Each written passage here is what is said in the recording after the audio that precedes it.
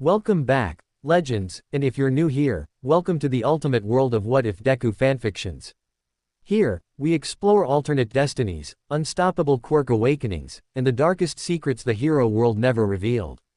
In today's video, we uncover a question that could change Izuku Midoriya's fate forever. What if Deku awakened a living symbiote power? And hey, if you love powerful My Hero Academia alternate stories, make sure to hit that subscribe button right now. Because we upload daily what if Deku videos you definitely don't want to miss. Alright, let's break past our limits, and witness how Deku's entire destiny is rewritten. Chapter 1. The rain fell in sheets, a cold, unrelenting curtain that blurred the neon glow of Mustafu's night into smears of green and red. It was the kind of rain that soaked through clothes in seconds, that seeped into bones and carried with it the chill of despair. Izuku Midoriya hunched his shoulders against it, the fabric of his middle school uniform plastered to his skin, a second, heavier layer. The walk from Aldera Junior High was always long, but tonight it felt endless, a pilgrimage through a world that had already written its verdict on him. Another day. Another notebook filled. Another dream that feels further away than ever. Asterisk. His backpack was a familiar weight, not just from his schoolbooks, but from the burned, water-damaged journal inside. Hero analysis for the future. No. 13. Kacchan's parting gift, after a particularly vivid lesson about knowing his place. The stinging in his ribs was a dull, persistent echo of the explosions. The ache in his heart was sharper. He took a shortcut through a narrow, dimly lit service alley, a path he usually avoided. The towering buildings on either side choked out what little gray light remained in the sky, casting the passage into deep shadow. The rain was lighter here, sheltered by overhanging pipes and rusted fire escapes, but the air was thick with the smell of wet concrete, rust, and something else, something coppery and sharp. His foot caught on something that wasn't trash. He stumbled, barely catching himself against a slick brick wall. Looking down, his breath hitched. It was a figure, sprawled face down in a shallow, grimy puddle. At first, Izuku's mind, trained by a lifetime of hero watching, screamed villain attack. But there was no sign of a struggle, no flashy quirk damage. The person, a man, he thought, was wearing some kind of tattered, dark environmental suit, torn in a dozen places.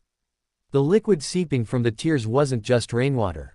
It was black, viscous, and seemed to move with a sluggish, alien life of its own, swirling in the puddle before dissolving into nothing. Hello. Izuku's voice was a whisper, stolen by the tightness in his throat. Are you okay? No response. The man was utterly still. Izuku's hands trembled. Call for help. Get an adult. That's the smart thing. The safe thing. But the alley was deserted, and his phone screen flickered weakly, water damage from earlier. The public emergency signal was out of reach. And the man wasn't moving. What if he's still alive? What if every second counts? Asterisk. The thought propelled him forward. He knelt, ignoring the icy water soaking through his trousers, and carefully, with a gentleness born of 1,000 imagined rescues, he rolled the man onto his back. He wished he hadn't. The man's face was pale, gaunt, eyes wide open and staring at the rain-streaked sky with no light in them. He was gone. Izuku knew it with a sick certainty. But it was the wound on the man's chest that held Izuku's gaze, freezing the air in his lungs. It wasn't a cut or a burn. It looked like something had burst outwards from within. The edges of the torn suit and flesh were stained with that same strange, living blackness, now receding, evaporating like smoke in the rain. Attached to the man's belt by a fractured containment module was a cylindrical canister, made of a glass-like material that was cracked but still holding. Inside, something shifted. Not a liquid, not a gas. It was a mass of pure, ink-black shadow, pressing against the inner surface as if curious. As Izuku stared, horrified and mesmerized, a single, smooth tendril of the black substance seeped through a hairline fracture in the canister. It quested into the air, tasting the rain, then oriented itself towards him. Izuku scrambled back, his shoes slipping on the wet ground. He fell hard, the impact jolting up his spine. The canister, dislodged from the belt, clattered onto the stones and rolled until it came to a stop against his knee. The fracture widened with a faint crack. The black substance didn't pour. It flowed, with purpose, a swift and silent wave that defied gravity. It moved up his leg, over his soaked uniform. It was cold. A deep, marrow-chilling cold that had nothing to do with the rain. He tried to swat it away, to scream, but his voice was gone, his limbs heavy as lead. The substance climbed his chest, wrapped around his neck, not squeezing, but holding. It slid over his jaw, across his cheek. The last thing he saw before the darkness covered his eyes was the dead man's vacant stare. Then, nothing but cold and silence. Consciousness returned in a slow, painful trickle. Sound first, the relentless drumming of rain on a dumpster lid. Then smell, wet garbage, ozone, iron. Then feeling, the rough, hard ground beneath him, the chilling dampness everywhere. Izuku's eyes snapped open. He was lying on his back in the alley. The rain fell directly on his face now. He sat up, gasping, patting his chest, his face. He was wet, he was cold, he ached everywhere, but he was intact. The black substance was gone. No trace of it on his skin or clothes. The canister lay empty a few feet away, a dull, inert piece of tech. Had he imagined it? A stress-induced hallucination? He looked at the dead man. No, that was real. The terror was real. He had to call the police. He had to report this. He fumbled for his dead phone, hands shaking violently. A voice spoke in his mind. It wasn't a sound. It was a vibration, a resonance that started in the base of his skull and flowered behind his eyes. It had no gender, no age. It was the sound of static, of deep ocean pressure, of something ancient and hungry waking up. Host. Asterisk. Izuku froze, phone clutched in his white-knuckled grip. Biological compatibility, acceptable. Symbiosis initiated. Asterisk. Who's there? He whispered aloud, twisting around in the alley. There was no one. Just the rain and the corpse. We are here. We are within. Asterisk. The realization dawned, colder than the rain. It wasn't on him. It was in him. The thing from the canister. It was inside his body. Panic, pure and unadulterated, seized him. He clawed at his own skin, as if he could peel it off and find the invader beneath. He dry heaved, tears mixing with the rainwater on his face. This wasn't a quirk. This was something else. Something that had killed the man in the suit. And now it was speaking in his head. Calm. Host is in distress. Biological readings spiking. Countermeasures engaging. Asterisk. A warmth bloomed in his chest, contradicting the icy fear. It spread outwards, a soothing, liquid heat that seeped into his muscles, unclenching his jaw, slowing his rabbiting heart. The physical panic subsided, forced down by an external influence, leaving his mind screaming in a silent, trapped room. This was worse. The loss of control over his own body's reactions was a violation deeper than any punch Kachan had ever thrown. Get out, he rasped, voice raw. Get out of me. Negative. Symbiosis is complete. Separation would terminate host. We have assimilated. We are one. Asterisk. One. We are not one. You're a thing.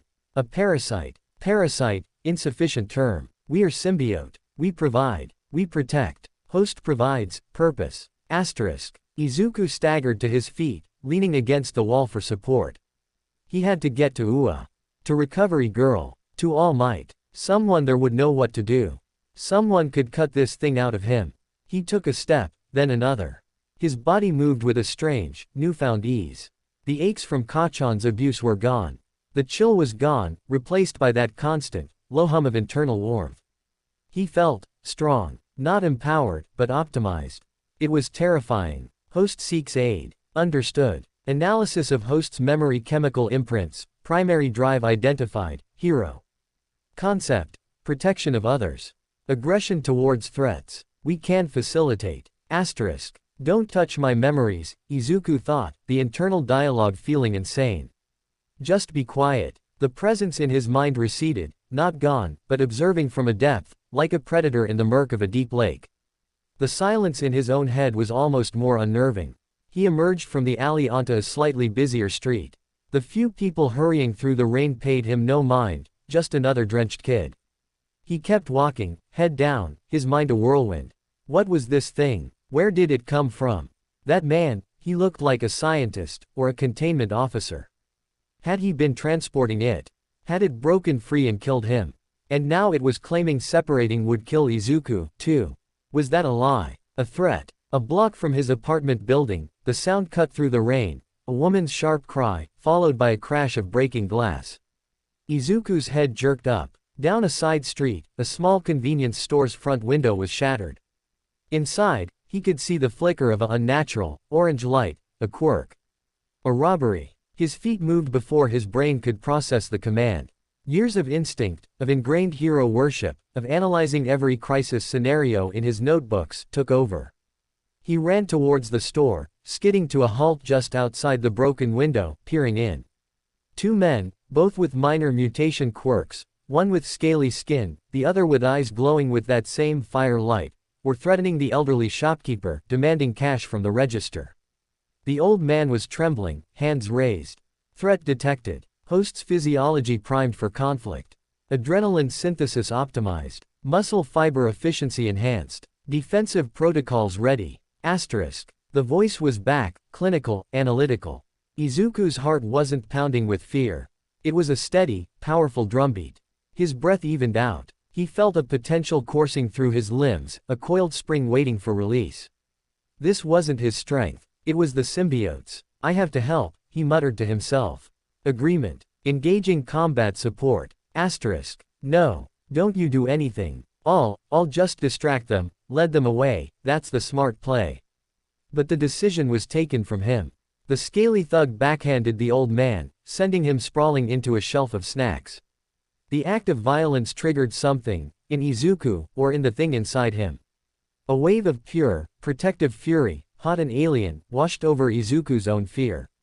It wasn't his anger. It was sharper, darker, more possessive. His host was in danger. His territory was being violated. Black tendrils, slick and quick as eels, erupted from Izuku's skin at his wrists and ankles. They weren't solid, but they moved with solid intent. Two lashed out, snaking across the floor of the store with impossible speed, wrapping around the ankles of the fire-eyed thug.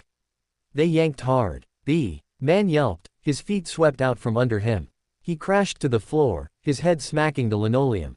His companion whirled, eyes wide. What the? Kid. Izuku stood in the broken window frame, rain at his back.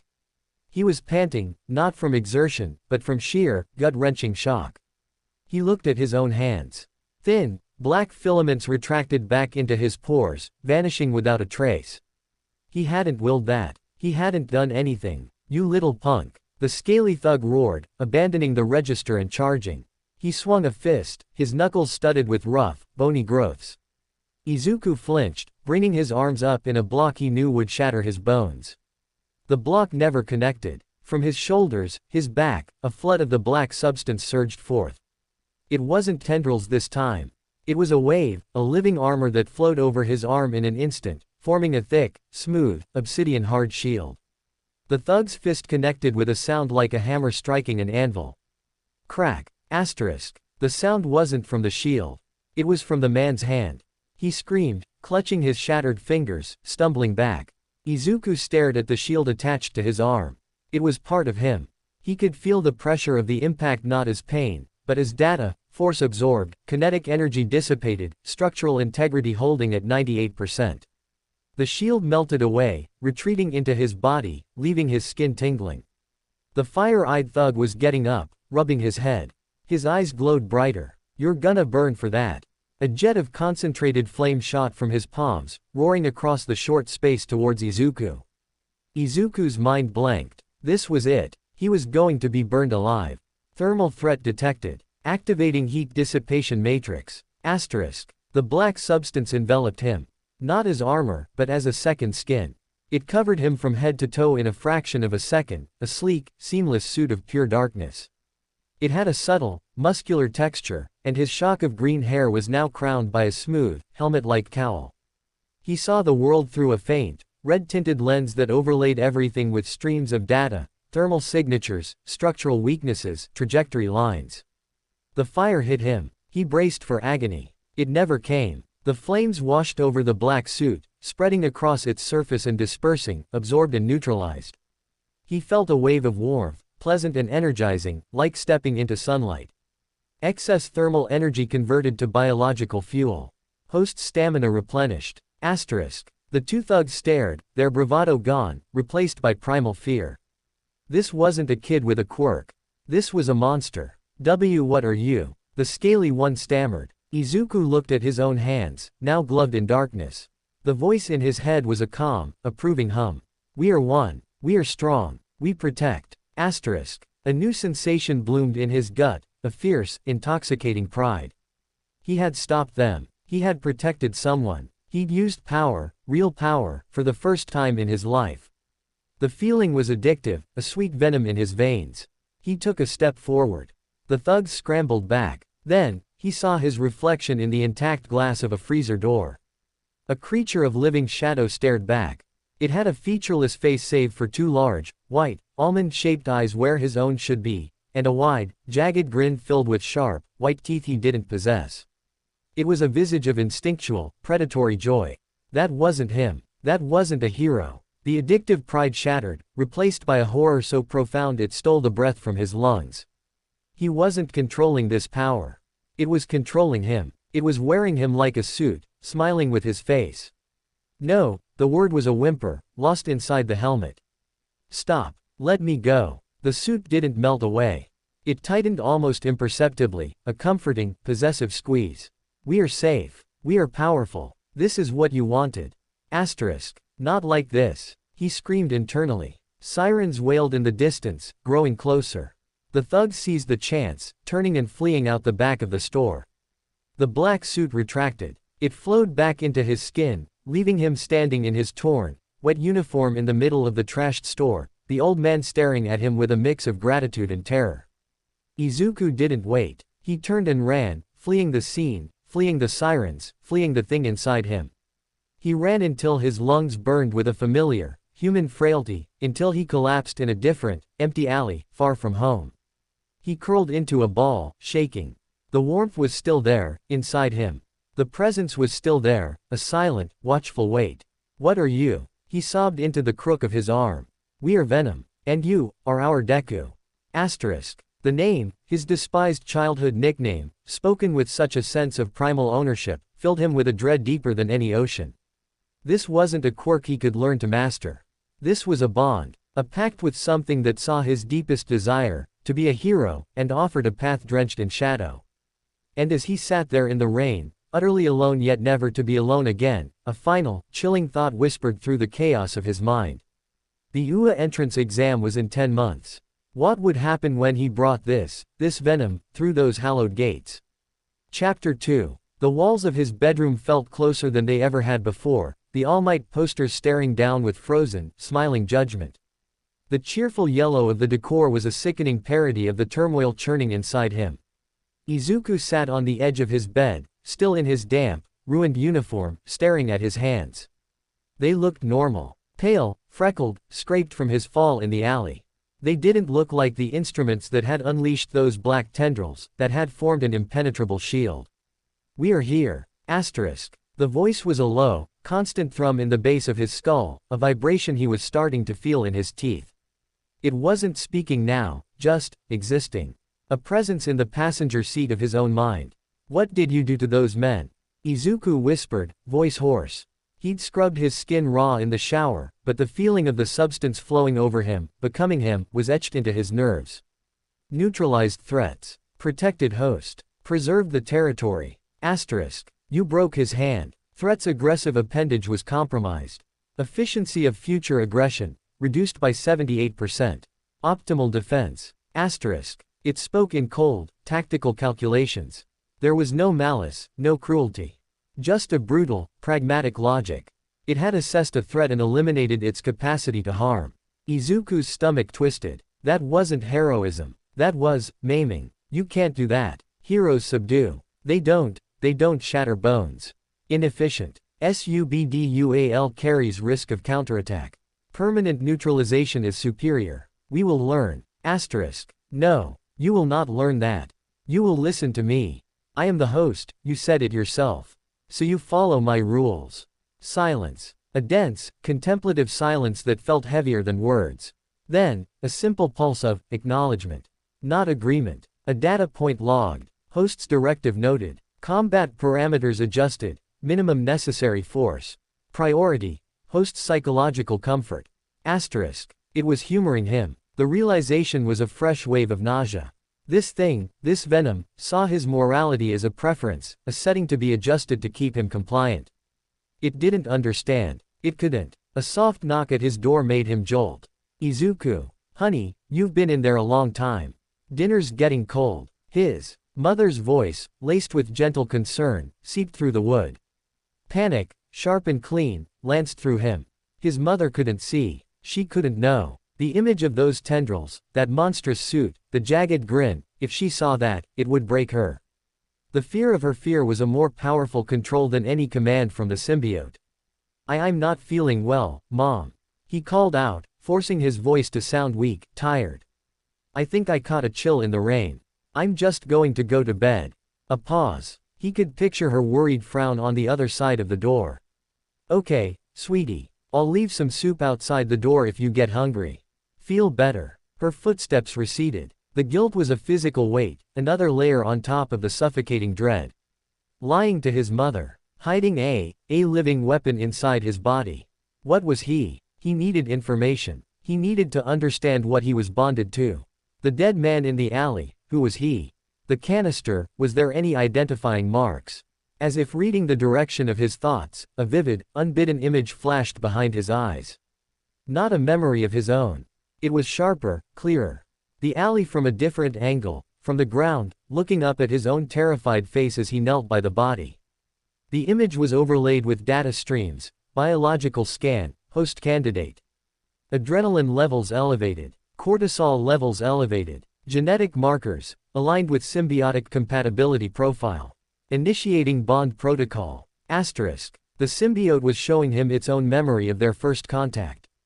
Stop that, Izuku hissed, squeezing his eyes shut. Get out of my head.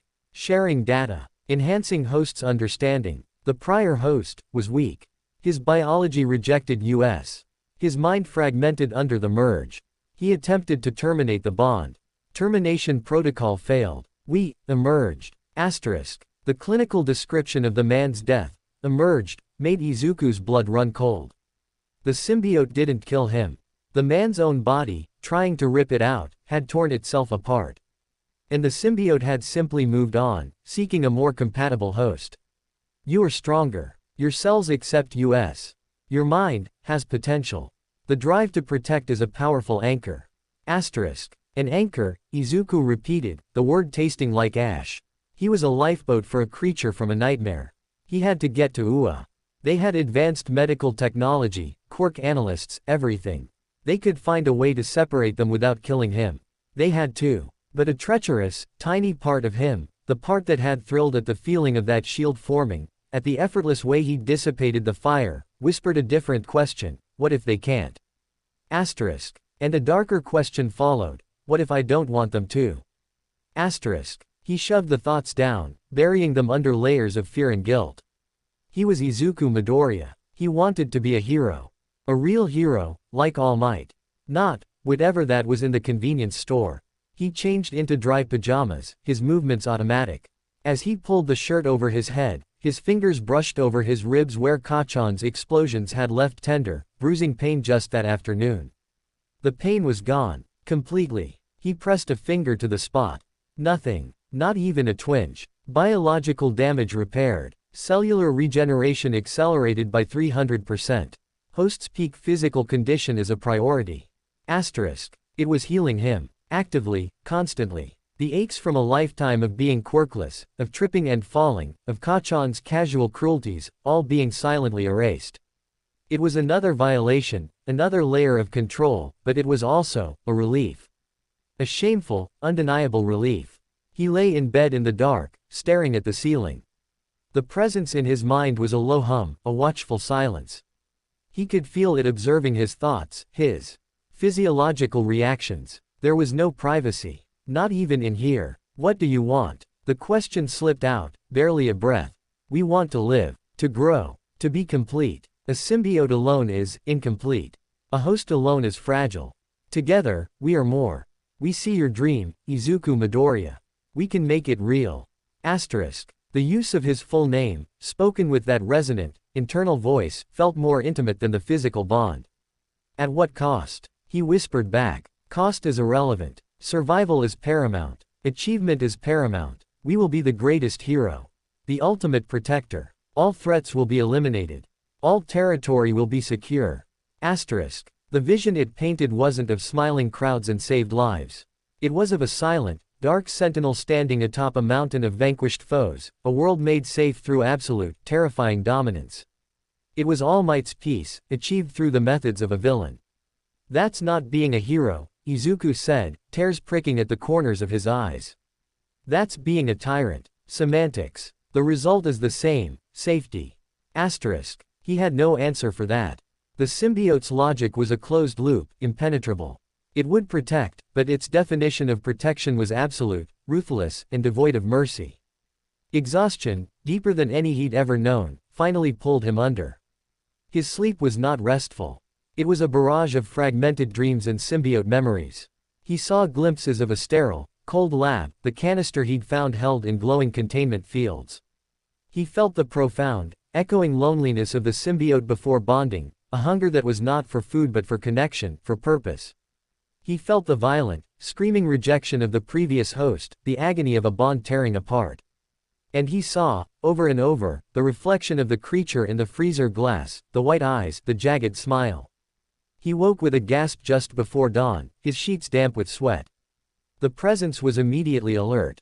Host experiencing nightmare cycle. Brain chemistry indicates distress. Administering neuro-calming agents. Asterisk. A wave of unnatural tranquility washed over him, smoothing out the frantic edges of his panic.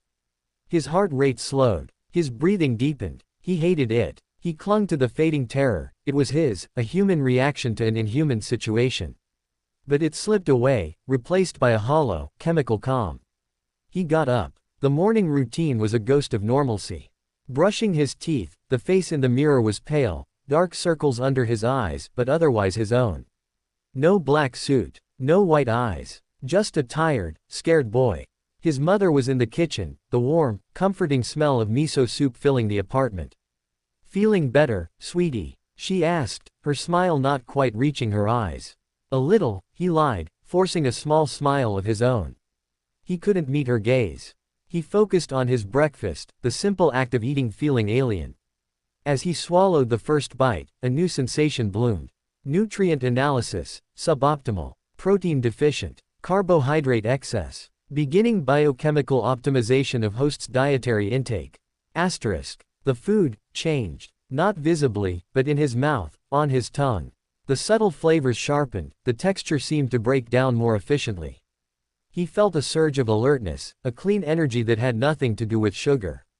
The symbiote was altering his digestion, extracting every possible nutrient. It was optimizing him, turning his body into a more efficient vessel. His mother was watching him. Is the soup okay? You're eating so slowly. It's great, Mom, he said, the light coming easier now. Really, energizing. He finished the bowl, feeling more awake and physically capable than he could ever remember. It was like he'd slept for 12 hours and had a perfect training meal. The power was seductive. This was what a hero's body felt like. This was the foundation he'd always lacked. The walk to Aldera was agony. Every person he passed was a potential threat in the symbiote's eyes. He could feel its attention scanning, assessing. Male, 180 cm, muscle mass above average, low threat probability. Female, carrying sharp metallic object in bag, scissors, threat potential, minimal. It was a constant, quiet commentary on the world, reducing everyone to data points and risk assessments. He saw Kachan and his lackeys loitering at the school gates. A fresh jolt of old, familiar fear shot through him. Recognized biological signature. Host stress markers spike. Identified. Primary source of past host trauma. Threat assessment. Elevated. Asterisk. No, Izuku thought firmly, clenching his fists at his sides. Do nothing. He's just a bully. Ignore him. Host's directive conflicts with defensive protocols. Threat is active, aggressive. Preemptive neutralization is advised. Asterisk. I said no. The mental shout was so forceful it made his own head throb. The symbiote subsided, a low, disapproving growl echoing in the mental space. Inefficient. Risk remains. Asterisk. Katsuki Bakugo's crimson eyes locked onto him as he approached. A familiar, contemptuous smirk spread across the blonde's face. Look who it is. The walking encyclopedia of failure. You look like you actually slept for once, Deku. Dreaming of being a hero. He barked a laugh, small explosions popping in his palm for emphasis. The other boys chuckled. Izuku kept his head down, aiming to slip past. The old script demanded it. The flinch, the stammer, the hurried apology for existing.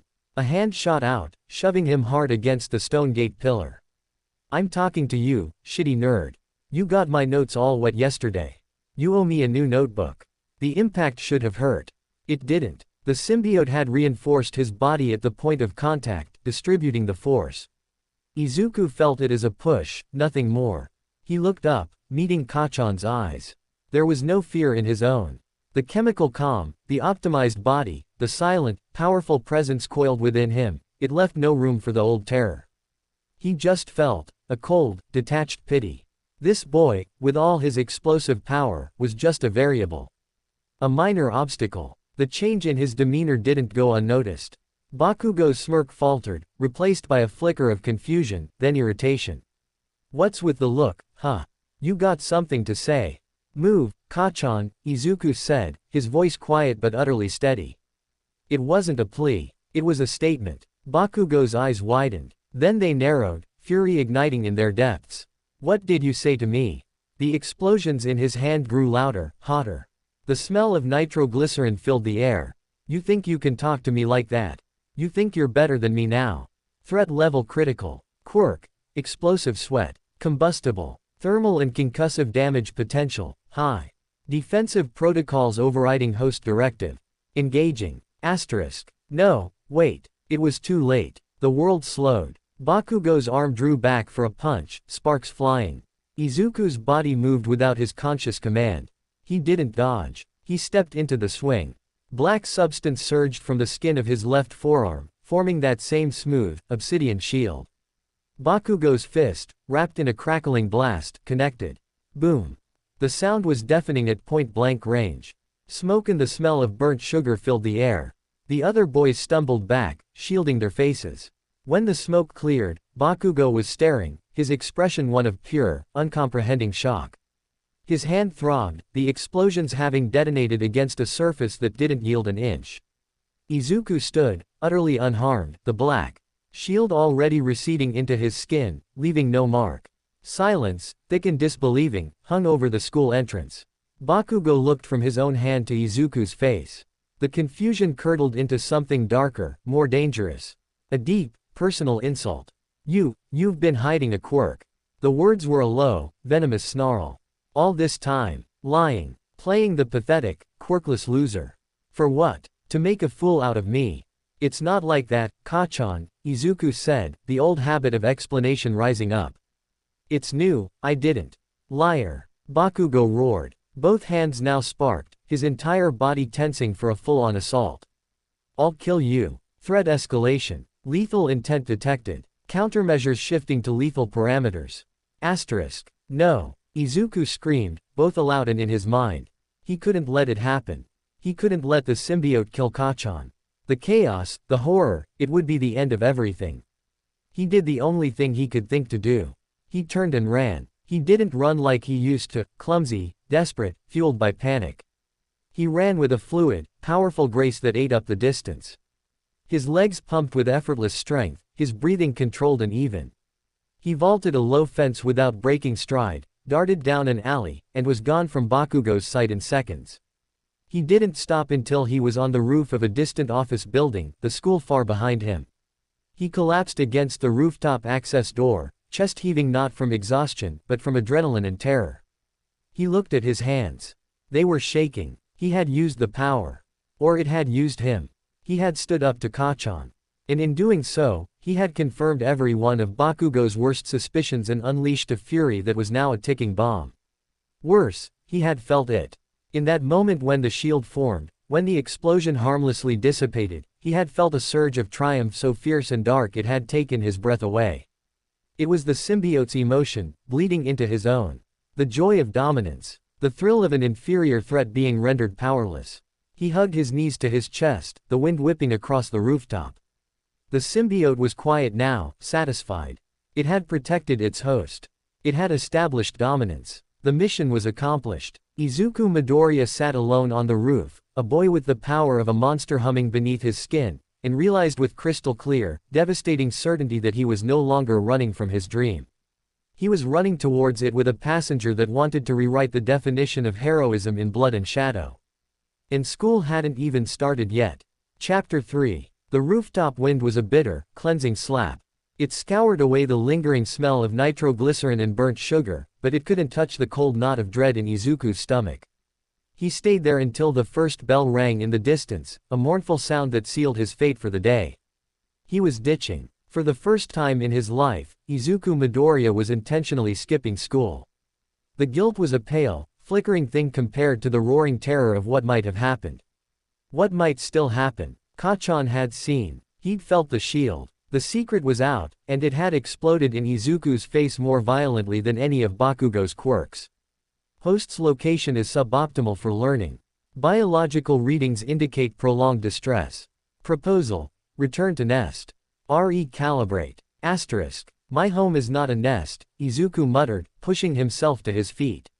His body obeyed with an eerie, fluid ease. No stiffness from sitting on cold concrete, no ache in his legs from the sprint. He was a perfectly maintained machine. And we're not going home. We need to figure this out. Understood. Data gathering mission. Asterisk. It wasn't wrong. He needed information, but not the kind it was thinking of. He needed to understand the thing he was bonded to. The public library had computers with private browsing. It was a start. The walk was a study in surreal tension. The symbiote was hyper-alert, analyzing every pedestrian, every passing car, every pigeon on a power line. Its commentary was a constant, low-grade stream in his mind, categorizing the world into threats and non-threats. An old woman with a cane, mobility impaired, threat potential, negligible. A construction worker hauling a steel beam, physically powerful, potential blunt force instrument, threat potential, low-moderate. It was exhausting. He felt like he was seeing the world through the crosshairs of a paranoid, alien sniper. He slipped into the library, the familiar smell of old paper and dust a strange comfort.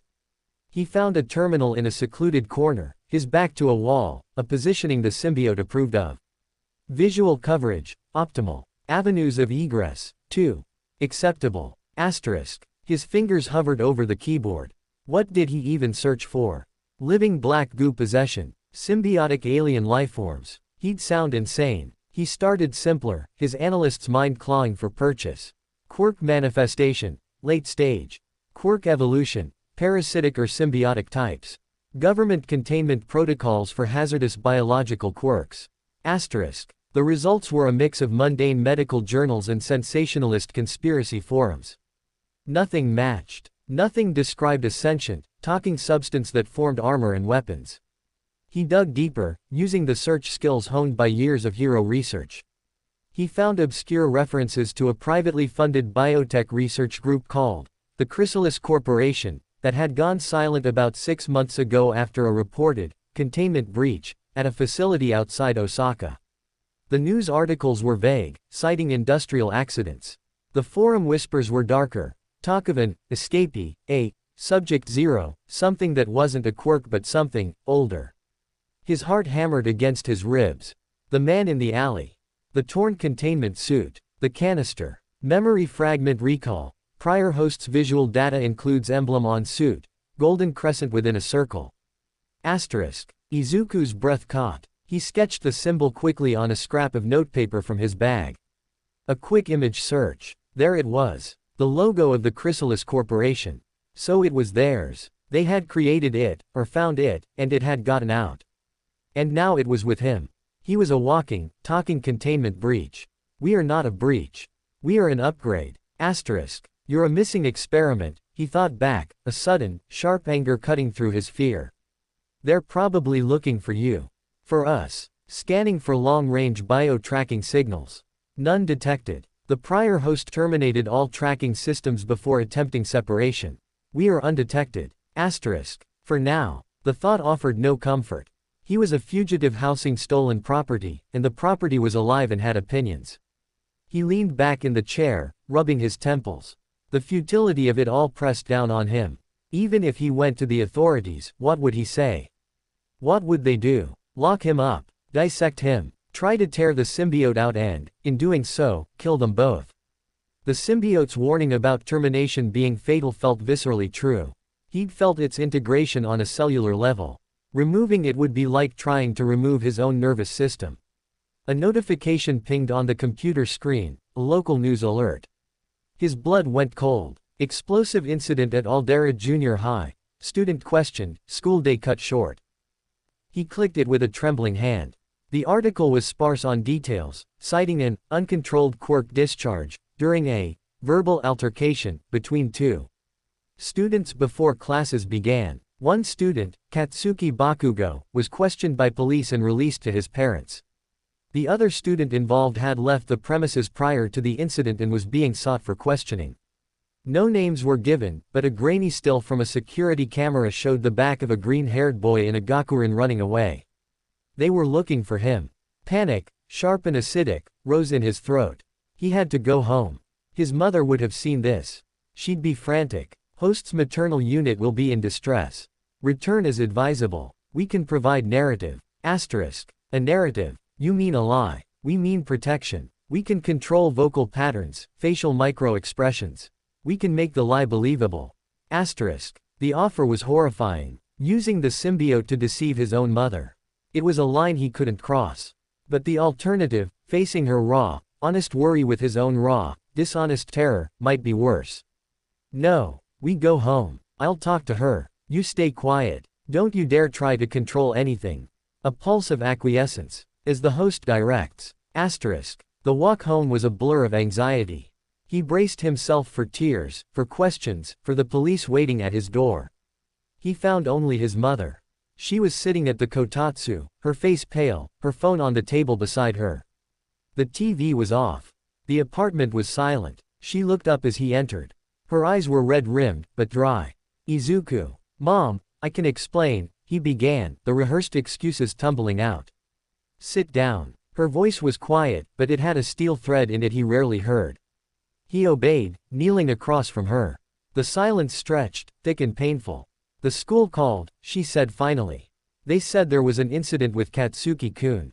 They said you used a quirk. A quirk you don't have, Izuku. Her gaze was direct, piercing. The police came by. I told them you weren't feeling well this morning and must have gone to the doctor. They said they'll need to speak with you tomorrow. She'd lied for him. The guilt was a physical weight, crushing. Then, she continued, her voice dropping to a whisper, I got a call from Mitsuki. Katsuki's mother. She was furious. But not at you. At Katsuki. She said he came home in a rage she hasn't seen since he was a little boy. He wouldn't speak. He just kept saying, Deku, over and over, and smashing things. She said his right hand is badly bruised, almost broken. Inko's eyes searched his face, looking for the son she knew in this new, frightening reality. What happened, Izuku? Please, tell me the truth. The truth. Where could he even begin? The alley. The corpse. The living darkness now woven into his DNA. He opened his mouth, but no sound came out. How could he burden her with this? The fear in her eyes now was bad enough. The knowledge of what he carried would break her. The symbiote stirred, sensing his paralysis. Host is incapable of adequate deception. Allow us to. No, he thought, the command a desperate, internal snarl. He took a deep, shuddering breath. He would give her a version of the truth. The only part that was safe. Something happened to me yesterday, Mom. On the way home. He kept his eyes on the table grain. I found something. I don't really understand it. It's like a quirk, but it's not mine. It's like it's alive. It reacted when Kachan attacked me. It protected me. I didn't mean for it to happen. I didn't even know I could do that. The words felt pathetic, insufficient. Inko was silent for a long moment. He dared a glance. She wasn't looking at him with horror. She was looking at him with a deep, profound sadness. This something, is it hurting you, Izuku? The question was so simple, so essentially maternal, it shattered his careful control.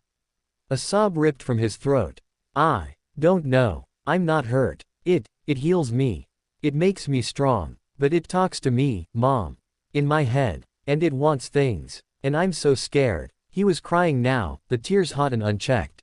He was 14 again, coming home bruised and burned, asking if he could still be a hero.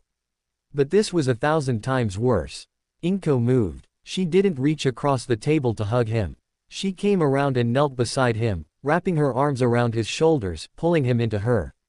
He buried his face in her shoulder, the familiar scent of her laundry detergent a lifeline in a sea of chaos.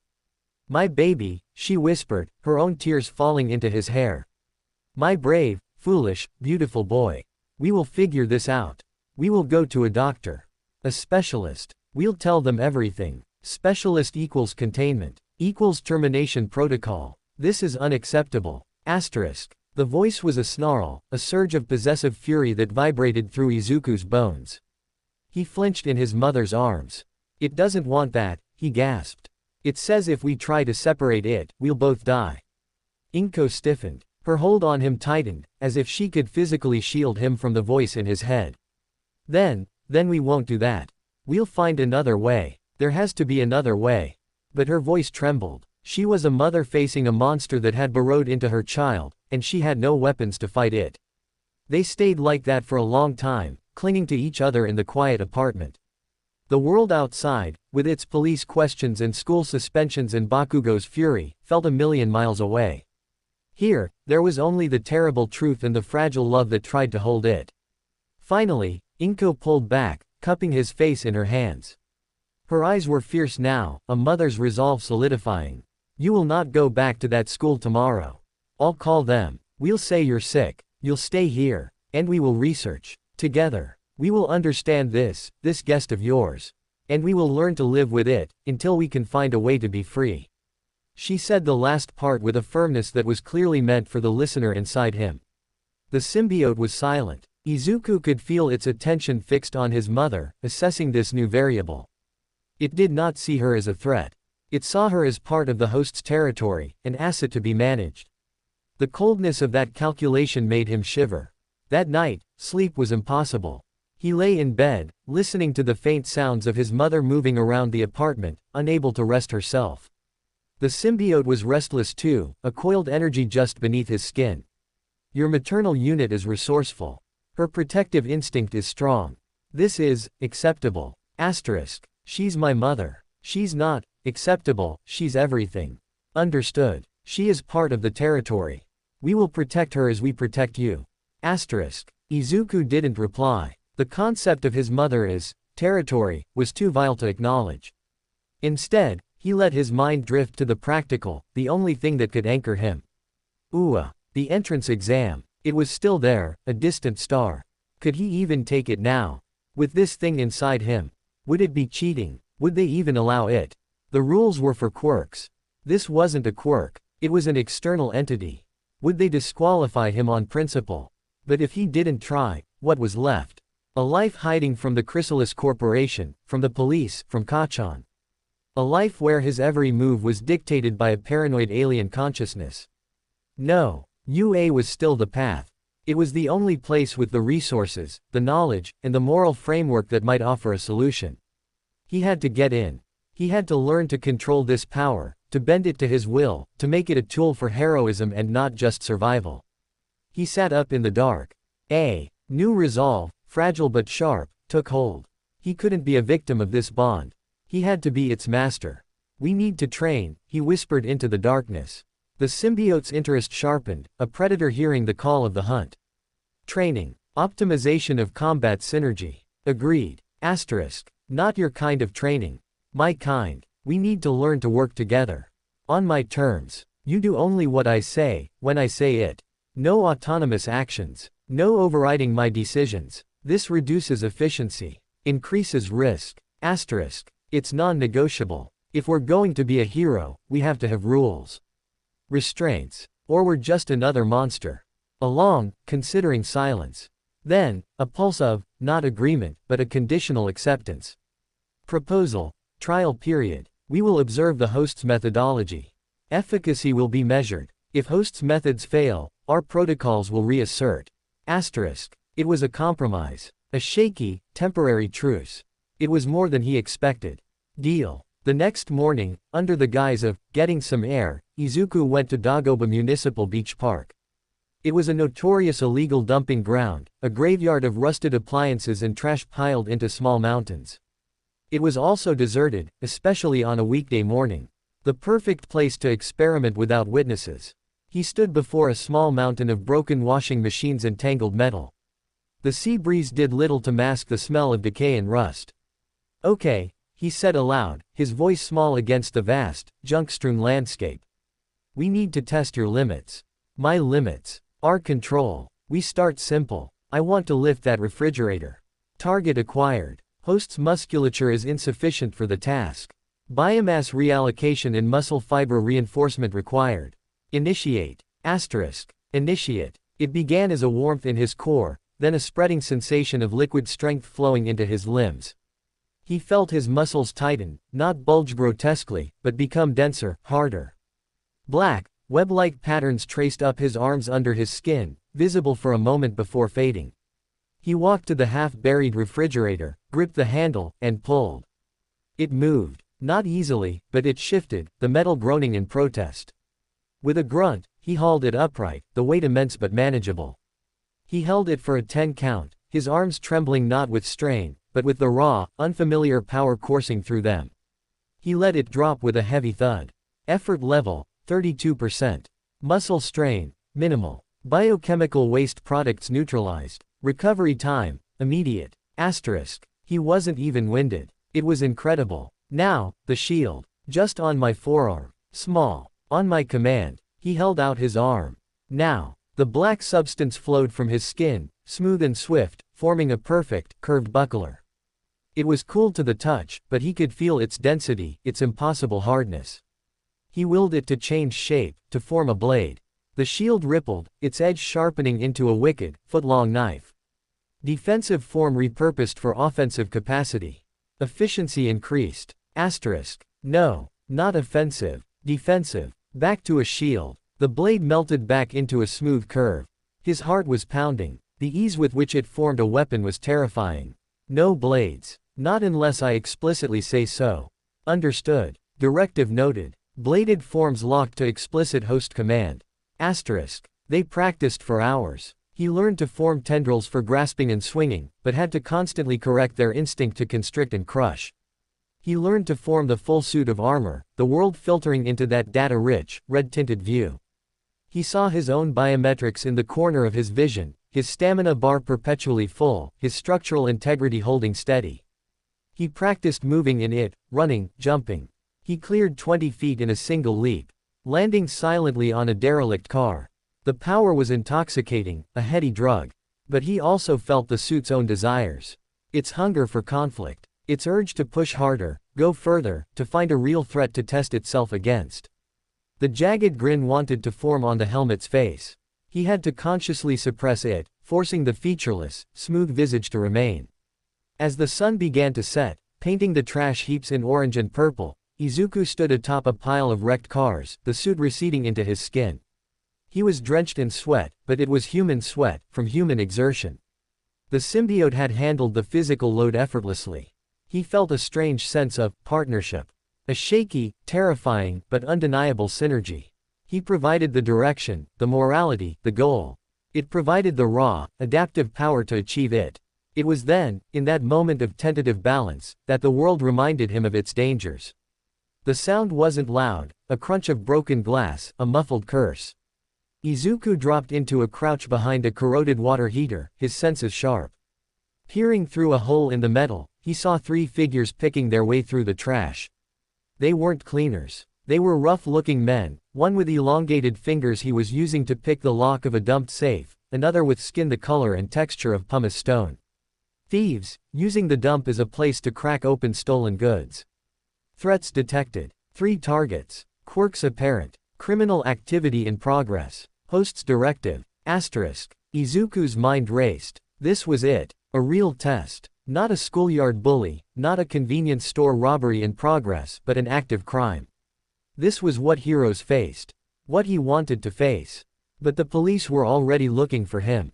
His quirk, or lack thereof, was already under scrutiny. If he intervened here, in a public place, even deserted, word could get out. The creature with the black suit. They'd connect it to him. Risk of exposure is moderate. Benefit of neutralizing threats and securing territory is high. Recommendation: engage. Asterisk. The symbiote's logic was, as always, brutally pragmatic. Izuku watched the men. The one with the stony skin slammed a fist down on the stubborn safe, cracking it open with a sound like a gunshot. They whooped, pulling out bundles of cash. These were bad people. They were stealing. They needed to be stopped. His body thrummed with the symbiote's ready energy. It wanted this. He could feel its anticipation, a hungry stirring. He made his decision. We engage, he whispered. But we do it my way. No permanent harm. We subdue and restrain. We call the police anonymously after. And we are gone before they arrive. Clear. Affirmative. Parameters set. Non-lethal subdual.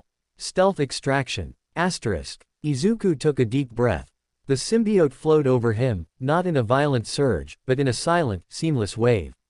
The black suit encased him, the world snapping into hyper-detailed focus. He felt powerful. Focused. In control. He dropped from his hiding place, landing without a sound behind a stack of tires. The man with long fingers looked up, frowning. You hear that? Izuku stepped into view. The three men froze, staring at the sleek, black-suited figure with the blank, white-eyed visage. It was utterly silent, standing amidst the garbage like a phantom. What the hell is that? The stony-skinned man grunted. Izuku didn't give them time to process. He moved. He didn't run, he flowed, closing the distance in a blur of darkness. The long-fingered man yelped, lashing out with his extendable digits like whips. They wrapped around Izuku's arm. Constriction threat. Low tensile strength. Countermeasure. Asterisk. The suit where the fingers gripped hardened, becoming slick. The man's grip slipped. Izuku's free hand shot out, a tendril of black snapping from his wrist to wrap around the man's ankles. A sharp yank, and he was on the ground, tangled and cursing. Get him. The third man, who seemed to have no visible quirk, charged with a pipe wrenched from the debris. Izuku turned. The pipe swung. He didn't raise a shield. He caught it. His black-gloved hand closed around the metal with a crunch. He squeezed. The pipe bent, then snapped. The man stared, dumbfounded.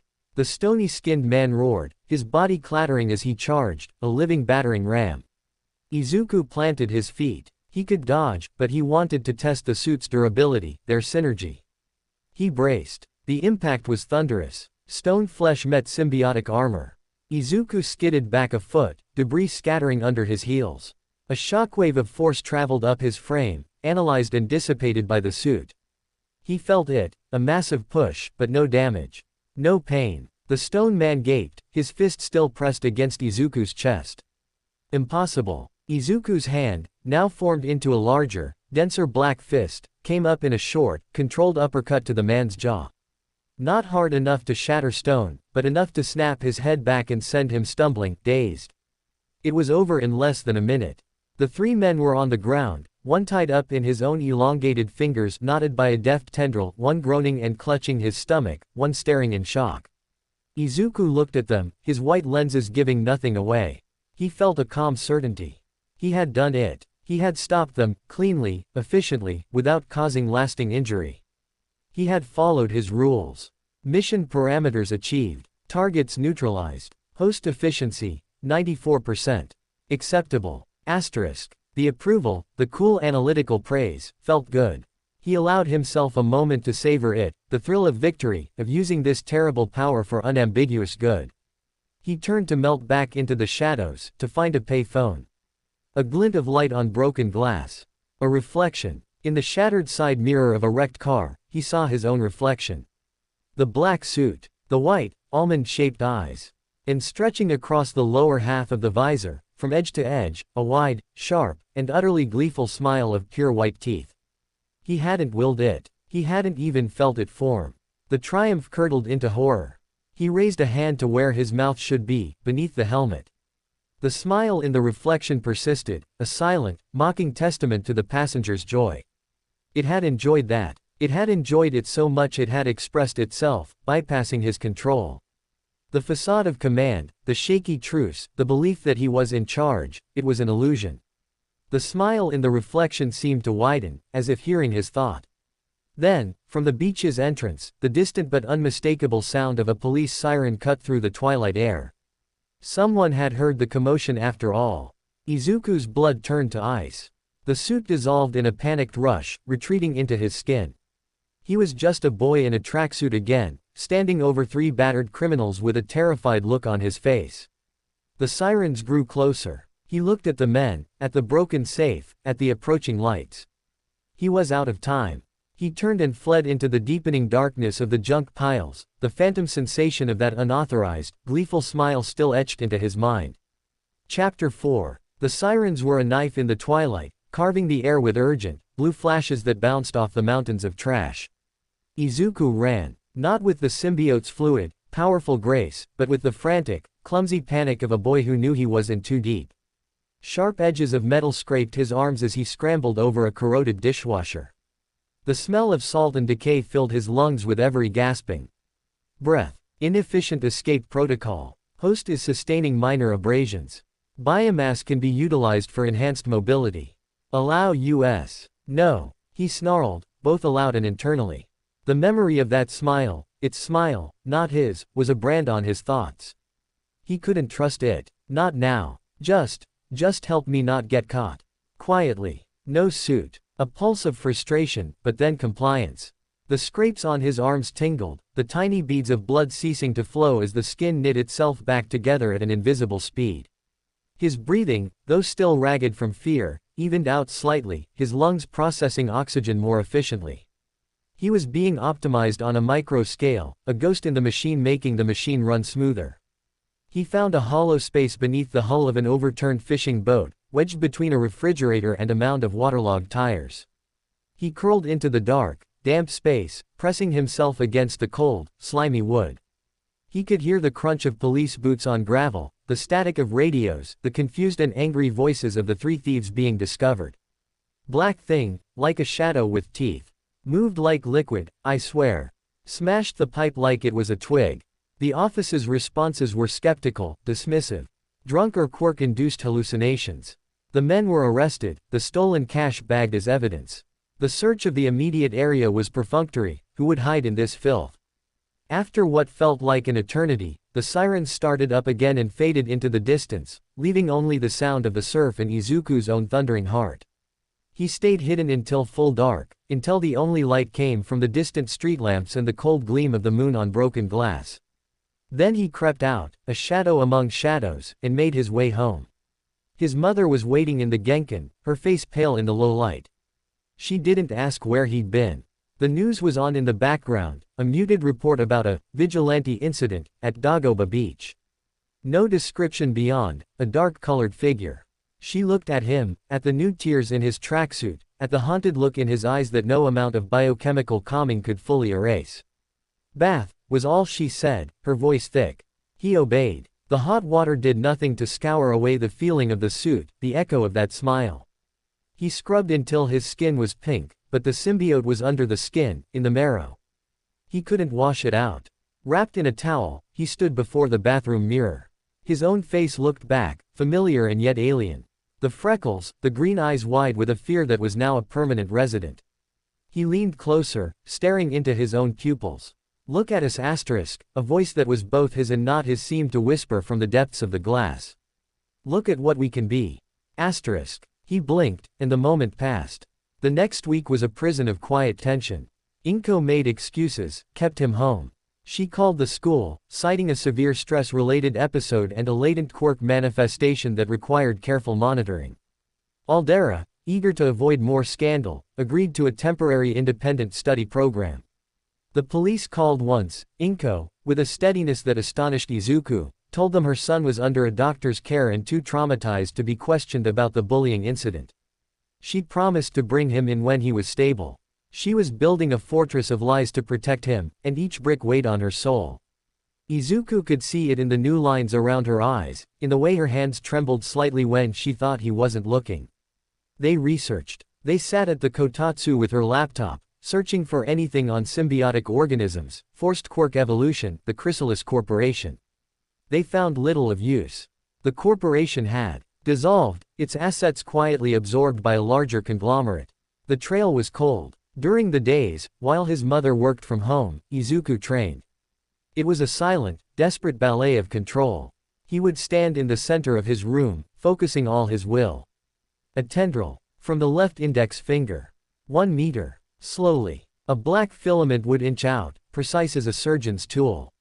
He would make it lift a pencil, turn a page in a book. Now, a small shield on the right palm. The size of a coaster. Hold it. The dark disc would form, perfect and smooth. He would hold it for minutes, concentrating not on the power, but on the restraint. On keeping it small, contained, harmless looking. The symbiote was grudgingly cooperative. It was bored. This was not the conflict it craved. But it was analyzing his methods, his stubborn insistence on precision over power. It was learning him. Host prioritizes fine control over raw output. A tactical approach for urban environments with high civilian density. Logical. Asterisk. It was reframing his morality as tactics. It was a small victory, but he'd take it. At night, the dreams were worse. They were no longer just memories or fear. They were conversations. He'd be standing in a vast, dark space that felt both infinite and claustrophobic. Before him would be a shifting, towering mass of the same black substance, from which two large, white eyes would emerge. The voice wasn't in his head here. It was all around him. We do not understand the host's resistance. The joy of the hunt. The clarity of the prey's subjugation. It is the pure expression of our union. It's not joy. It's brutality. It's what villains feel. Villains. Heroes. These are titles. We care for the result. Safety. Our safety. The safety of the territory. The smile is the celebration of a secured perimeter. By terrifying everyone inside it. Fear is an effective deterrent. It prevents future conflict. Efficiency. The logic was maddening, a closed loop he couldn't penetrate. He'd wake from these dream dialogues feeling more exhausted than when he'd gone to sleep, the philosophical argument left unresolved, hanging in the air of his subconscious. A week after the beach incident, a different kind of threat arrived. Not a siren, but a doorbell. Inko answered. Izuku, lurking in the hallway, heard the voice and his blood ran cold. It was Mitsuki Bakugo. Her tone wasn't furious. It was unnervingly calm, and that was far worse. Inko, we need to talk. About our boys. Inko, after a pause, invited her in. Izuku shrank back into his room, leaving the door open a crack. He heard them settle in the living room, the clink of teacups. The silence was heavy. Katsuki hasn't been to school since it happened, Mitsuki said, her voice stripped of its usual explosive energy.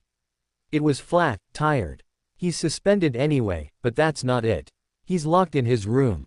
He's not training. He's not even yelling. He's just thinking. And when Katsuki thinks that hard, it's never good.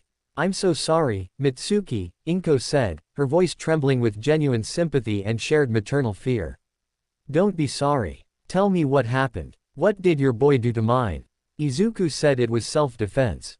That Katsuki attacked him, and his new quirk reacted. A new quirk. Mitsuki's laugh was a short, bitter sound. That's one hell of a new quirk, Inko. Katsuki's hand was a mess. Not broken, but close. The doctor said it was like he'd punched a block of solid titanium. And Katsuki, he won't admit it, but he's scared. Not of the power. He's never been scared of a fight. He's scared because Deku didn't look scared back.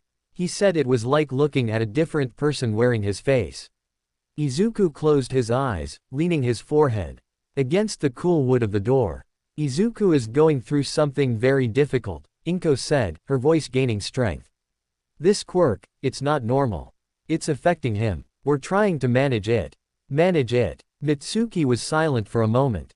Look, Inko, I love my son. He's a raging asshole with a superiority complex the size of Kamino Ward, but he's mine. And your boy, he's always been a sweet kid. Too sweet for his own good. But something's changed. And whatever it is, it's broken something in Katsuki.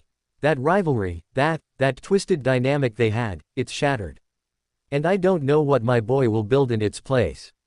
I'm warning you. Be careful. With whatever this is. And with Izuku. The visit ended soon after, a cloud of unspoken dread left in its wake. Izuku slid down the wall to sit on his bedroom floor. Kachan was scared of him. The boy who had spent a decade being the subject of Katsuki's fear-inspiring power was now the source of it. The world had truly turned upside down. A new, ugly emotion stirred in the pit of his stomach, warm and dark. It wasn't his. It was a slow, spreading satisfaction from the symbiote. The primary threat is neutralized. Not through physical subjugation, but through psychological dominance. A superior strategy. Asterisk. That's not what I wanted, Izuku thought, but the protest was weak. Because a tiny, shameful part of him, the part that remembered every burn, every sneer, every shattered notebook, did want it. It felt like justice. It felt like power. And that was the most terrifying feeling of all. The next afternoon, the isolation became unbearable.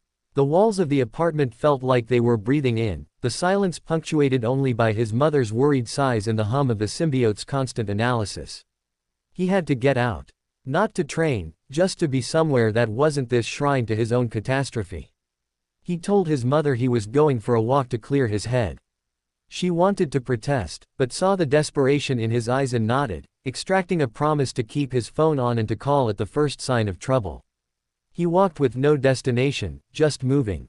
The symbiote was on high alert, but its commentary was a background drone he'd learned to partially tune out. He found himself in a quieter commercial district, the kind with small, family-run shops and older apartment blocks. The normalcy of it was a bomb. People buying groceries, chatting, living lives untouched by sentient goo or existential dread. He paused outside a small, dusty used bookstore, its window filled with haphazard stacks of old magazines and novels.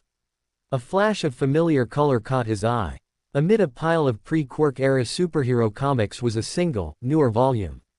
The cover was slightly torn, but the image was unmistakable. All Might, in his Silver Age costume, striking his classic victory pose. His heart gave a familiar, painful squeeze.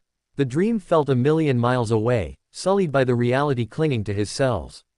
He was about to turn away when the bell on the shop door jingled and an old man emerged, holding a cardboard box. He tripped on the worn step. The box, full of hardcover books, flew from his hands. The man stumbled, crying out as he began to fall towards the concrete. Izuku moved. He didn't think. He didn't command the symbiote. His body simply reacted with a speed no ordinary human could match. He crossed the 5-meter distance in a blur, his arm snapping out to catch the old man by the shoulder, steadying him before he could hit the ground. At the same time, black tendrils, a dozen of them, thin and precise, erupted from his back and shoulders. They shot through the air like the arms of a benevolent octopus, each one snatching a tumbling book from the air before it could be damaged. In less than 2 seconds, the old man was upright and stable, and the box of books was hovering in the air, cradled in a web of dark filaments. The old man blinked, his glasses askew. He looked at Izuku's hand on his shoulder, then at the floating books held by inky black tentacles. His eyes widened. Izuku's own breath froze in his chest. He hadn't meant to. It had just happened. The symbiote had reacted to his desire to help with flawless, instinctual precision. There had been no violence, no threat assessment. Just saving. Carefully, he lowered the books back into the box with the tendrils, setting it gently on the ground. The black filaments retracted into his body, leaving no trace. He released the old man's shoulder, taking a step back. I'm sorry, Izuku stammered, his face flushing. Are you all right? The old man adjusted his glasses, his initial shock melting into a look of profound curiosity. He wasn't afraid. He was fascinated. More than all right, young man. That was extraordinary. Such control. Such multitasking. Most emitter or transformation types would have just let the books fall to catch me, or vice versa. You did both. Simultaneously. And with such gentleness. He peered at Izuku's face. That's a remarkable quirk you have. Are you training to be a hero? The question, so innocently asked, was a dagger. I want to be, Izuku whispered, the truth torn from him. Well, you've got the reflexes for it, the old man said, bending to pick up his box. And the heart, I'd wager. Not many kids would have even seen me trip. Thank you. He gave a small, kind smile and shuffled back into his shop, the bell jingling behind him. Izuku stood on the sidewalk, people flowing around him. The sun felt warm on his skin. For the first time since the alley, the power inside him had done something good. Pure. Uncomplicated by violence or fear or that awful smile. It had simply helped. Because he had wanted to help. The symbiote's presence in his mind was contemplative, analyzing the event. Non-combat utility deployment. Objective: preservation of life and property. Host initiative: no threat present. Efficiency: maximum. Biochemical feedback: host pleasure-response ratio exceeds combat scenarios by 18%. Asterisk. It was confused. The act had brought Izuku a surge of pure, unadulterated joy, the joy of helping, of using power to protect without harm. That joy, it was sensing, was somehow more potent, more rewarding to Izuku's physiology than the dark thrill of combat. This is it, Izuku thought, a desperate hope flowering in his chest. This is the key. If I can show it, if I can make it understand that this feeling, this is what being a hero is really about, maybe I can steer it. Maybe I can tame it. He walked home, a new determination hardening inside him. The path was no longer just about control or suppression. It was about redefinition. He had to teach the symbiote what heroism meant: one saved cat, one prevented stumble, one rescued book at a time. He had to make it crave the light as much as it craved the hunt. That night, he didn't train in his room. He sat at his desk and opened a new notebook. On the first page, he wrote, "Symbiote analysis for the future no." 1. He began to write, not just about capabilities and limits, but about observed behaviors, about the link between his emotions and its responses, about the incident with the old man. He wrote down a hypothesis: positive reinforcement through nonviolent heroics may condition symbiotic responses towards preferred behavioral patterns.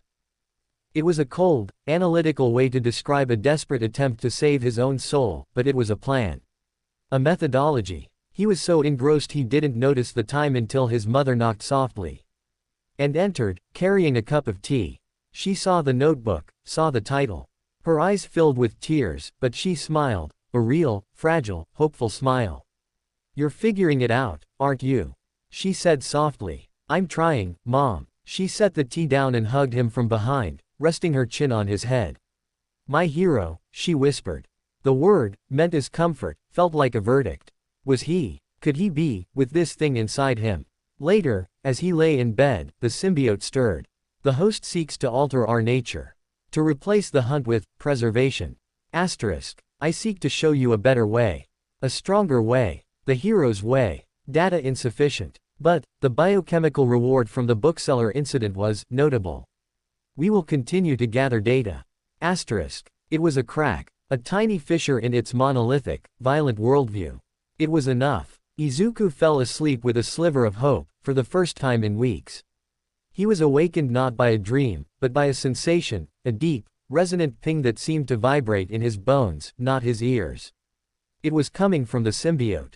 He sat bolt upright in the dark. What was that? Long-range bioscan detected. Frequency: Chrysalis Corporation Emergency Tracking Protocol. Bandwidth: low. Source: approximately 22 kilometers south-southeast. Scan was broad spectrum, non-directional. A probe. Asterisk. The blood drained from Izuku's face. They were looking, sweeping the city like a searchlight.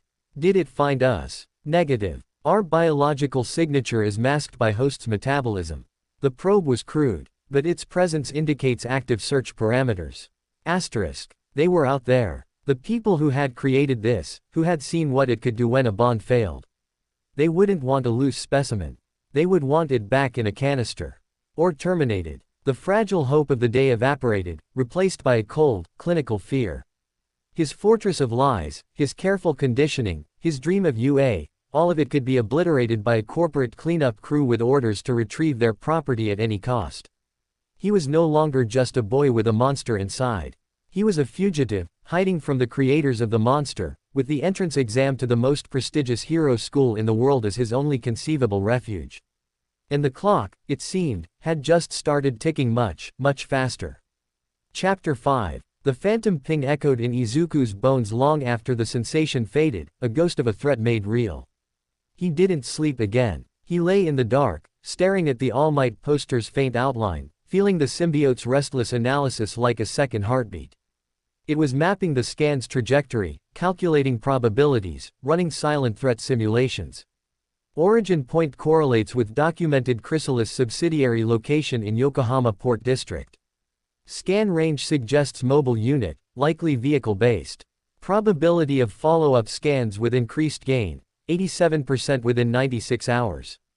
Asterisk. They were methodical. They were searching. The world outside his window, the quiet pre-dawn streets of Mustafa, no longer felt like a refuge. It was a game board, and pieces he couldn't see were moving in the shadows. When gray light finally seeped around his curtains, he got up. The routine was automatic, dressing, brushing his teeth, but his mind was a war room. He had to accelerate his plan. UA was no longer a distant dream, it was a necessary bunker. Its security, its resources, its very reputation would be a shield. No corporate black ops team would dare snatch a student from UA's halls. He had to get in. He had to master this power, not in months, but in weeks. He found his mother already in the kitchen, but she wasn't making breakfast. She was sitting at the table, her laptop open, her face pale in its glow. She looked up as he entered, her eyes holding a fear that mirrored his own. Izuku, there's something you need to see. On the screen was a local news feed. The headline read, Mysterious, Black Hero, Sightings Increase, Vigilante or Menace. Below it was a blurry, dark image taken from a cell phone at night, a figure leaping between rooftops, silhouetted against a neon sign. The shape was unmistakably the black suit, its outline sleek and predatory. The article cited 3 new incidents over the past week. A mugging stopped, a car crash where the occupants were pulled from the wreckage by black tentacles, and a small apartment fire where residents reported a shadowy figure, ensuring everyone was out before vanishing. No one was hurt in any of the events. The figure had spoken to no one. The comments section was a battleground. Some hailed a new, silent guardian. Others decried a dangerous vigilante operating outside the law. A few conspiracy threads, undoubtedly fueled by the thieves from Dagoba Beach, whispered about a living shadow creature. They're talking about you, Inko said, her voice tight. It wasn't me, Izuku whispered, leaning closer. The dates, the times, he'd been home, or training in his room, or on his carefully controlled walks. I didn't do any of this. We did not do these things, asterisk the symbiote confirmed, its tone sharp with what felt like offense. Our activities have been contained. This is anomalous data. Asterisk. Then who? The question died in his throat. The answer was obvious, and it was worse. There's another one. The canister in the alley. The dead man. What if he hadn't been the only transporter? What if there had been a breach of more than one specimen? The chrysalis scan wasn't just for him. It was for it. Another symbiote, loose in the city, acting out its own brutal interpretation of protection. Hypothesis. A second, unbonded symbiote. Without a host to anchor and guide it, its behavior would be purely instinctual. Protection of territory would be primitive, unfocused. A feral version of our union. Asterisk. A feral symbiote. Operating on raw instinct, no host morality to temper it, no direction beyond a primal drive to secure its environment by any means necessary. It would see threats everywhere. It would protect, with indiscriminate force. The people it saved were lucky. The next ones might not be. We have to find it, Izuku said, the words leaving his lips before he fully processed them. Inko's head snapped up. Absolutely not. Izuku, no. That's what they want. If you go out there looking for trouble, you'll lead them right to you. Mom, if it's another one like Venom, but without anyone to control it, it could hurt someone. Really hurt them. It's already acting. What if it decides a noisy street is a threat and just clears it? The image was hideous. Black tendrils lashing out at crowds, cars being crushed, all in the name of eliminating chaos. Inko looked from his determined face to the news article, her maternal terror warring with the conscience that had raised a boy who wanted to save everyone. The police, the heroes. They don't know what it is. They'll treat it like a villain with a mutation quirk. They'll try to fight it. And if what happened with Kachan is any indication, he didn't finish. A pro-hero's punch meeting that adaptive shield, that absorbing armor. It would be a disaster. The symbiote would see them as elite threats. It would escalate. People would die. He saw the moment she conceded, the fight draining from her shoulders, replaced by a weary, awful acceptance. She was losing him, not to the thing inside him, but to the destiny it had unlocked. How? Was all she asked. I don't know yet, but we have an advantage. We know what to look for. And, we can sense it, maybe. He turned his focus inward. Can you detect another of your kind? A long pause. The symbiote was delving into senses Izuku didn't possess, parsing the city's ambient biosignatures against its own unique resonance. Difficult. Without proximity, impossible to differentiate from background noise. But, the scan from last night. It was not targeting US specifically. It was a broad search for a symbiotic signature. If another exists, it too would have registered. The scan origin is the best vector. Asterisk. The hunters were the trail to the other prey. A terrifying game of cat and mouse where they had to find the mouse before the cats did, and before the mouse burned down the city. Then that's where we start, Izuku said, his voice quieter now, solid. The Yokohama Port District. We need to observe, gather intelligence, see what Chrysalis is doing, see if we can spot the other one. Agreed. Reconnaissance mission. Stealth parameters paramount. Asterisk. Inko stood up, her small frame trembling with suppressed emotion. She walked to him and took his face in her hands, her thumbs brushing his freckles. You listen to me, Izuku Midoriya. You are not a hero yet. You are my son. Your job is to look, and to come home. Do you understand? No engaging. Not with Chrysalis, not with this other thing. You observe, you learn, and you come back to me. He saw the absolute, unconditional love in her eyes, and the terror that she was giving him permission to walk into the dark. I promise, Mom. It was a promise he hoped with every fiber of his being he could keep. The trip to Yokohama was a lesson in stealth and anxiety. He took a series of trains, doubling back, changing lines, a tactic gleaned from spy movies and now grimly practical. The symbiote helped, its control over his physiology allowing him to appear calm, bored, just another kid with headphones on. Inside, he was a coiled spring. The port district was a maze of towering cargo cranes, rusted warehouses, and chain-link fences topped with barbed wire. It was a place of echoes and shadows, the salty air thick with the smell of diesel and rust. Using a stolen Wi-Fi signal and the symbiote's enhanced processing, he cross-referenced the scan's estimated origin with publicly available Port Authority maps. He narrowed it down to a cluster of privately leased warehouses owned by a shell corporation that traced back, through several opaque layers, to the conglomerate that had absorbed Chrysalis's assets. He found a vantage point on the roof of an abandoned customs office 3 blocks away, overlooking the target area. The symbiote extended a single, needle-thin filament from his fingertip, stretching it towards a rusty ventilation grill. The tip flattened, forming a perfect parabolic receiver. Advanced audio capture protocol engaged. Visual enhancement, 12x zoom, low-light compensation active. Asterisk. The world through his eyes sharpened. The distant warehouses leapt into clear focus. He could see the grain of the weather-worn wood, the drips of condensation on a pipe. His hearing tunneled, isolating sounds, the distant clang of metal, the hum of a generator, the murmur of voices from Warehouse 7B. There were men in dark, unmarked tactical gear patrolling the perimeter. Not police, not heroes, private security. Their movements were professional, coordinated. They carried sleek, blocky rifles that didn't look like standard issue, Quirk suppression or containment weaponry, likely. A van, nondescript and black, was parked inside a fenced yard. Its roof bore a spherical device that slowly rotated. The scanner. Confirmed. Mobile biosignature detection array. Currently in standby idle mode. Asterisk. So this was a forward operating base. A hunting lodge. Then he saw it. A side door to Warehouse 7B. Opened, and 2 men in lab coats emerged, escorting a third figure. The figure was hunched, shuffling, wearing a bright orange prisoner jumpsuit. His head was shaved, and his arms were encased in heavy, black restraint gauntlets that glowed with a faint blue light. Quirk suppressants. But it was the man's face that made Izuku's breath catch. It was gaunt, hollow-eyed, twitching with a manic, terrified energy. His mouth moved constantly, whispering, arguing with someone who wasn't there.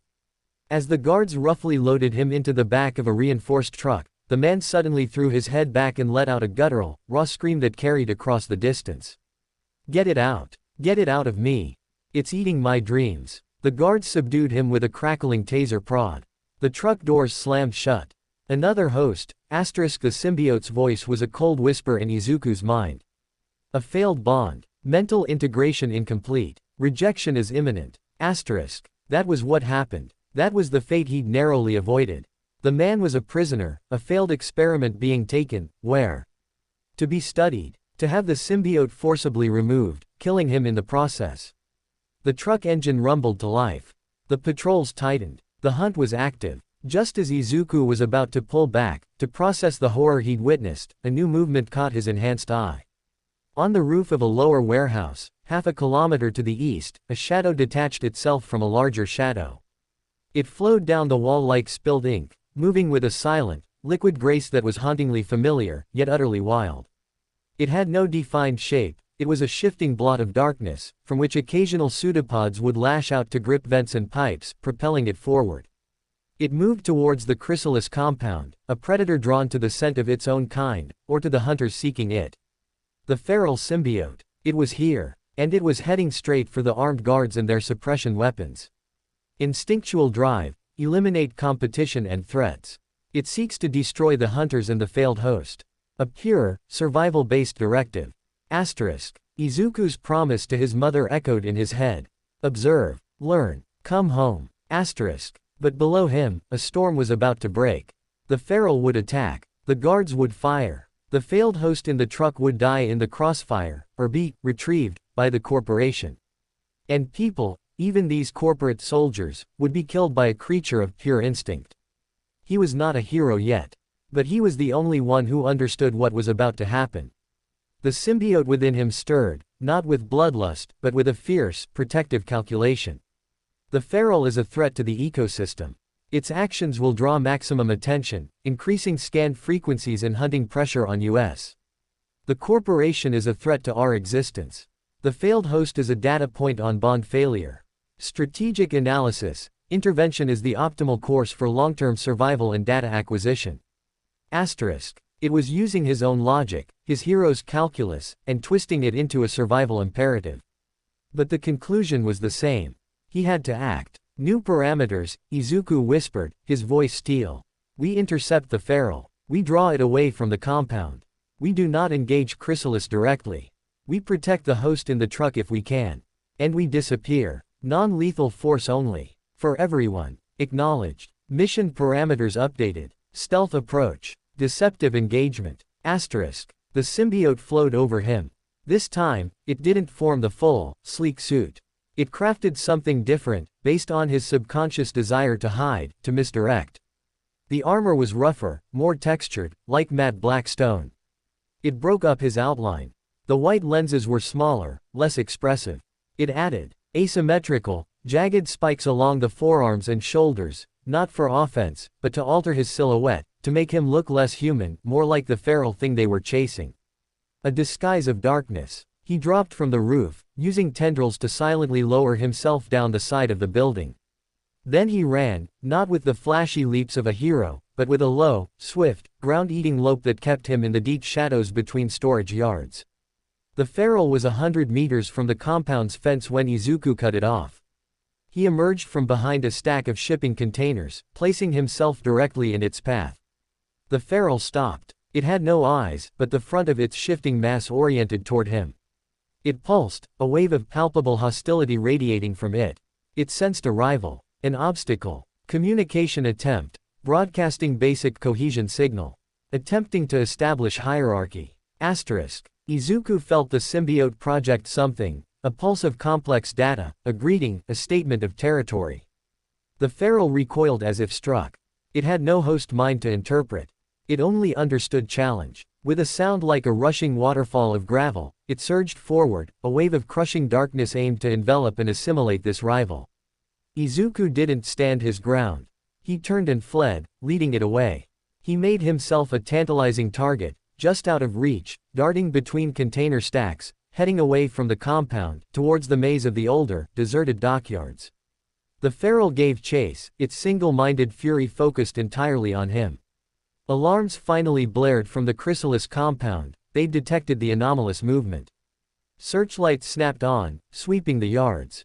Izuku led the feral on a chaotic chase, a black phantom pursued by a living tidal wave of ink. He used his tendrils to swing, to change direction abruptly, always staying just ahead. He could feel its mindless rage, its hunger to consume and become whole. This was what venom could have been. This was the abyss. They burst out onto a long, deserted pier, rusted and crumbling. The sea churned black below. There was nowhere left to run. The feral gathered itself, swelling in size, forming crude, bludgeoning limbs. It prepared to smash this annoying rival into paste. Izuku turned to face it. Now, he commanded. His symbiote reacted. From his hands, not tendrils, but wide, flat nets of black webbing shot forth. They were sticky, tensile, designed to entangle, not cut. They wrapped around the feral's form, slowing its charge. It tore through them with brute force, but more nets flew, layering on, a spider ensnaring a raging bear. The feral lacks tactical subtlety. It is stronger in raw mass, but predictable. Izuku didn't try to overpower it. He used its momentum against it. As it lunged, he sidestepped, a tendril whipping out to trip its leading edge. The feral stumbled, part of its mass slamming into the pier's railing. The old metal shrieked and gave way. A large portion of the feral's substance, along with a section of the railing, plunged into the dark water 30 feet below. A horrific, silent scream of psychic feedback echoed in Izuku's head, the symbiote's pain at the sudden severing of its biomass. The remaining mass on the pier recoiled, shrinking, its aggression replaced by a panicked instinct to retreat, to regroup, to survive. It flowed backward, away from Izuku, away from the water, and vanished into a storm drain. Izuku stood panting on the damaged pier. He'd done it. He'd driven it off without killing it, without being seen by Chrysalis's main force. The searchlights were scanning the area, but he was a small, still shadow against darker shadows. Then, a new sound. Engines. The reinforced truck with the failed host was speeding away from the compound, escorted by 2 jeeps with armed guards. A retreat under the cover of the distraction he'd provided. But one of the searchlights caught the truck's path. A guard on a jeep panicked, misinterpreting the movement. He raised his strange rifle and fired. Not a bullet. A glowing blue projectile that spread into a net of crackling energy. It was a containment round. It struck the back of the truck, erupting in a sphere of buzzing, painful-looking light. The truck swerved, crashing into a container stack. The doors burst open. The failed host tumbled out, screaming, the blue suppression gauntlets on his arms spitting sparks. The containment field was flickering, unstable, interacting badly with the Quirk suppressants. The man writhed on the ground, his body convulsing. The bond is destabilizing rapidly. Catastrophic rejection imminent. The guards poured out of the jeeps, weapons trained, shouting orders. They saw the host as a malfunctioning asset. Their priority was containment, not mercy. Izuku moved without a second thought. He wasn't thinking of strategy or survival. He saw a person in agony, about to be shot or captured and dragged back to a lab. A victim. He leapt from the pier, tendrils shooting out to snag a crane cable, swinging in a wide, terrifying arc. He landed between the convulsing man and the raised rifles, his rough, spiked black form a sudden, monstrous barrier. The guards froze, stunned by the new arrival. "Stand down," one shouted. "This is a corporate containment operation." Izuku ignored him. He knelt by the twitching host. Up close, the man's agony was visceral. His eyes were wide, seeing nothing, his mouth frothing. Izuku could see black veins pulsing under his skin, trying to break free, rejected by the body that housed them. Separation at this stage will cause terminal biological feedback. Death is certain. The only mercy is speed. The symbiote's cold assessment was final. There was no saving this man. The bond was a cancer, and it was killing him. The lead guard regained his composure.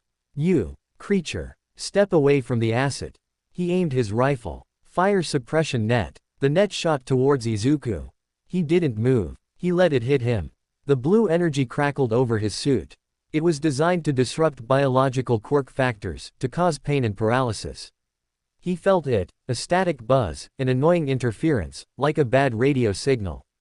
His symbiote, a far more advanced and integrated biology, analyzed the frequency, adapted its own cellular resonance, and neutralized it. The net fell away, inert. The guards stared, horrified. Izuku looked down at the dying host. He raised a hand. The black substance formed a long, sharp blade. "No, don't damage the specimen," the guard screamed. Izuku wasn't going to damage it. He was going to end it.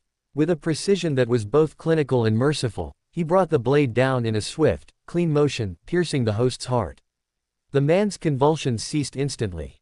A final, relieved sigh escaped his lips. The black veins under his skin receded, fading to gray. The symbiote within the man, now without a host, began to seep out, a pathetic, dying puddle of sludge that evaporated into nothingness within seconds. Izuku stood, the blade retracting. He had just killed a man. To save him from a worse fate. To grant a mercy. The weight of the act was a physical thing, settling in his gut like a stone. The guards were now pointing their weapons at him, their fear turning to rage.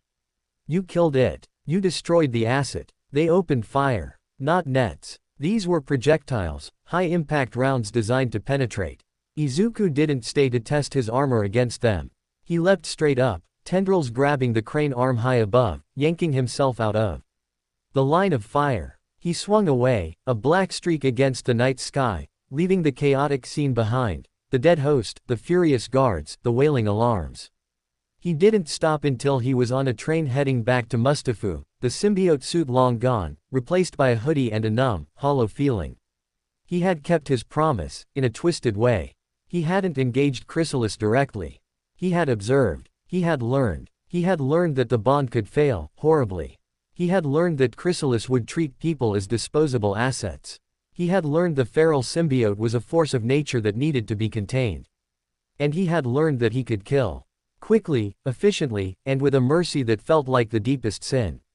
As the city lights blurred past the train window, the symbiote's voice was quiet, thoughtful. The host performed a mercy kill. A logical action to terminate suffering and prevent capture of symbiotic data. The biochemical response is complex. Not the rush of the hunt. Not the warmth of preservation. A new category, necessary violence. Asterisk. Izuku didn't answer. He just stared at his reflection in the dark glass, a pale, tired boy with green eyes that had seen too much. He had gone out to find a monster, and he had found a war. And he had taken his first, bloody step onto the battlefield. Chapter 6. The train's rhythmic clatter was a mechanical heartbeat, counting down the miles between the port's violence and the fragile sanctuary of home. Izuku felt detached, floating in the space between actions and consequences. The memory of the blade piercing flesh was not a visual horror, it was a tactile echo in his hand, a phantom pressure, clean and final. The symbiote had absorbed the physical feedback, analyzed the cellular cessation, filed it away. For Izuku, the horror was metaphysical. He had ended a life. The justification, mercy, prevention of suffering, was a cold comfort that did nothing to warm the ice in his veins. Host's cortisol and adrenaline levels remain elevated beyond post-event baseline. Psychological distress signatures persist. Proposal. Neurochemical adjustment to facilitate rest. Asterisk. Don't you dare, Izuku thought, the words a dull throb. I need to feel this. I have to feel this. Understood. The pain is part of the data. A lesson in the cost of intervention. Asterisk. It didn't understand. It saw grief as inefficiency, guilt as wasted energy. But it obeyed, leaving the acid churn of remorse to eat at him unimpeded. He slipped into the apartment long after midnight. The light in the living room was on. His mother was asleep on the couch, a blanket half over her, her face pressed into a cushion. She'd waited up. A fresh wave of shame, hotter and more personal than what he carried from the pier, washed over him. He had broken his promise. He had engaged. He had killed. And she had waited here, imagining 1,000 catastrophes. He didn't wake her. He placed the blanket properly over her, his movements silent, and retreated to his room. Sleep was a fractured thing. He didn't dream of the dying host's face. He dreamed of the feral symbiote, a shapeless void that chased him through endless warehouses, its mindless hunger a soundless roar. And he dreamed of the blade, not as a tool, but as a part of him, growing from his hand, eager and cold. He woke with the dawn, the weight still there, a leaden blanket on his spirit. The apartment was quiet. His mother was awake, moving softly in the kitchen. The smell of rice cooking, normally a comfort, turned his stomach. He emerged, dressed for another day of nothing. Inko turned from the stove. Her eyes were puffy, but her gaze was clear, direct. She didn't ask if he was okay. She looked at him, really looked, and she saw it. The new shadow behind his eyes. Sit, she said, her voice gentle but leaving no room for argument. He sat. She placed a cup of tea in front of him, then sat across the table. She didn't speak for a long minute, just watched the steam curl from his cup. I saw the news this morning, she said finally. Yokohama. An industrial accident at a port warehouse. One casualty. A trespasser, reportedly killed in a structural collapse during a security incident. She met his eyes. That was you, wasn't it? He nodded, once, unable to form words. And the casualty? It wasn't an accident, he whispered, the words scraping his throat raw. He was, like me. But it went wrong. He was dying. In pain. They were going to take him back. I ended it. For him. Inko's hand flew to her mouth, stifling a gasp. Her eyes shimmered with tears, but they didn't fall. She absorbed the horror, not as a mother hearing a son's confession, but as a soldier receiving a battlefield report. The love in her face didn't diminish, it hardened around the edges, becoming something formidable. Oh, Izuku. I'm sorry, Mom. I broke my promise. I went looking for the other one, and I found a war. She reached across the table, taking both his cold hands in her warm ones. Listen to me. You are not a soldier. You are not an assassin. You are a child with a burden no one should have to carry. What you did, it was terrible. But you did it to stop suffering. A hero's choice is sometimes a terrible one. All Might has made them. Every hero has. She squeezed his hands. The question is, what does it make you now? Does it make you want to hide? Or does it make you want to be stronger, so you never have to make that choice again? Her words were a lifeline, pulling him from the murk of guilt. She wasn't absolving him. She was contextualizing it. She was giving him a path forward through the shame. I want to be stronger, he said, and it was the truest thing he'd felt since the blade formed. I want to control this. So I can save people properly. So the next time, there's another way.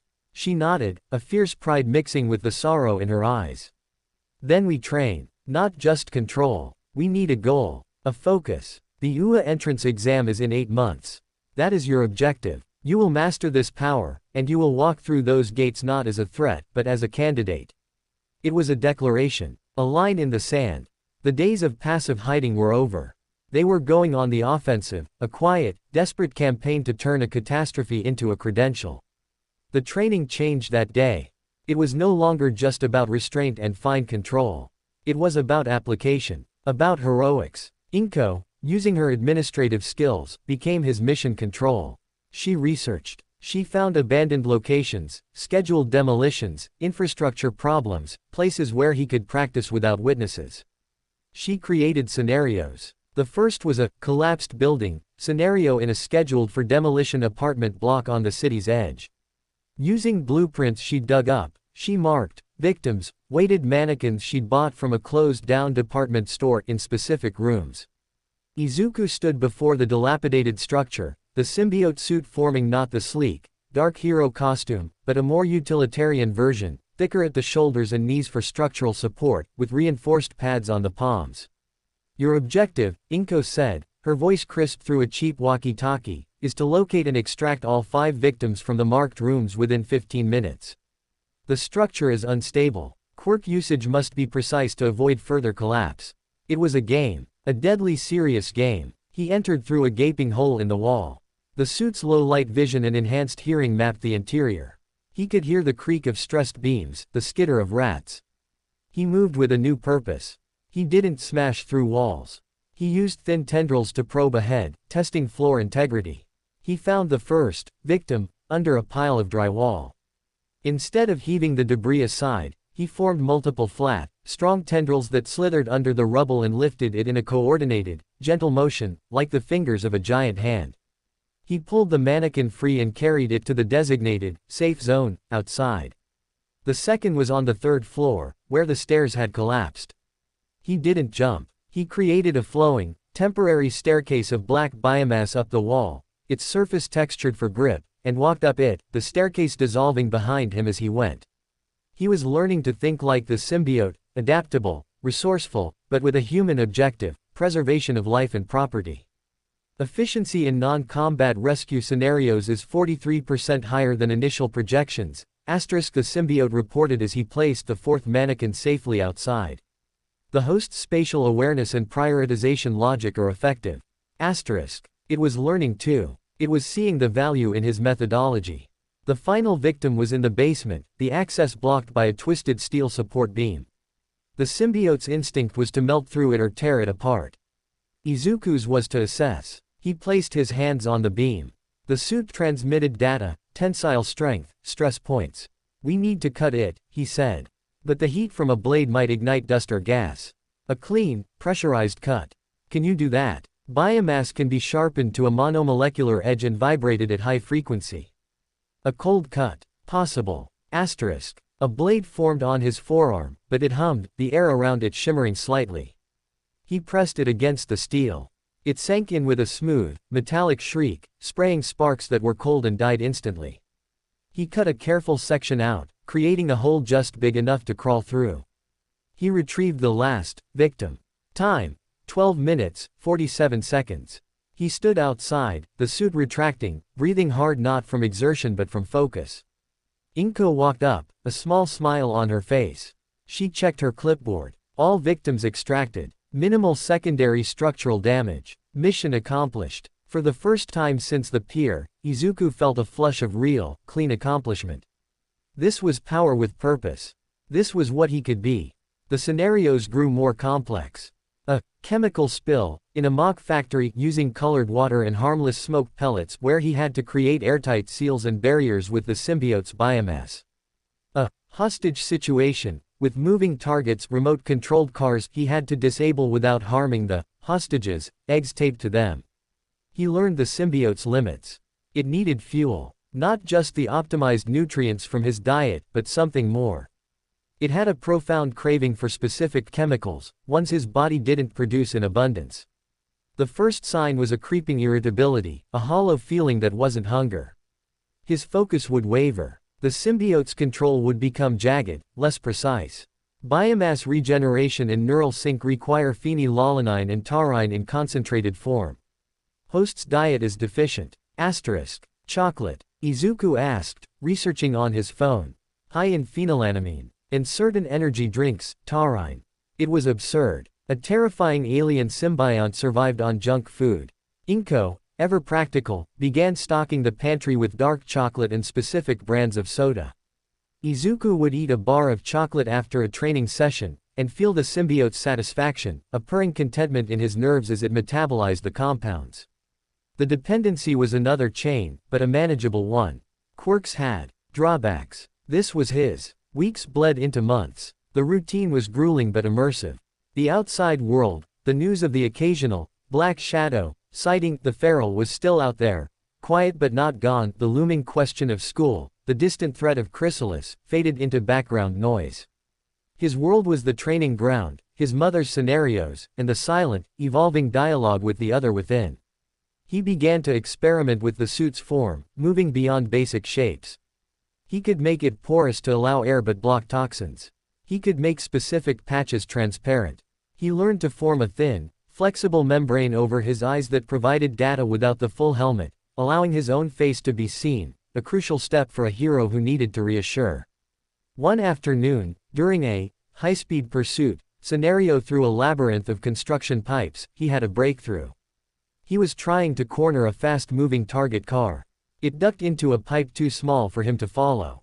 Frustration sparked. He needed to be faster, more fluid.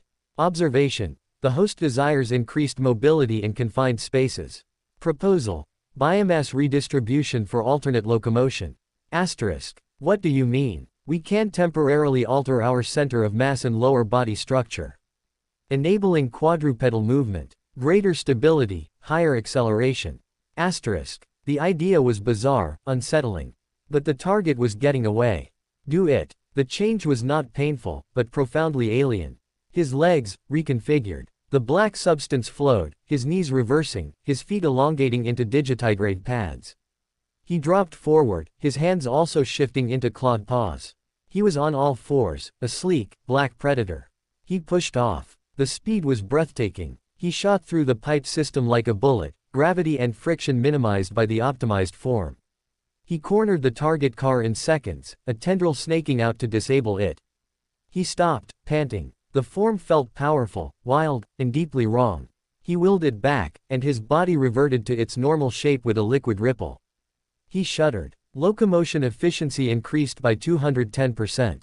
Useful for specific environments. Added to repertoire. Asterisk. It was a tool. Another tool in the box. The box belonging to a hero who was looking less and less like any hero who had come before. As the summer heat began to wane, marking the 6-month point until the exam, a new variable entered their carefully controlled world. It was a quiet evening. Izuku was analyzing footage of his latest training exercise, noting reaction times. Inko was paying bills at the kotatsu. A sharp knock echoed through the apartment. Not the gentle tap of a neighbor. This was firm, authoritative. They froze, looking at each other. The police. Chrysalis. Inko stood, smoothing her shirt. "Stay in your room," she mouthed. He didn't. He hovered just inside his doorway, heart hammering, the symbiote on a hair trigger. Inko opened the door. A man stood there. He was tall, lean, dressed in a simple gray suit that was slightly rumpled. He had tired eyes and unkempt black hair with a single, defiant white streak. He held up a wallet, flashing a badge. "Detective Naomasa Tsukauchi. May I come in? I'd like to speak with Izuku Midoriya." Tsukauchi. The name rang a distant bell from Izuku's hero studies, a detective known for working closely with All Might on sensitive cases. His quirk, lie detector. The world tilted. This wasn't a local patrol officer. This was the big leagues. Inko, to her credit, didn't falter. "My son is unwell. He's under a doctor's care." "What is this regarding?" "Regarding the incident at Aldera Junior High several months ago, and his subsequent absence," Tsukauchi said, his voice polite but inexorable. "And regarding some unusual activity that has recently come to my attention. It's important I speak with him, Ms. Midoriya. For his own safety." His own safety. The words were a key. Inko, after a tense moment, stepped back. "Come in." The detective entered, his eyes taking in the modest, tidy apartment. They lingered on the All Might memorabilia, on the stack of hero notebooks visible on the coffee table. His gaze found Izuku in the hallway. "Izuku Midoriya." Izuku walked into the living room, forcing himself to meet the detective's eyes. He could feel the symbiote pulling in, becoming utterly quiescent, mimicking a baseline human biology with terrifying perfection. Metabolism dummied. Heart rate steadied. Sweat gland activity suppressed. Asterisk. "Yes, sir." Tsukauchi nodded. "I'll be direct. The official report on the Aldera incident is closed. Bakugo's family didn't press charges, and the school wants it buried. But I have a personal interest in cases involving unusual quirk manifestations, especially in youth." He paused. "There have been sightings. Across Mustafu and Yokohama. A figure with a black, adaptive quirk. Sometimes it saves people. Sometimes it intimidates. It's caught the attention of a few people in my line of work. People who think it might be connected to an old, closed case involving biohazardous materials." He was watching Izuku's face, his quirk undoubtedly active. "I don't know anything about that," Izuku said. It was technically true. He knew everything, but he wasn't about to volunteer it. Tsukauchi's expression didn't change. No flicker that indicated he'd caught a lie. "I see. Your mother says you've been ill. A late-stage quirk manifestation can be traumatic. I've seen it before. The body changes. The mind struggles to cope. It can lead to unpredictable behavior. A need to test limits, in secret." He was giving them an out. A narrative. He was offering a cover story that wasn't a lie, but a shaded truth. "I've been learning control," Izuku said carefully. "It's a difficult quirk. It's strong. I didn't want to hurt anyone." A wise approach. Tsukauchi's eyes were kind, but the intelligence behind them was relentless. "The figure in the sightings, it's done some good. Pulled people from wrecks. Stopped muggings. But it operates outside the law. That's a dangerous path. It draws the wrong kind of attention. From villains. From authorities who don't understand." He leaned forward slightly. "Ua High School's entrance exam is in 6 months. It's a path for powerful, unusual quirks to find direction. To learn control within the law. With proper guidance." He was talking about Ua. He was suggesting *Ua. "I want to apply," Izuku said, the hope in his voice painfully real. "I thought you might." Tsukauchi stood. "I'm not here to cause trouble for a kid dealing with a powerful gift. I'm here to give advice. Keep learning control. But do it quietly. The kind of attention you're risking, There are people who would see a quirk like that not as a gift for heroism, but as a weapon to be acquired or a threat to be eliminated. Do you understand? Izuku's mouth was dry. He nodded. He understood all too well. Tsukauchi handed Inko a business card. If you run into trouble.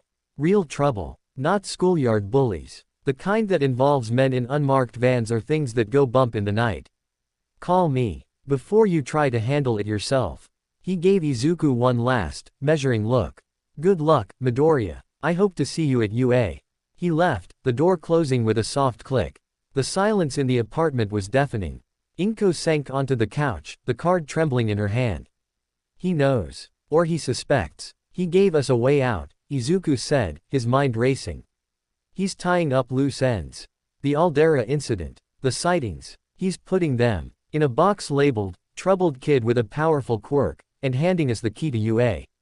The detective's logic is sound. UA offers protection, structure, and a path to legitimacy.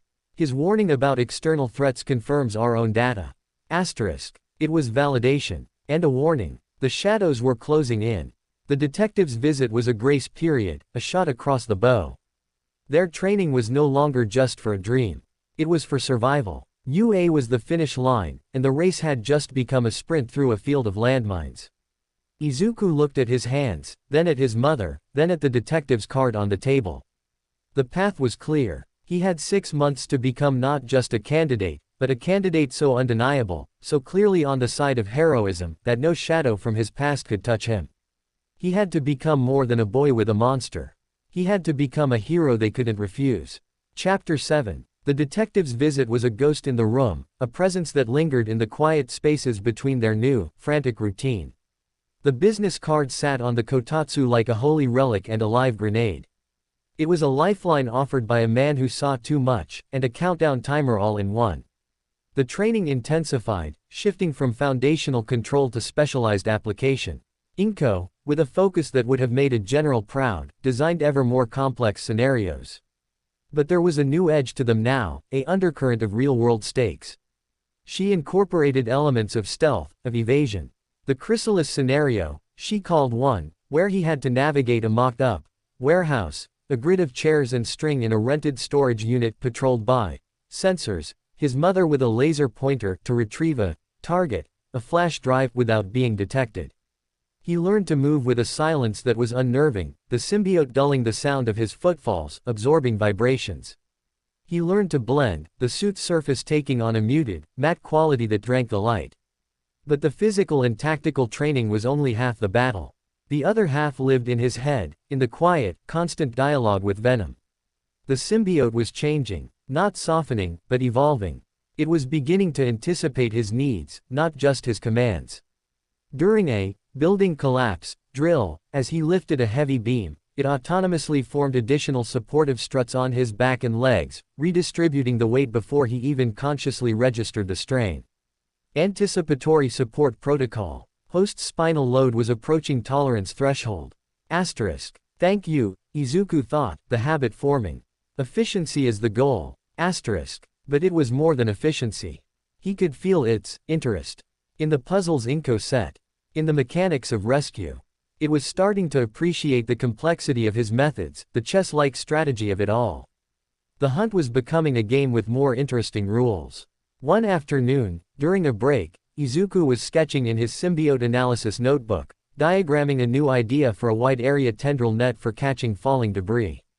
The symbiote, observing through his eyes, pulsed with a suggestion. The net's structural integrity would be improved by a honeycomb pattern at the nodal points. Increased tensile strength with minimal biomass investment. Asterisk. Izuku blinked, then quickly adjusted his sketch. He ran the calculations in his head. The symbiote was right. It was applying its own innate understanding of structural biology to his designs. A true collaboration. He smiled, a small, genuine thing. That's brilliant. A warm, contented hum resonated in his bones, a sensation utterly devoid of the predatory glee he'd felt after the beach fight. This was different. This was the satisfaction of a problem solved, a partnership. Functioning. But the darkness was never far. It surfaced at night, in the dream dialogues. He stood again in the vast, dark mental space. Venom loomed, its white eyes regarding him. The detective fears U.S. He offers a cage of rules and watchers. He offers a path, a way to use this power for good without being hunted. Good, evil. The prey creates these categories to make the hunt more complicated. The strong protect what is theirs. The weak are protected or eliminated. Uwa seeks to teach you to be a shepherd for the weak. A waste of strength. It's not a waste. It's purpose. All Might's strength doesn't just protect himself, it protects everyone. It gives people hope. Hope is a chemical reaction in the brain.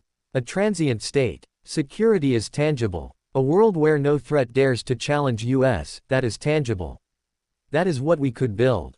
The vision it offered was seductive in its simplicity. A world of perfect, silent order, enforced by an omnipresent, terrifying protector. No crime, because the consequence would be instant and absolute. No fear, because the source of all fear would be him.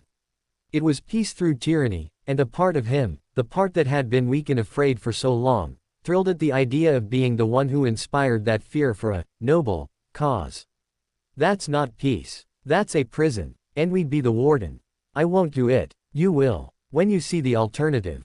When the prey turns on the shepherd. The dream would dissolve, leaving him sweating and unsettled.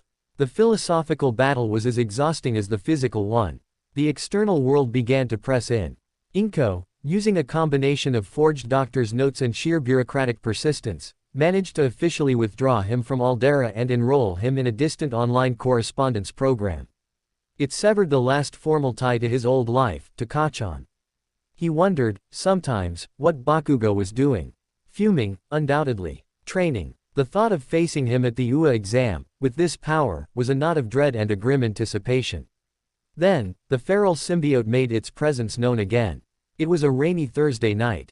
Izuku was running a rooftop agility course of his own design, leaping between buildings in a silent, black-suited blur, practicing landings that absorbed impact like a shadow. The symbiote was alert, parsing the city's soundscape. Audio anomaly. 4 blocks east. Frequency of breaking glass, human distress vocalizations. No corresponding emergency frequencies detected. Asterisk. Izuku altered his path, moving towards the sound. He dropped onto a fire escape overlooking a narrow street. Below, a late-night convenience store was being robbed. Not by amateurs this time. 3 figures, dressed in dark clothing, moved with a professional lethality. One had elongated, bladed fingers he was using to slice open security boxes. Another had skin that shimmered, refracting the light, some kind of defensive quirk. The third stood lookout, his head constantly rotating, a nervous tick. But it wasn't the robbers that froze Izuku's blood. Crouched on the roof of the store, nearly invisible in the rain and gloom, was a shifting pool of darkness. The feral. It was quivering, a predator tensed before the spring. It wasn't interested in the money. It was focused on the robbers. They were a disturbance, a threat in its territory. It was preparing to cleanse them. Izuku's mind raced. The robbers were armed, professional. They'd fight back. The feral would slaughter them. Or they'd get off a lucky shot, damage it, cause it to scatter and spread, potentially infecting others. The scenarios spiraled in his head. He had to intervene. But how? His mother's rule, the detective's warning, they screamed at him to stay back, to call it in. The lookout's head snapped up. He'd heard something, a drip, a shift. He peered into the dark, his hand going to a gun at his waist. His gaze swept near the feral's position. The feral reacted to the perceived threat. It coalesced, forming a crude, massive fist of darkness and swung it down, not at the lookout, but at the roof directly above the store interior, aiming to crush the disturbance at its source. Izuku moved. He didn't drop down in front of the robbers. He didn't attack the feral. He acted on a split-second instinct, a synthesis of all his training. He leapt, but not towards the fight. He landed on a telephone pole opposite the store with a soft thud. Then, he shouted, "Hey!" His voice, amplified and distorted by the symbiote into a deep, echoing growl that seemed to come from everywhere and nowhere, cut through the rain. Every head, the robbers, the feral, snapped towards the sound. Izuku didn't give them time to think. He pushed off the pole, launching himself across the street in a soaring arc. He didn't form claws or blades.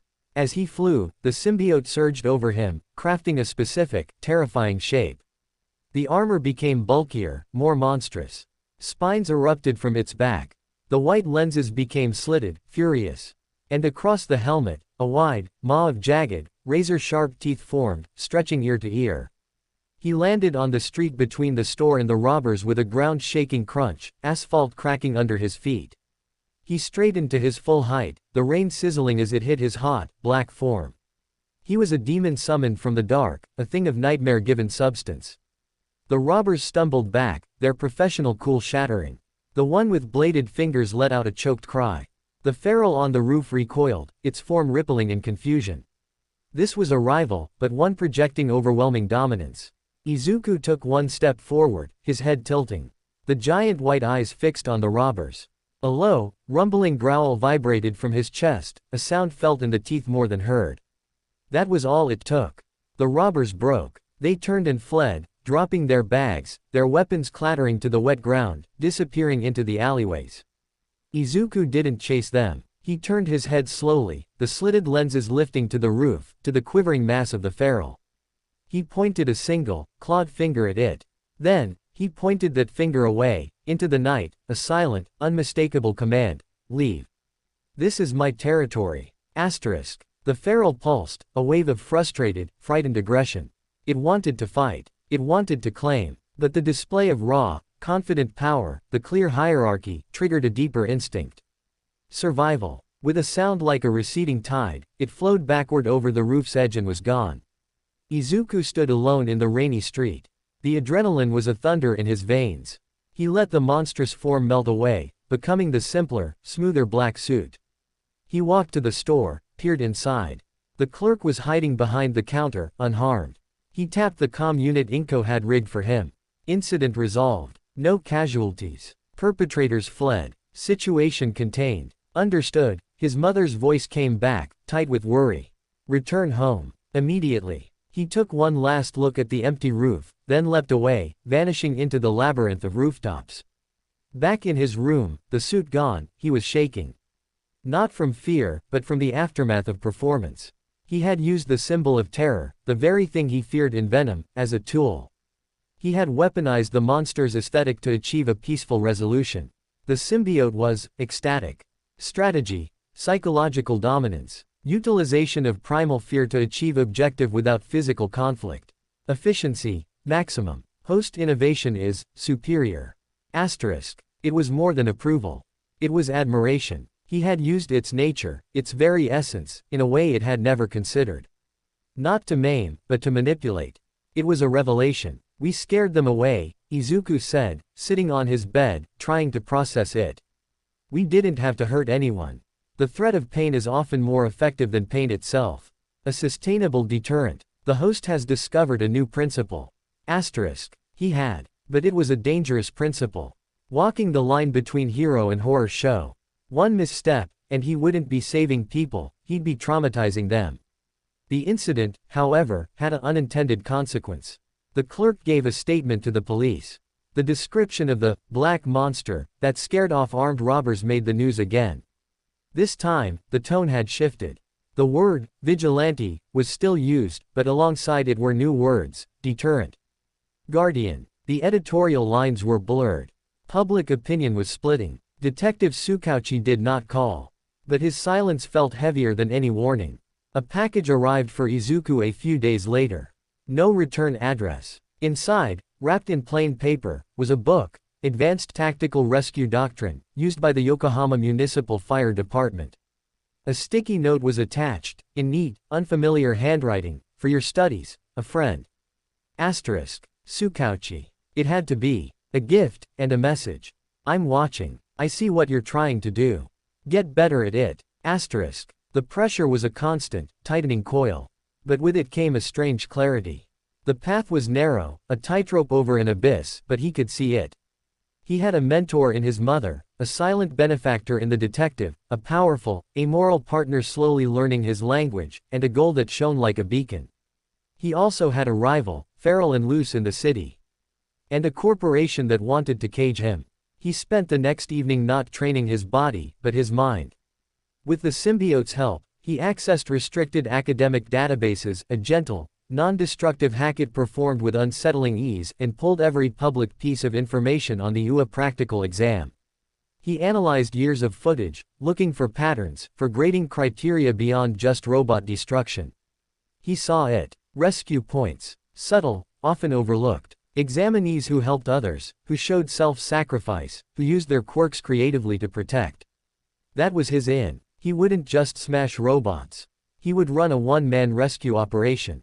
He would demonstrate control, versatility, and the core hero ethic, protecting the innocent.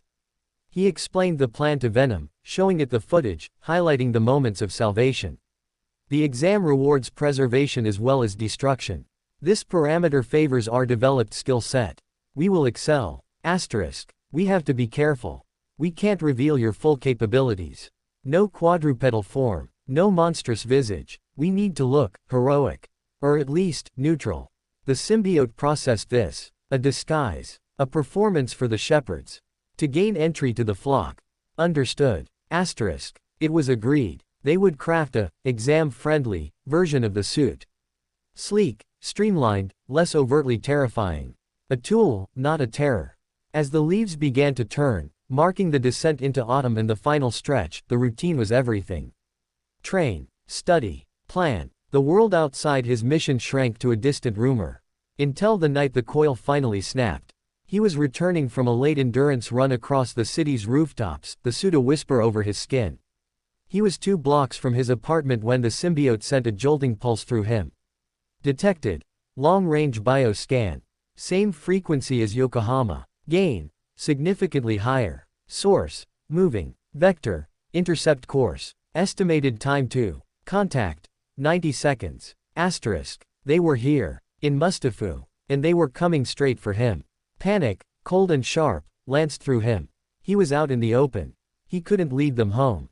Evasive protocol. He hissed. He dropped into an alley, the suit flowing fully over him in its stealth configuration. He scrambled up a wall, his fingers finding purchase where none existed. He ran across roofs, not with graceful leaps, but with a frantic, zigzagging desperation. The scan pulsed again, closer. They were tracking him, homing in. Scanner is vehicle mounted. Thermal and biosignature lock established. Conventional evasion insufficient. Asterisk. He needed to disappear. Not just hide, but vanish from their sensors. An idea, desperate and insane, flashed into his mind. The storm drain. The feral had retreated into one. The underground. He spotted a large drainage grate in a deserted parking lot. Without hesitation, he pried it open with a surge of strength and dropped into the inky blackness below. The fall was short, into shallow, filthy water. The smell was overpowering, decay, waste, damp concrete. He was in a large overflow tunnel. The scan pulsed above him, circling, confused. The earth and concrete were dampening the signal. He crouched in the foul water, listening. He could hear the faint rumble of a powerful engine idling somewhere above. Then doors slamming. Boots on pavement. They were disembarking. They were going to search on foot. Threat group. 6 biological signatures. Enhanced physiologies. Armed. Containment gear detected. Asterisk. He was trapped. A rat in a sewer. If they found the grate. A new sound. Not from above. From deeper in the tunnel. A wet, slithering, multi-limbed scuttling. And a low, mindless gurgle that was neither animal nor human. The feral. It was here. In the dark with him. And it had sensed the intruders in its territory. The scuttling shot towards the sound of the boots, towards the grate. Above, a shout of alarm. Contact. Non-human. Open fire. The tunnel exploded with sound. Not gunfire, but the distinctive whump crackle of containment rounds. Blue energy flashes lit up the tunnel mouth, casting monstrous, leaping shadows. The feral shrieked, a psychic blast of rage and pain that rattled Izuku's teeth. He saw it in the strobing light. The feral had grown, assimilating garbage, rats, something. It was a grotesque, multi-limbed horror, lashing out with pseudopods. One of the black-clad chrysalis operatives was grabbed, his armor crumpling with a sickening crunch before he was flung against a wall. But they were prepared. Nets of energy wrapped around the feral, constricting. A operative fired a launcher that embedded a canister in the feral's mass. It erupted in a cloud of freezing gas. The feral's movements slowed, its form becoming brittle. They were winning. They were going to capture it. And then they would sweep the tunnels and find him. A cold certainty settled over Izuku. He couldn't let them take the feral. Not just because it was a living thing, but because its capture would give Chrysalis all the data they needed. They would perfect their tracking. They would develop better countermeasures. His own safety would be shattered. And he couldn't let these men, who treated living beings as assets, walk away. He rose from the water. The suit reformed, but not the exam version.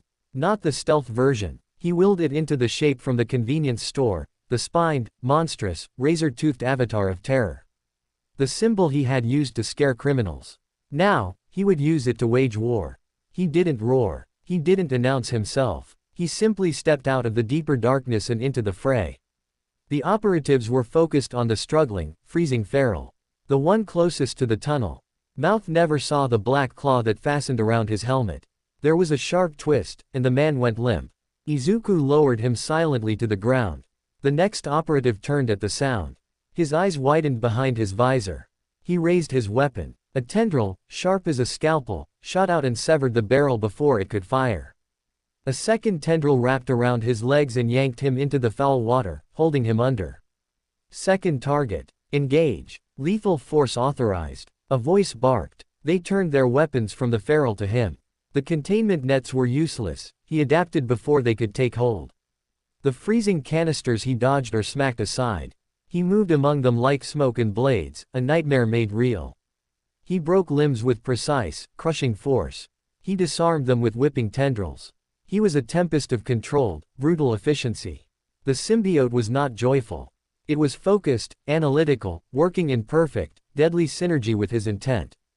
Target neutralized. Weapon system disabled. Threat level dropping. Asterisk. The leader, bigger than the others, activated a quirk. His body swelled, skin turning to rough, stony hide.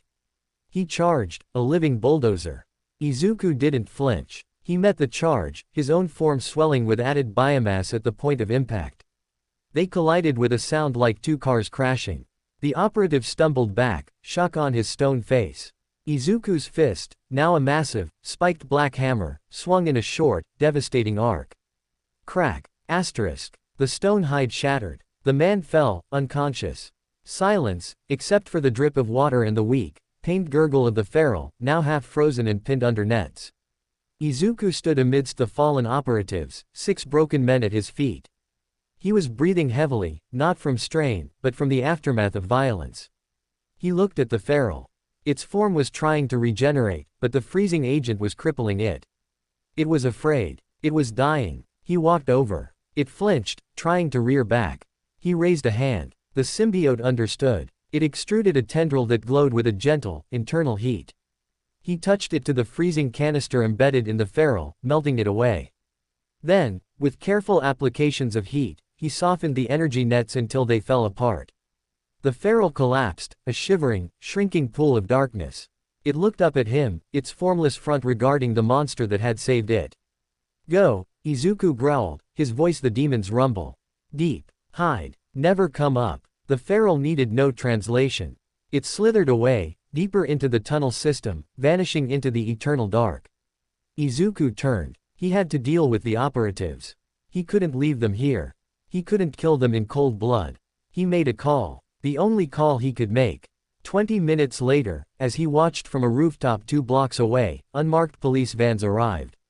Detective Tsukauchi was among them. He took in the scene. The 6 incapacitated corporate soldiers, their high-tech gear, the signs of a brutal fight and a contained biological hazard. His face was grim. He looked around, his eyes scanning the rooftops, seeming to linger on the shadow where Izuku stood. He gave a slow, almost imperceptible nod. Then he pulled out his phone and made a call. Izuku, with his enhanced hearing, caught the first words. Yes, it's handled. The chrysalis poaching operation in Mustafu has been interdicted. No sign of the biological specimen. It seems to have escaped in the confusion. I'll file the report. Tsukauchi was cleaning it up. Burying it. Protecting him. Izuku melted back into the night, the monstrous suit dissolving as he ran home. He had crossed a line tonight. He had engaged a direct, lethal threat. He had used the monster's full power to break men, who were, in their own way, just doing their job. He had also saved the feral, and in doing so, protected his own secret.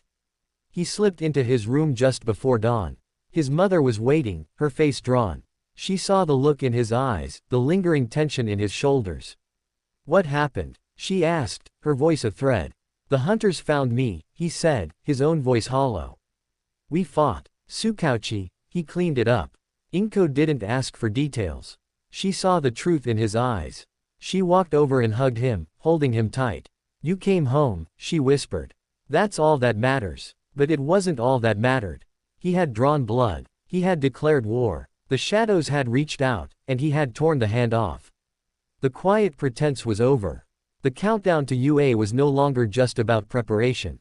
It was about survival. And he had just proven, to himself and to the thing inside him, that they could fight. And win. Chapter 8. The silence after the storm was the loudest thing Izuku had ever heard. It wasn't the absence of sound in the apartment, it was the absence of a future he could recognize. The fight in the sewer tunnels had burned away the last vestiges of the boy who thought he could hide and train his way to normalcy. He had met the enemy, and he had broken them. The taste of it, the crunch of armor, the sharp cries cut short, was a new flavor on his tongue, metallic and final. He had crossed a moral event horizon, and there was no going back. His mother's hug at dawn had been fierce, a tether to a world where love still had meaning. But in her eyes, he saw the dawning realization that her son was now a veteran of a shadow war. She made him tea, her hands steady, but the questions she didn't ask hung between them like ghosts. For 3 days, he didn't train. He sat. He stared at the wall. He replayed the fight in his head on a loop, not with pride or horror, but with a cold, analytical detachment that he knew was the symbiote's influence. He was dissecting his own violence. Engagement analysis, host-initiated defensive interdiction action against superior numbers. Tactical decision-making, optimal. Force application, sufficient to neutralize, minimizing permanent damage. Mission parameters achieved, survival, preservation of secrecy, denial of asset to adversary. Asterisk. I didn't minimize damage, Izuku whispered to the empty room. I shattered a man's ribs. I held another under filthy water until he stopped struggling.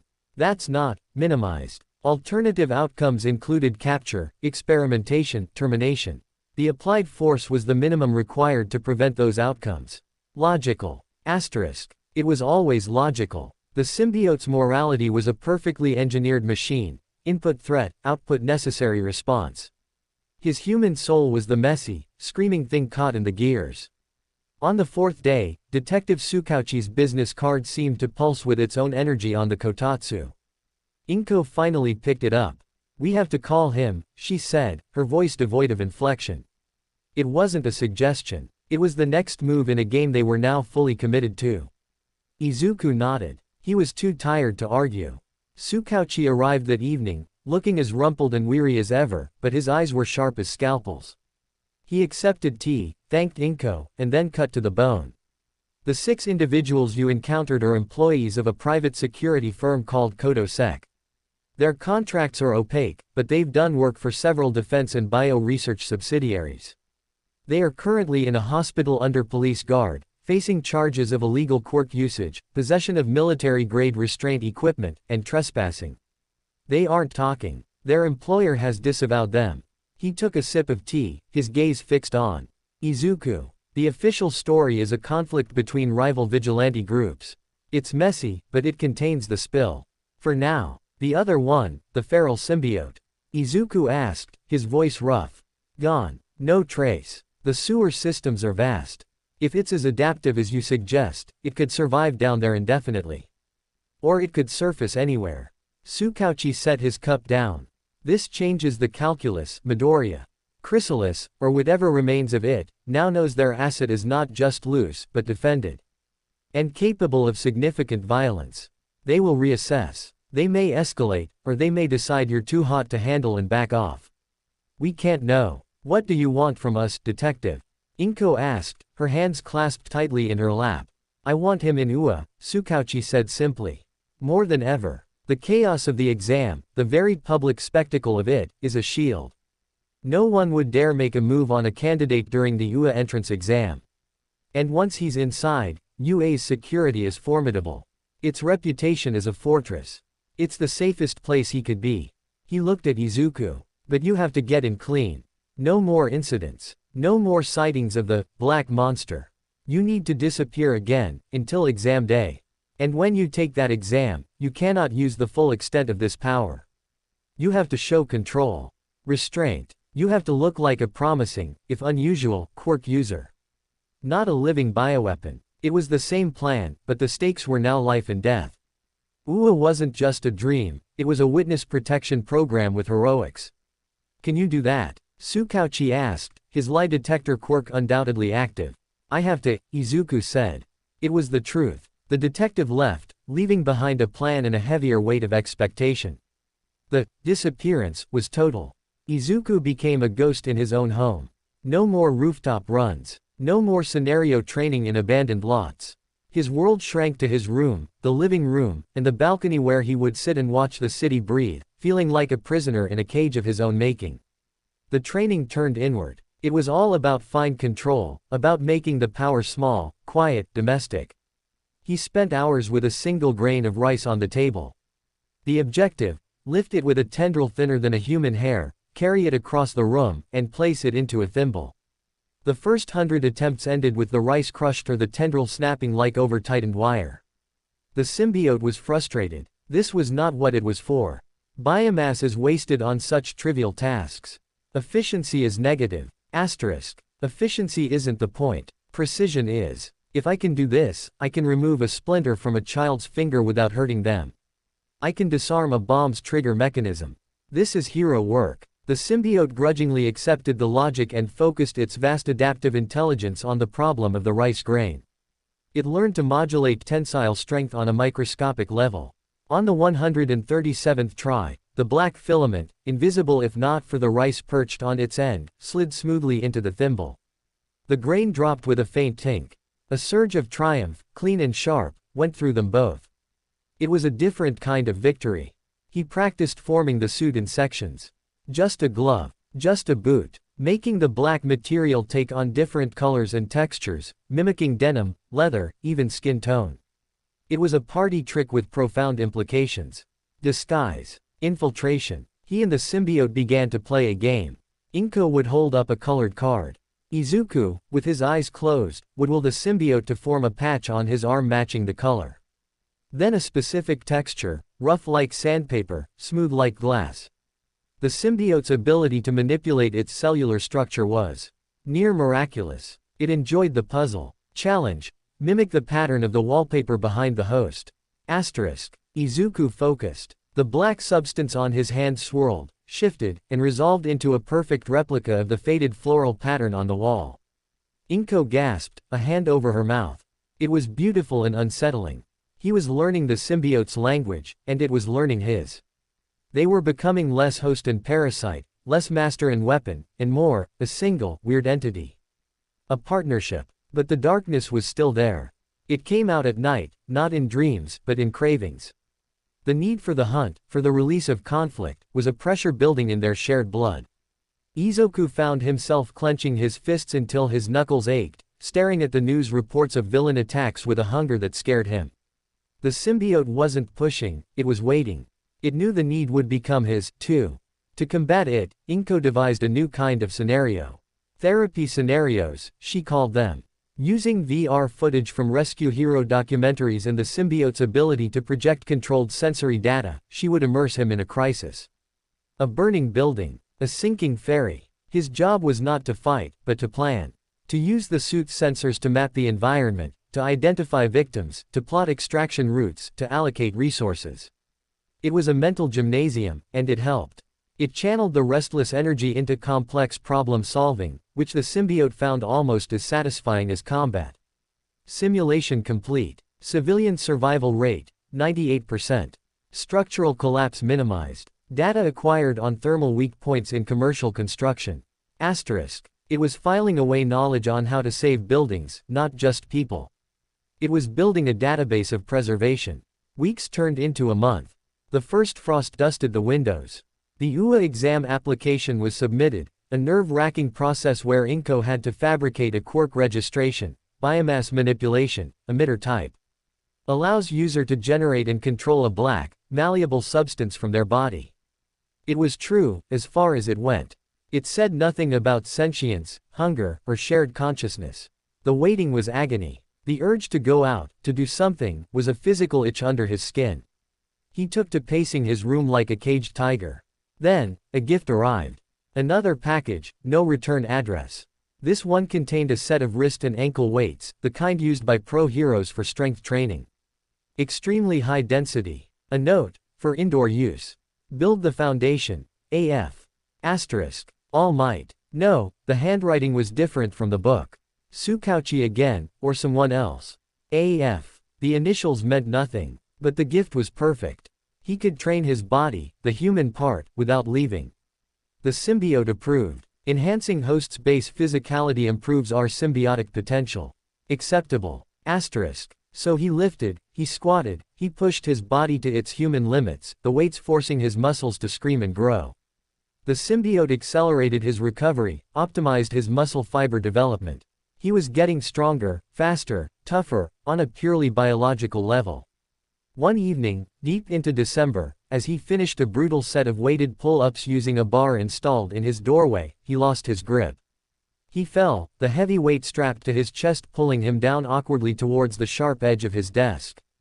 A whip crack of black shot from his shoulder, not a tendril, but a flat, rigid pole. It slammed into the floor, bending under the strain, acting as a shock absorber and lever, pivoting him away from the desk. He landed on his back on the rug, the wind knocked out of him, but unharmed. The black pole retracted. He lay there, staring at the ceiling, breathing hard. That hadn't been a command. That had been an instinct. A shared, protective instinct.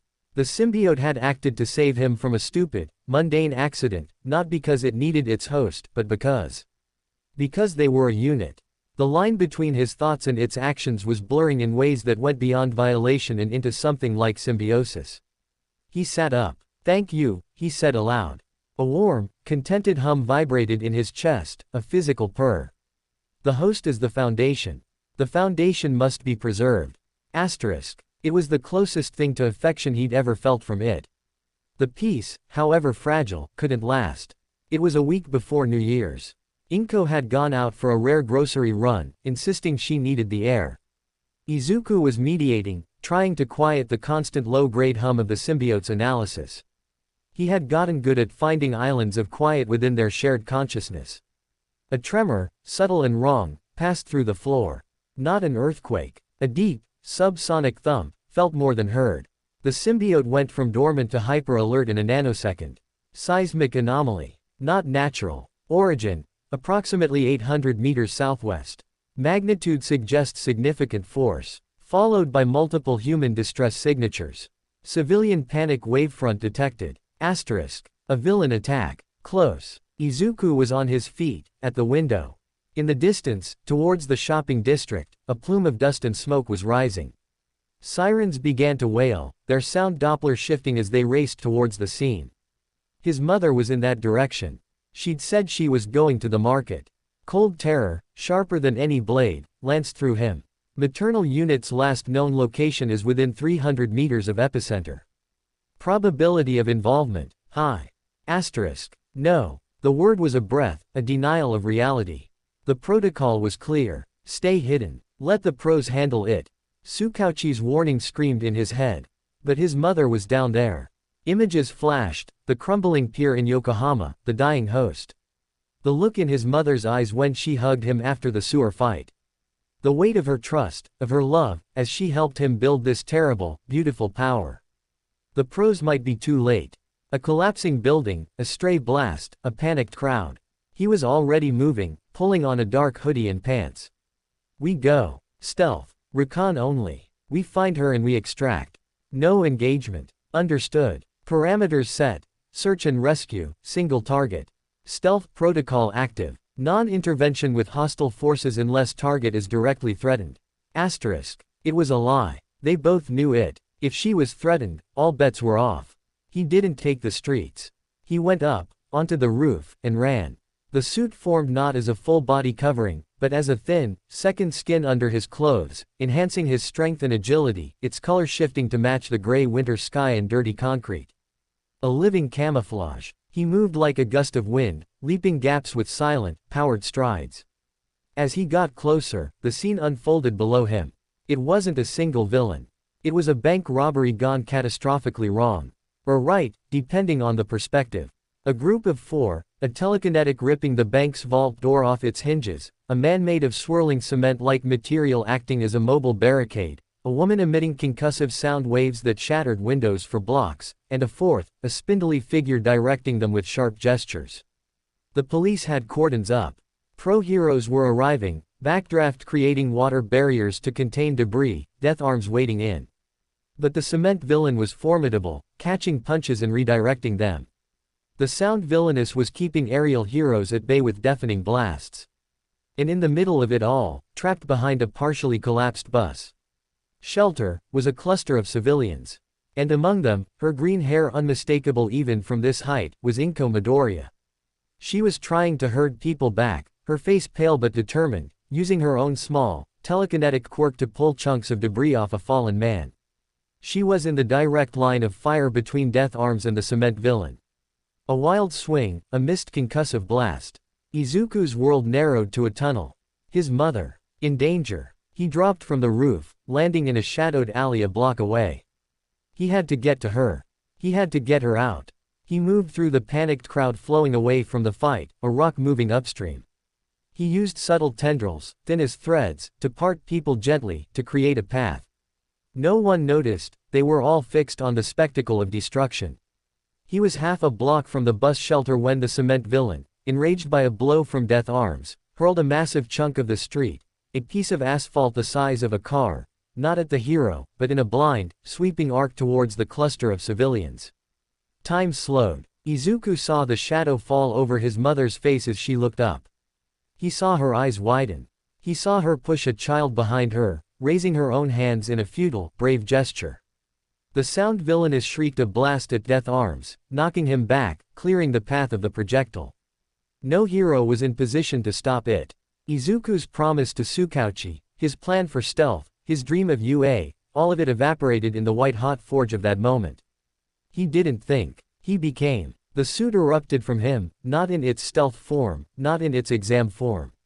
It was the monster. The full, spined, terrifying avatar of protection. It happened in the space between heartbeats. He crossed the 50 meters in a blur, a black comet. He didn't try to catch the asphalt slab. He interposed himself between it and the shelter. The slab hit him. The impact was a universe of noise and pressure. It drove him back, his boots carving trenches in the street. The asphalt shattered against the adaptive, hyper-dense armor of his chest and shoulders, exploding into harmless gravel that rained down around the screaming civilians. He stood there, a wall of living darkness, smoke curling from the point of impact. He slowly straightened, the giant white lenses turning to look at the cement villain. Silence fell over the battlefield. Heroes, villains, police, civilians, all stared at the apparition that had just materialized from nowhere. Inko, from behind him, whispered a single, choked word. Izuku. The cement villain roared, charging. The symbiote's battle analysis painted vectors across Izuku's vision. He didn't charge back. He stood his ground. As the villain swung a massive, stone fist, Izuku's own arm transformed. It didn't grow a hammer. It formed a giant, black, open palm. He caught the fist. The shockwave blew out the remaining windows on the street.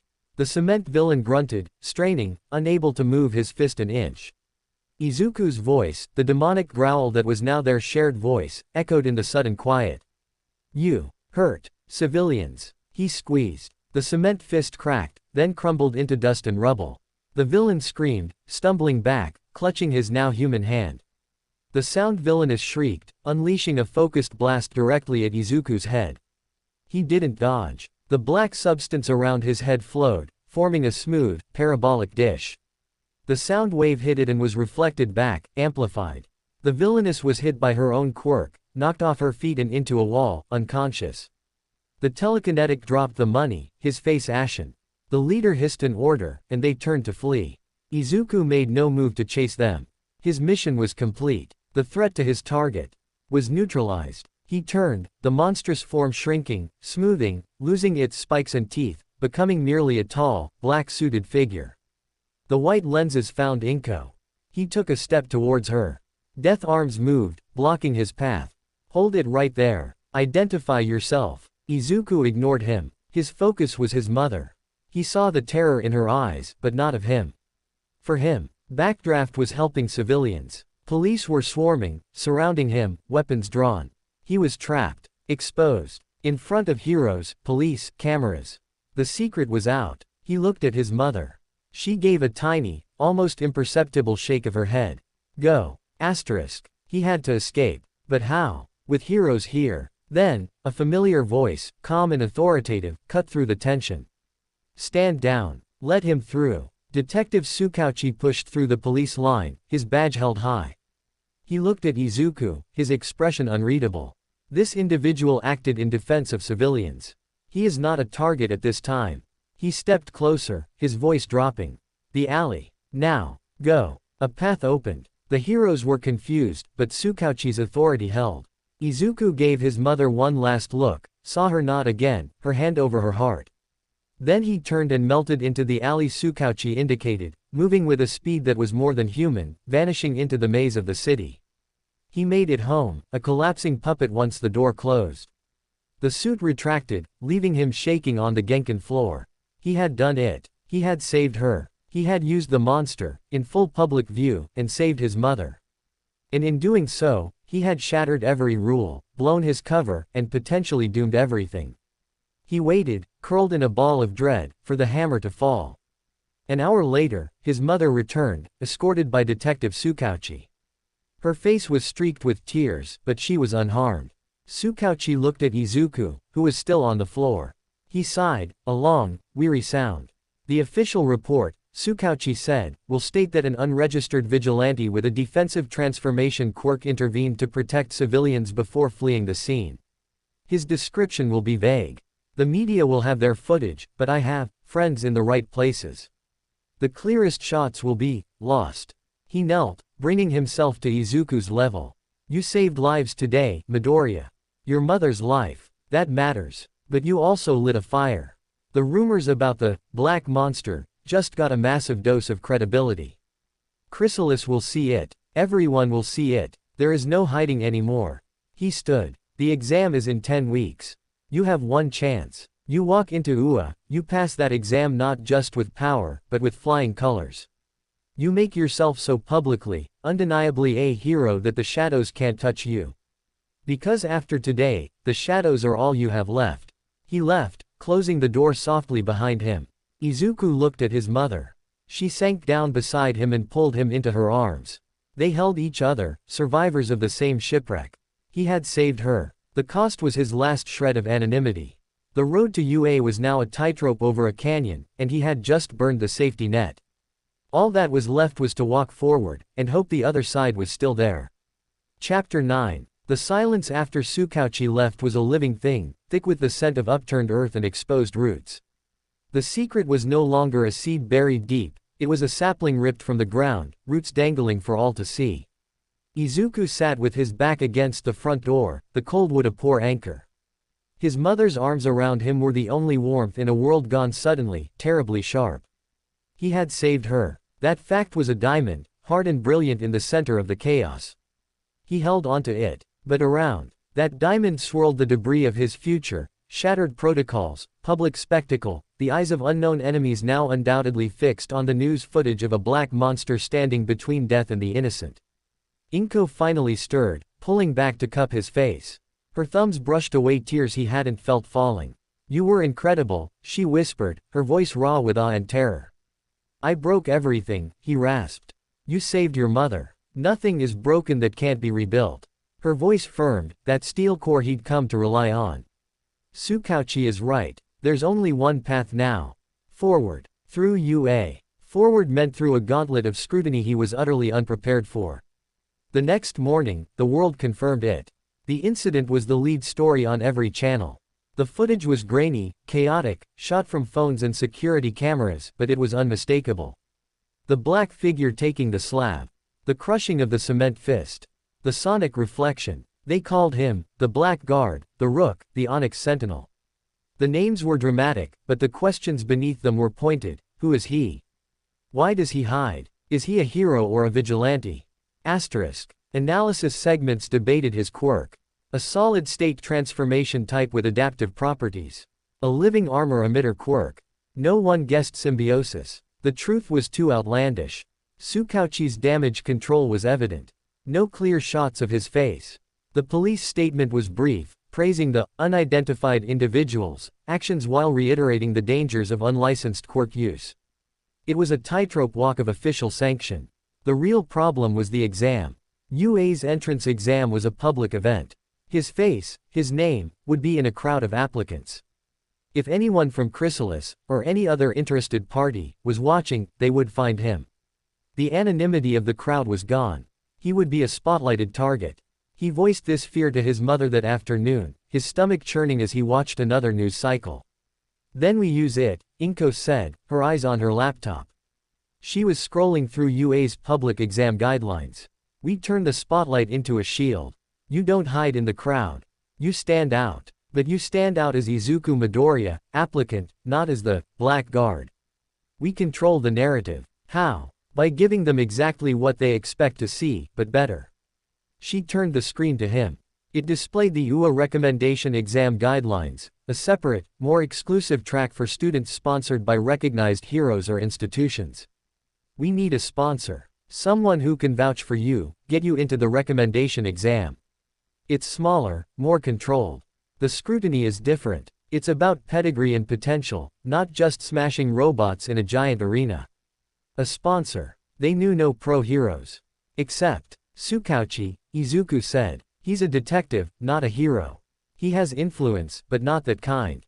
Inko bit her lip. There's another way. Your quirk registration. Biomass manipulation. It's unique. Powerful. The kind of thing that might catch the eye of a certain kind of hero agency, or a school counselor looking for exceptional candidates.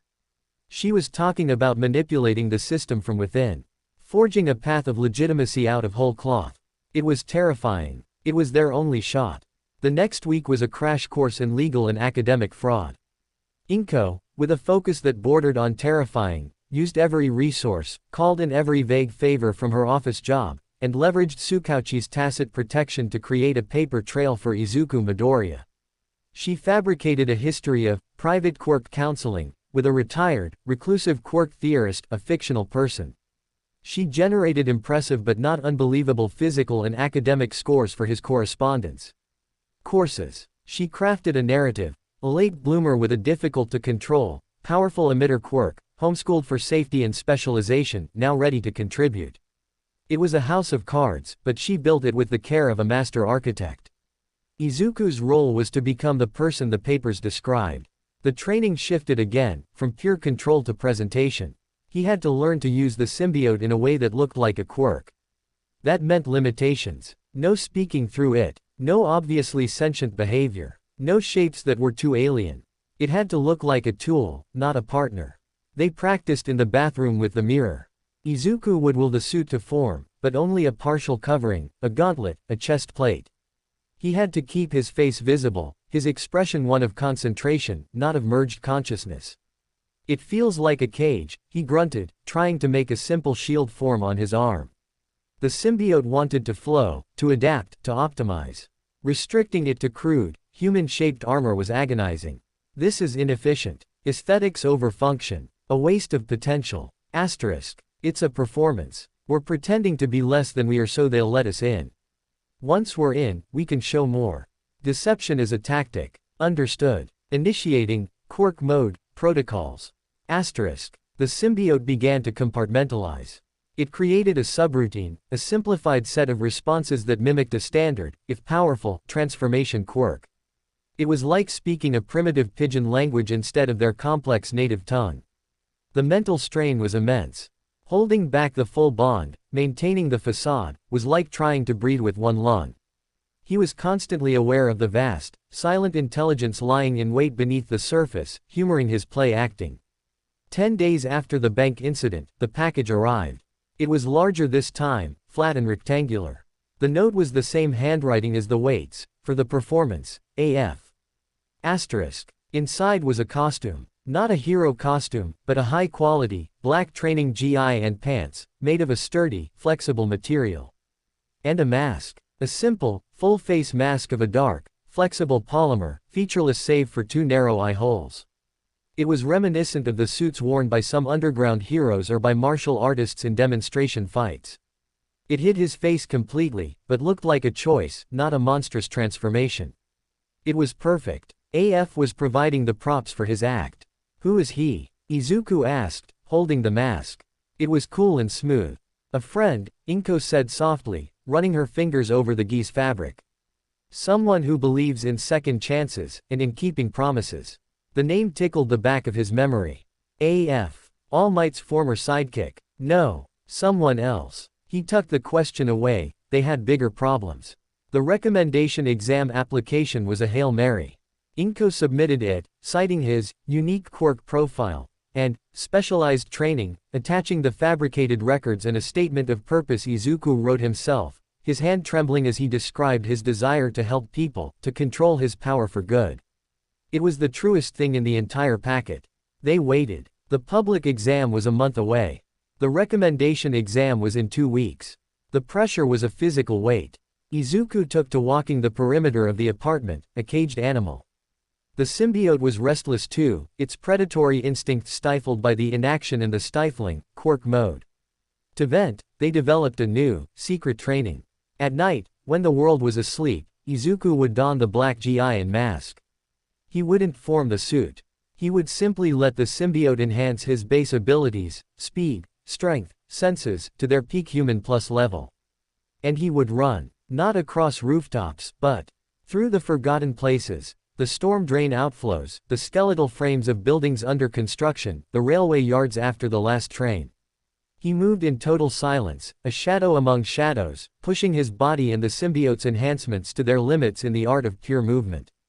It was freedom. It was the hunt, without prey. The symbiote reveled in it, in the unleashed physicality, the flow of data from a world seen in pitch darkness and heard in subsonic rumbles. On one of these night runs, deep in the industrial district, he found the feral. Or it found him. He was leaping between 2 silos when a wave of pure, mindless aggression hit his senses, a psychic shove from the symbiote's unique perception. He landed, crouching, scanning the darkness. Below, in a loading bay flooded with stagnant water, something shifted. It was larger now, more cohesive. It had assimilated scrap metal, plastic, forming a crude, multi-limbed chassis for the central mass of darkness. It looked like a junk heap golem possessed by a shadow. It was feeding on rusted drums of something, its form rippling with dull satisfaction. It sensed him. Its front, a nest of shifting darkness, oriented upward. There was no recognition, only a territorial challenge. A low, grinding gurgle echoed in the bay. Izuku didn't move. He wasn't in the monstrous suit. He was just a masked figure in black. He slowly raised a hand, palm out. A universal gesture. Stop. I am not a threat. Asterisk. He pushed a thought, a simple cohesion signal through the bond, the same one Venom had used before. Peace. Same. Kind. Asterisk. The feral pulsed, confused. The aggression wavered. It remembered the monster that had saved it, the dominance. This small, dark figure didn't match that memory, but it carried a faint, familiar resonance. It hesitated. Then, with a final, warning rumble, it turned back to its drums, dismissing him. Izuku retreated, his heart thudding. It was still here, still growing, still a bomb waiting to go off. But it hadn't attacked. There was a thread of something, not communication, but acknowledgement. He reported it to Tsukauchi the next day via an encrypted message app the detective had set up. The response was terse, noted. Containment not possible. Priority remains your exam. Do not engage. Asterisk. As the date for the recommendation exam results neared, the tension in the apartment became a taut wire. Izuku couldn't eat. He practiced his quirk mode until he felt sick with the falseness of it. The letter arrived on a Tuesday morning. A thick, heavy envelope with the US seal. Inko brought it to him, her hand shaking. They stared at it on the kotatsu as if it were a venomous snake. You open it, she said. He took it. The paper was expensive, crisp. He slid his finger under the flap and pulled out a letter. A small, metallic disc fell onto the table with a clink. He unfolded the letter. His eyes scanned the formal salutation, the thanks for his application, and then the words. Pleased to inform you that you have been accepted to sit for the recommendation student entrance exam, based on the exceptional profile submitted by your counselor and the demonstrated potential of your biomass manipulation quirk. He read it twice, 3 times. The words wouldn't settle. I'm in, he whispered. I'm in the recommendation exam. Inko let out a sob, half laugh, half cry, and pulled him into a crushing hug. I knew it. I knew you could do it. The relief was a tidal wave, washing away the fear, the guilt, the exhaustion. For a moment, they were just a mother and son celebrating a victory. Then, the reality set in. The exam was in 1 week. The final preparation was a whirlwind. He had to learn the layout of UA, the protocol. The recommendation exam was different. A physical demonstration, an interview, a written test. He had to be ready for all of it. The day before the exam, Tsukauchi visited one last time. He looked more tired than ever. The security for the recommendation exam is intense. You'll be safe on campus. But the moment you step off UA grounds, you're vulnerable again. Your performance will be recorded, analyzed by every hero agency and, unfortunately, others. How you present yourself is critical. I understand, Izuku said. He was wearing the black GI, feeling the mask in his pocket like a talisman. There's one more thing. Tsukauchi handed him a small, sealed folder. Inside is a profile of the other recommendation candidates. Familiarize yourself. Some come from famous hero families. Some have controversial quirks. You'll be judged against them. Izuku took the folder. The weight of competition, of walking into a room full of the nation's elite, settled on his shoulders. That night, he couldn't sleep. He lay in bed, the symbiote a silent, watchful presence. The host is anxious. Biochemical imbalance detected. Asterisk. I have to be perfect tomorrow. I have to make them see a hero, not a monster. We are not a monster. We are a solution. Tomorrow, we will demonstrate the solution. Asterisk. Its certainty was an anchor.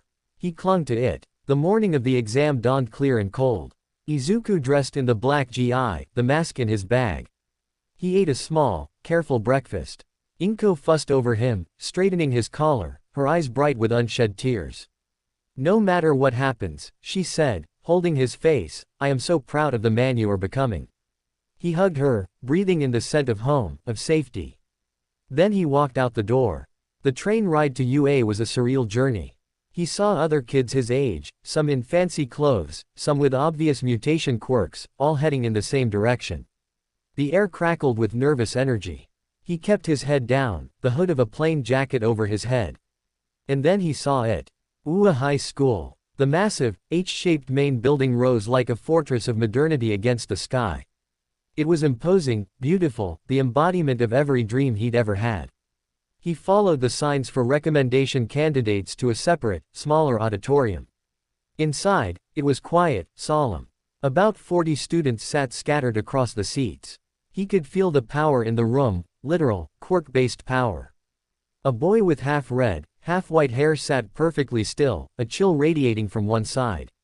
A tall girl with a regal bearing and a large, messy ponytail smiled serenely. A boy with sharp features and a permanent smirk lounged as if he owned the place. Izuku found a seat in the back, his heart a drum in his chest. He slipped the featureless mask from his bag and put it on. It settled over his face, a barrier between him and the world. He saw the other candidates glance at him, curiosity in their eyes. The mask marked him as an unknown, an outlier. A man with tired eyes and long, lank black hair walked to the podium. He wore a black jumpsuit and a scarf made of what looked like steel fabric. Eraserhead. The underground hero who could nullify quirks. His gaze swept the room, lingering on each candidate for a fraction of a second. When his eyes passed over Izuku, they paused. There was no recognition, only a deep, analytical scrutiny that saw through the mask to the tension beneath. Welcome, Eraserhead said, his voice a flat monotone that demanded absolute attention. You are here because someone believes you have the makings of a hero without needing to fight through the rabble. Let me be clear, that means nothing. The recommendation exam is harder. We expect more. You will be tested on combat, rescue, intellect, and judgment. You will be pushed to your limits. And beyond. If you cannot handle it, there is a public exam next month. The door is behind you. No one moved. Good. Eraserhead's lips twitched in what might have been approval. First event. A combat trial. You will be paired against another candidate in a simulated urban environment. Your objective is to capture your opponent with the capture tape provided, or force a surrender. Excessive force will result in immediate disqualification. Quirks are permitted. Remember, this is not about raw power. It is about control, tactics, and the ability to perform under pressure. A screen lit up behind him, displaying randomized pairings. Izuku's eyes scanned the list, his stomach lurching. Match 3, Izuku Midoriya vs. Shoto Todoroki. The boy with the half-red, half-white hair. The son of the number 2 hero, Endeavor. A candidate whose power and pedigree were legendary. Izuku's mouth went dry. His first test. Against one of the strongest candidates here. In front of Eraserhead and who knew how many other judges. He felt the symbiote stir, a slow, eager uncoiling deep within. Opponent identified. Quirk. Dual elemental manipulation. Thermal and cryokinetic capabilities. High threat potential. Analysis. Engage with mobility and adaptive defense. Avoid prolonged energy exchange. Asterisk. It was already strategizing. It wasn't afraid. It was focused. Izuku took a deep breath, the mask filtering the air. He stood as his name was called. Across the room, Todoroki stood as well, his expression a mask of icy calm. Their eyes met through the crowd. Izuku saw no curiosity there, only a cold assessment. He was just another obstacle on Todoroki's path. They were led to separate preparation rooms. In the stark, white space, Izuku removed his jacket, leaving only the black GI. He flexed his hands, feeling the symbiote humming just beneath his skin, waiting for the command to manifest in its restrained, Quirk mode, form. A monitor on the wall showed a live feed of the arena, a scaled-down replica of a city block, with buildings, streets, and rubble. Candidates, enter the arena, a voice said over the speaker. Izuku pushed open a heavy metal door and stepped into the light. The arena was smaller than he'd imagined, the buildings maybe 3 stories high. It felt claustrophobic. Todoroki stood 50 feet away, at the other entrance. He hadn't assumed a stance. He just watched. Eraserhead's voice echoed from speakers. Begin. Todoroki moved first. He didn't run. He stomped his right foot on the ground. A glacier erupted from the point of impact. It wasn't a wave, it was a sudden, violent expansion of solid ice, jagged and fast, shooting across the arena directly towards Izuku, aiming to encase him in a frozen tomb instantly. It was an opening move of staggering, arrogant power. Todoroki wasn't testing him, he was trying to end it in one blow. There was no time to think. No time for the careful, partial transformation he'd practiced. Instinct and symbiosis took over.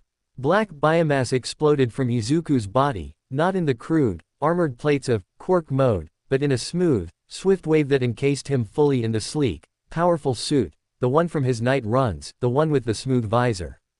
It happened in the blink of an eye.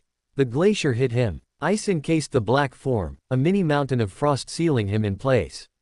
From the observation room, it would look like a one-hit victory. Inside the ice, Izuku wasn't cold.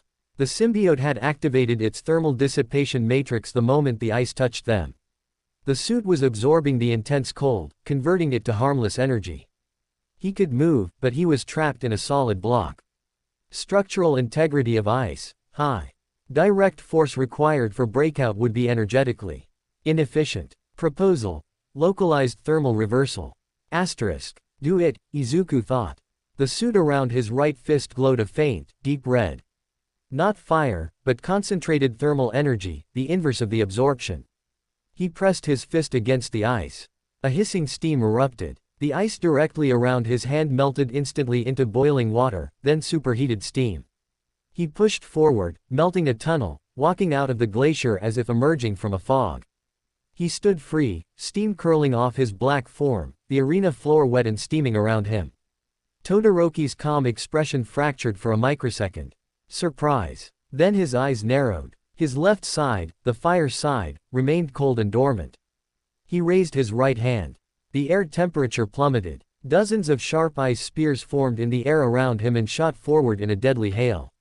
Izuku didn't dodge. He raised his arms. The suit on his forearms flowed, forming 2 large, curved, black shields. The ice spears shattered against them, exploding into harmless shards. He charged. Not with a roar, but in silence. He closed the distance with frightening speed, the suit enhancing his movements to a blur. Todoroki reacted, creating an ice wall between them. Izuku didn't slow. He leapt, a tendril shooting from his back to snag the top of a building, swinging him over the wall. He landed behind Todoroki, already spinning, a leg sweeping out for the capture tape around the other boy's waist. Todoroki was fast. He dropped, an ice slick spreading beneath his feet, sliding him out of range. He came up, breath frosting, and unleashed a wider, concussive blast of freezing air, a wave meant to engulf and flash freeze. Izuku planted his feet. The suit hardened, its surface becoming a perfect insulator. The wave of cold washed over him and parted, leaving him untouched in a circle of dry ground. He was countering everything, not with overwhelming force, but with perfect, adaptive defense. He saw frustration flash in Todoroki's heterochromatic eyes. The boy's left side flickered, a wisp of steam, a hint of heat. But he clenched his jaw, and the fire died. He wouldn't use it. Instead, he went on the offensive physically, closing in with surprising hand-to-hand skill, his movements precise and cold as his quirk. Izuku met him. The symbiote enhanced his reflexes, predicting strikes, countering with blocks and grapples that were technically perfect, drawn from the thousands of hero fights he'd analyzed. They became a whirlwind of motion, ice forming and shattering, black tendrils deflecting blows, the sound of impacts echoing in the arena. Izuku wasn't trying to hurt him. He was trying to find an opening for the tape. But Todoroki was too good, too guarded. Opponent is limiting his own capabilities. An emotional weakness. Exploitable. An idea sparked. A risky one. As Todoroki launched another ice-assisted strike, Izuku didn't block. He let the icy fist connect with his chest.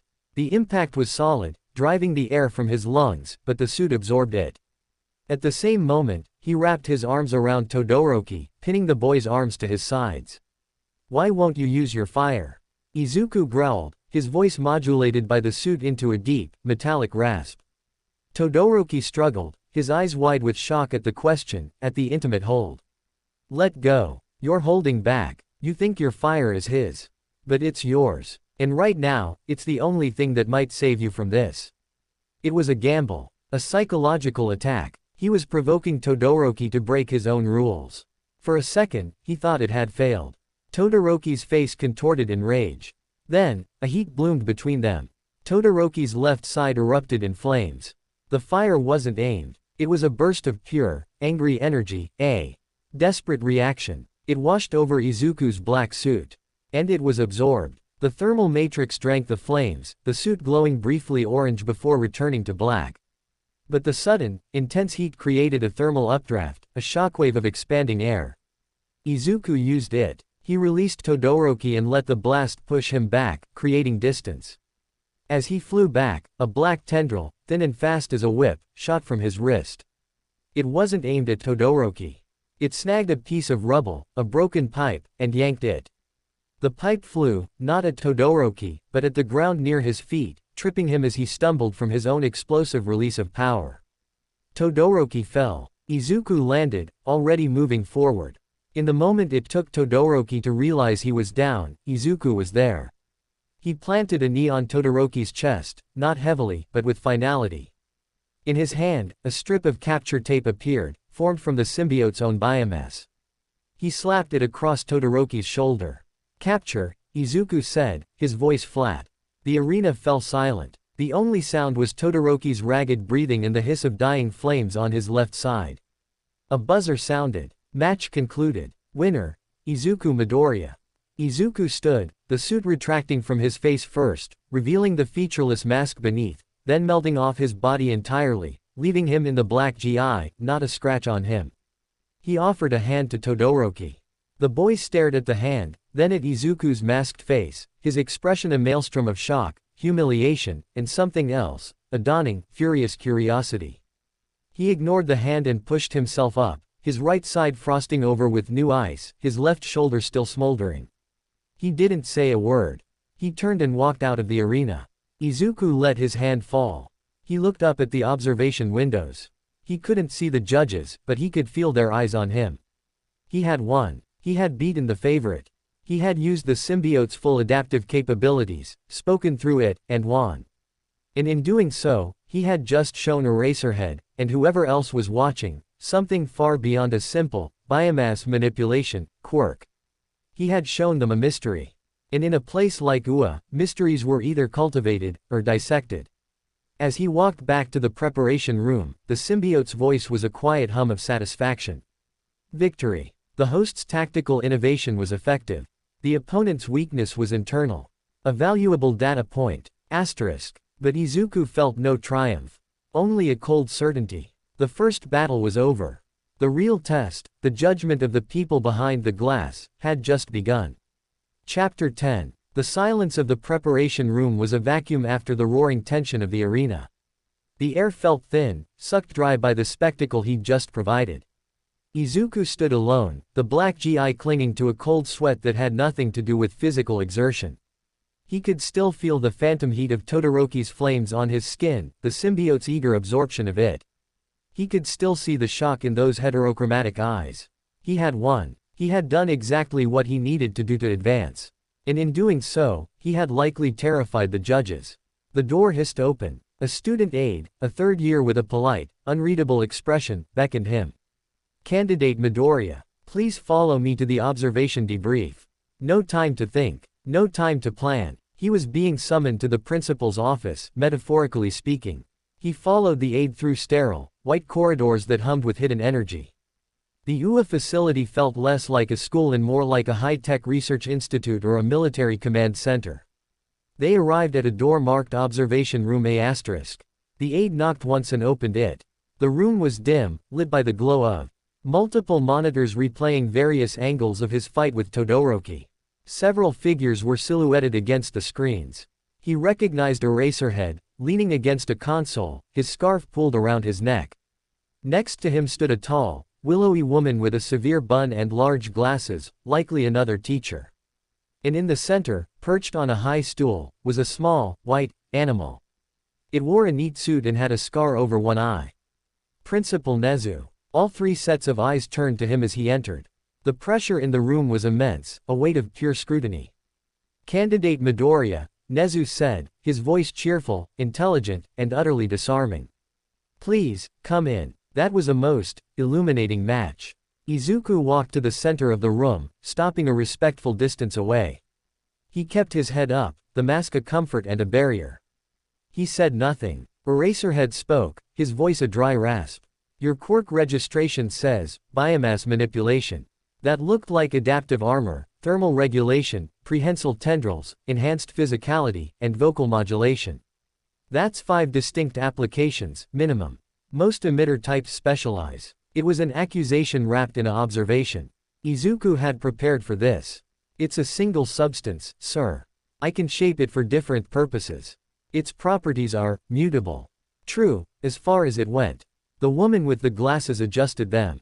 The thermal absorption was particularly efficient. You walked out of a Todoroki-level glacier without hypothermic shock or visible strain. The energy has to go somewhere. What are the metabolic costs?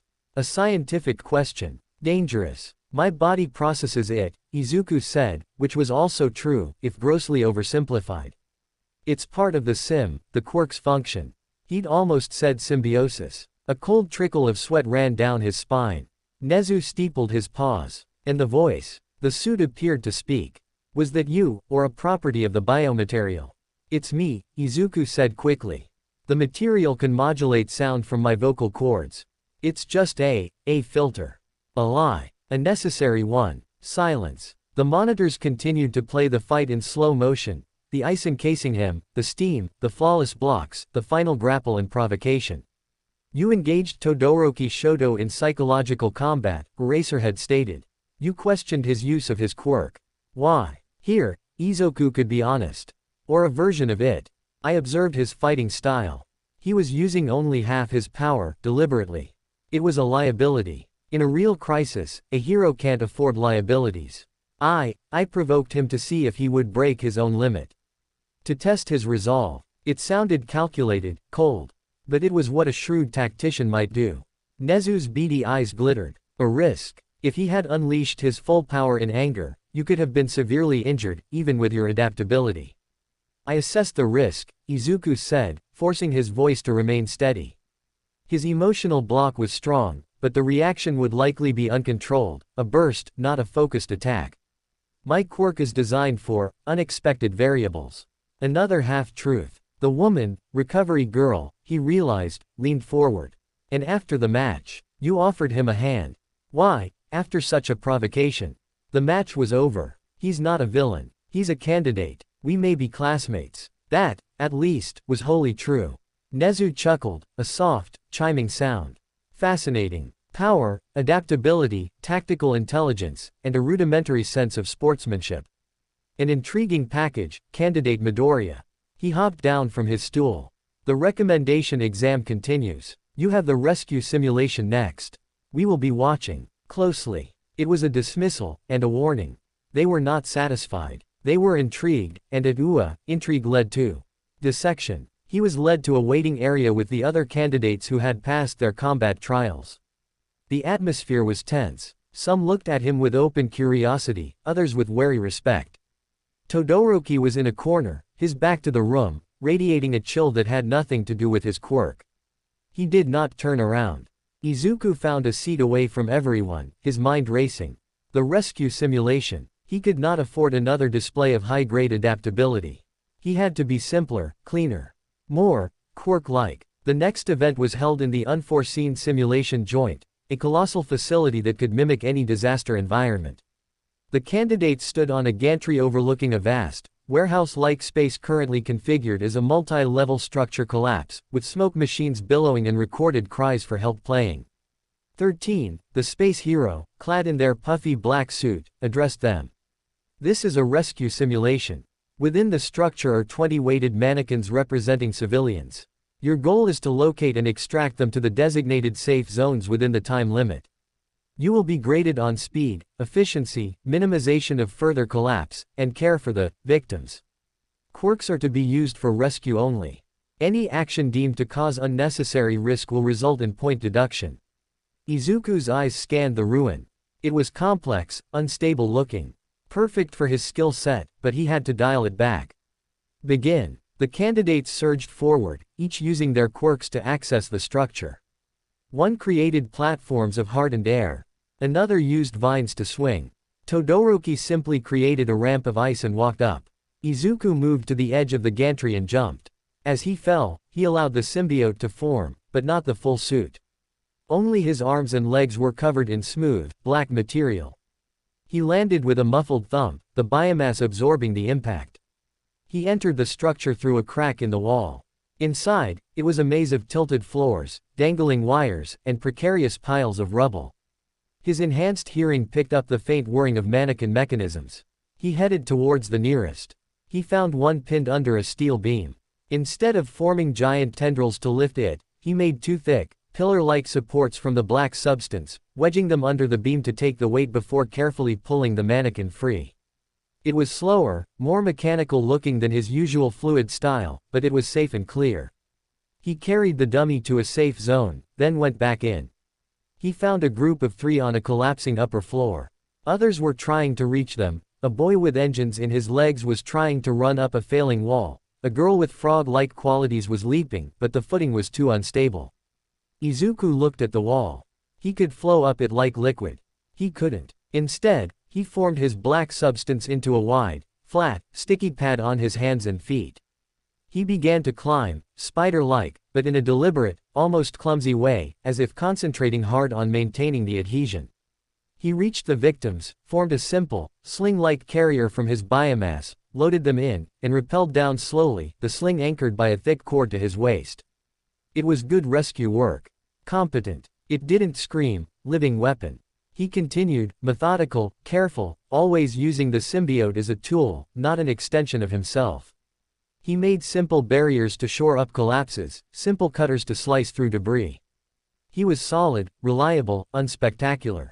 He was pulling the 15th mannequin, a child dummy, from a tight space when he heard a real, human gasp of pain. He turned. On a higher level, part of the simulation scaffolding had given way unexpectedly. A candidate, the girl with the frog. Quirk, Tsuyu Asui, he thought her name was, had been climbing. A metal beam had snapped and swung, striking her leg. She was hanging from a pipe by her tongue, her leg bent at a wrong angle, face tight with pain. Below her was a 20-foot drop onto jagged rebar. Others were too far away. Todoroki was on the other side of the facility, encasing a dummy in ice to slide it down a ramp. Izuku didn't hesitate. The careful act evaporated. Black tendrils, 4 of them, shot from his back, lancing across the gap. 2 wrapped gently around Asui's torso, supporting her. 2 more formed a wide, flat net below her, just in case. He retracted the tendrils, pulling her smoothly to his level and setting her down gently. "Are you okay?" he asked, his voice his own, no modulator. "My leg, I think it's broken, Kiro," she said, her large eyes wide with pain but remarkably calm. "Hold on." He placed a hand on her calf. The symbiote extended a diagnostic filament under her skin, analyzing the damage. A simple fracture. Minor osseous fracture. Biomass can be used as a temporary splint and administer local analgesic. Asterisk. "This might feel strange," he said. The black substance flowed from his palm, wrapping her leg in a perfect, form-fitting cast. It secreted a mild, numbing agent. Her face relaxed slightly. "Thank you, Kiro," she said, looking at the black cast with curiosity. "Can you move?" She nodded. "I think so. The safe zone is that way. I'll finish here." He helped her stand, and she hobbled off, supported by another candidate who had rushed over. Izuku turned back to the simulation. The clock was running down. He had 5 mannequins left. Forget subtlety. The secret was out anyway, after the tendril display. He finished the drill with ruthless, silent efficiency. He flowed through the structure, tendrils snaking into crevices to retrieve dummies, forming slides and conveyors to move them en masse. He was a one-man rescue swarm. He placed the last dummy in the safe zone as the buzzer sounded. He stood amidst the smoke, the black suit receding into the simple GI, his chest heaving with real breath this time. He looked up at the observation gallery. He couldn't see them, but he knew they were watching. The candidates were gathered for the final event, the interview. It was held in a small, quiet room with a single chair facing a table where Nezu, Eraserhead, and a third teacher, the sleek, smiling man called Present Mike, sat. Izuku kept the mask on. It was his shield. "Candidate Midoriya," Nezu began, his cheer undimmed. "A remarkable performance across the board. But we have questions. Your quirk. Its versatility is unprecedented for an emitter type. Your file mentions specialized training. Who trained you?" "The fabricated backstory. A private tutor, sir. Retired. He preferred anonymity. Elise Tsukauchi had helped cement. And this substance," Eraserhead cut in, his eyes boring into the mask. "It moves with a purpose that seems beyond simple shape-shifting. It reacts to threats before you do. It diagnosed Asui's injury." "Explain." "The heart of it." Izuku's mouth was dry. "It's semi-autonomous. A property of the biomass. It has reactive protocols to protect me and others. It's like a very advanced piece of support gear that's part of my body." He was skirting the truth so closely it felt like a razor's edge. Present Mike leaned forward, his voice uncharacteristically quiet. "Kid, that thing you did with your voice during the fight, that wasn't just a filter. It sounded hungry." A chill seized Izuku's spine. They had heard the predator in Venom's growl. "It was for intimidation," Izuku said, the life feeling flimsy. "A tactic." Nezu's smile didn't reach his eyes. "Intimidation is a tool, certainly. But heroes typically aim to reassure the public, not terrify them. Your entire presentation, the mask, the silent efficiency, the adaptive power, it speaks of someone accustomed to operating in the shadows. Of someone with secrets." The silence stretched. Izuku could hear his own heartbeat, could feel the symbiote coiled tight within, analyzing the threat level of the 3 beings before them. "Why do you want to be a hero, Izuku Midoriya?" Nezu asked, the question simple, devastating. This, at least, he could answer truthfully. He met Nezu's gaze through the mosque's eyeholes. "Because for a long time, I was powerless. I saw what happens to people when there's no one to stand up for them. I have power now. A strange power. A difficult power. But I want to use it to stand between people and the things that hurt them. I want to save them with a smile, like All Might." The last part was a reflex, the old dream speaking. "A smile," Eraserhead said, one eyebrow raised. "You wear a mask." Izuku's hand went to the smooth polymer. The mask is to help others focus on the rescue, not on me. Not on what I am. And what are you? Nezu asked softly. The question hung in the air. Izuku had no answer that wouldn't end everything. I'm someone who wants to help, he said finally, his voice barely a whisper. The interview ended shortly after. He was dismissed. As he walked out, Nezu's final words followed him. We will be in touch, candidate Midoriya. Your results will be mailed. The train ride home was a blur. He was exhausted, soul deep. He had passed every test, but he felt like he'd failed. They had seen too much. They were suspicious. Inko was waiting, her face etched with anxiety. She took one look at him and pulled him into a hug. How did it go? I don't know, he mumbled into her shoulder. I won the fight. I did well in the rescue. But they asked questions. The wrong questions. He told her everything, the fight, the rescue, the interview. As he spoke, her face grew paler, but her grip on him tightened. You did what you had to do, she said fiercely. You saved that girl. You showed them your heart. That has to count for something. But did it? Ua valued the heart, yes. But it also valued transparency, control. He was an opaque box with something dangerous rattling inside. For a week, they waited. The public exam happened. They saw news clips of Katsuki Bakugo dominating a robot-destroying arena with explosive fury. Izuku watched, a strange detachment settling over him. That world of simple, smashing power felt a lifetime away. Finally, the letter arrived. The same heavy envelope. They sat at the kotatsu. Inko held his hand. Together, she said. He opened it. The metallic disc fell out, a holographic projector. He activated it. A small, glowing image of Principal Nezu appeared above the table. Izuku Midoriya, the recording began. Nezu's face was serious. Your performance on the recommendation exam was exceptional. Your combat score was the highest of your group. Your rescue score was in the top percentile. Your written test was adequate. He paused. The pause was agony. However, your quirk raises significant questions regarding its nature, its origins, and its long-term stability. Your demeanor and chosen presentation suggest a comfort with obscurity that is atypical for aspiring heroes. The staff of UA are divided. Izuku's heart sank. This was a rejection. A polite, detailed rejection. Some argue, Nezu continued, that your power is too unknown, too potentially volatile, for the controlled environment of a hero course. That your instinct to hide speaks to a problematic relationship with your own abilities. He could feel his mother's hand trembling in his.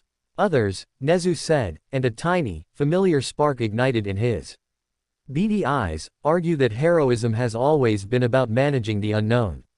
That power is a tool, and the heart of the wielder is what matters.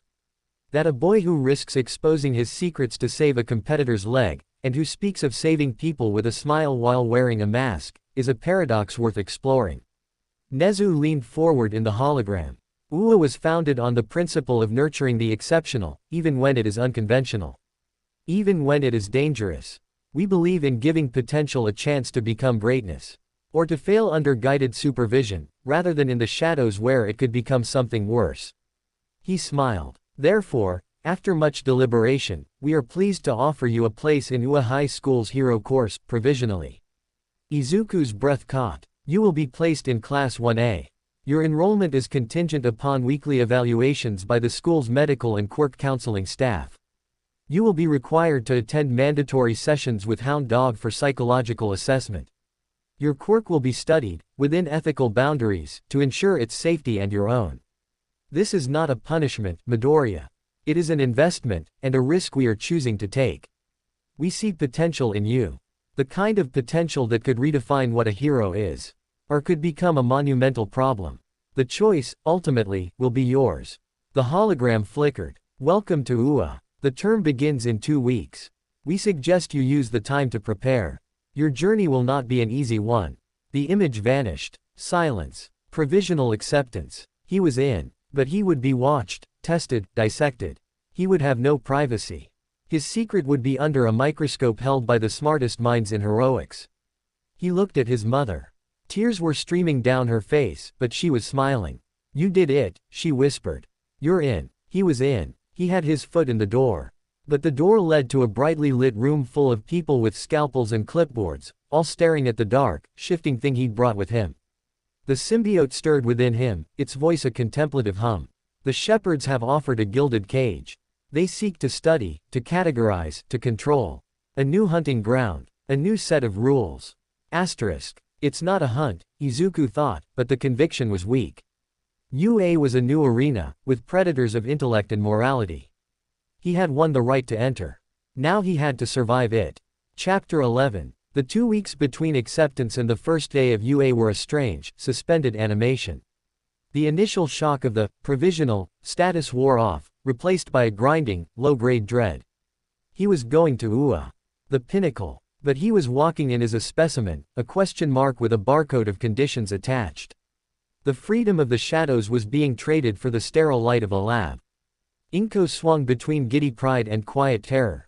She bought him new uniforms, fussed over his bag, and made him elaborate, nutrient-packed lunches that the symbiote approved of with a purr of satisfaction.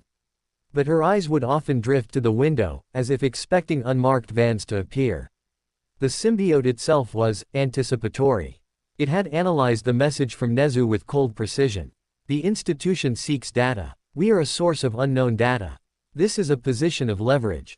We control the flow. We must provide enough to satisfy their curiosity, but not enough to enable their control.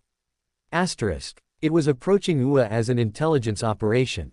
Izuku wasn't sure if that was better or worse than his own approach, which was sheer, naked terror.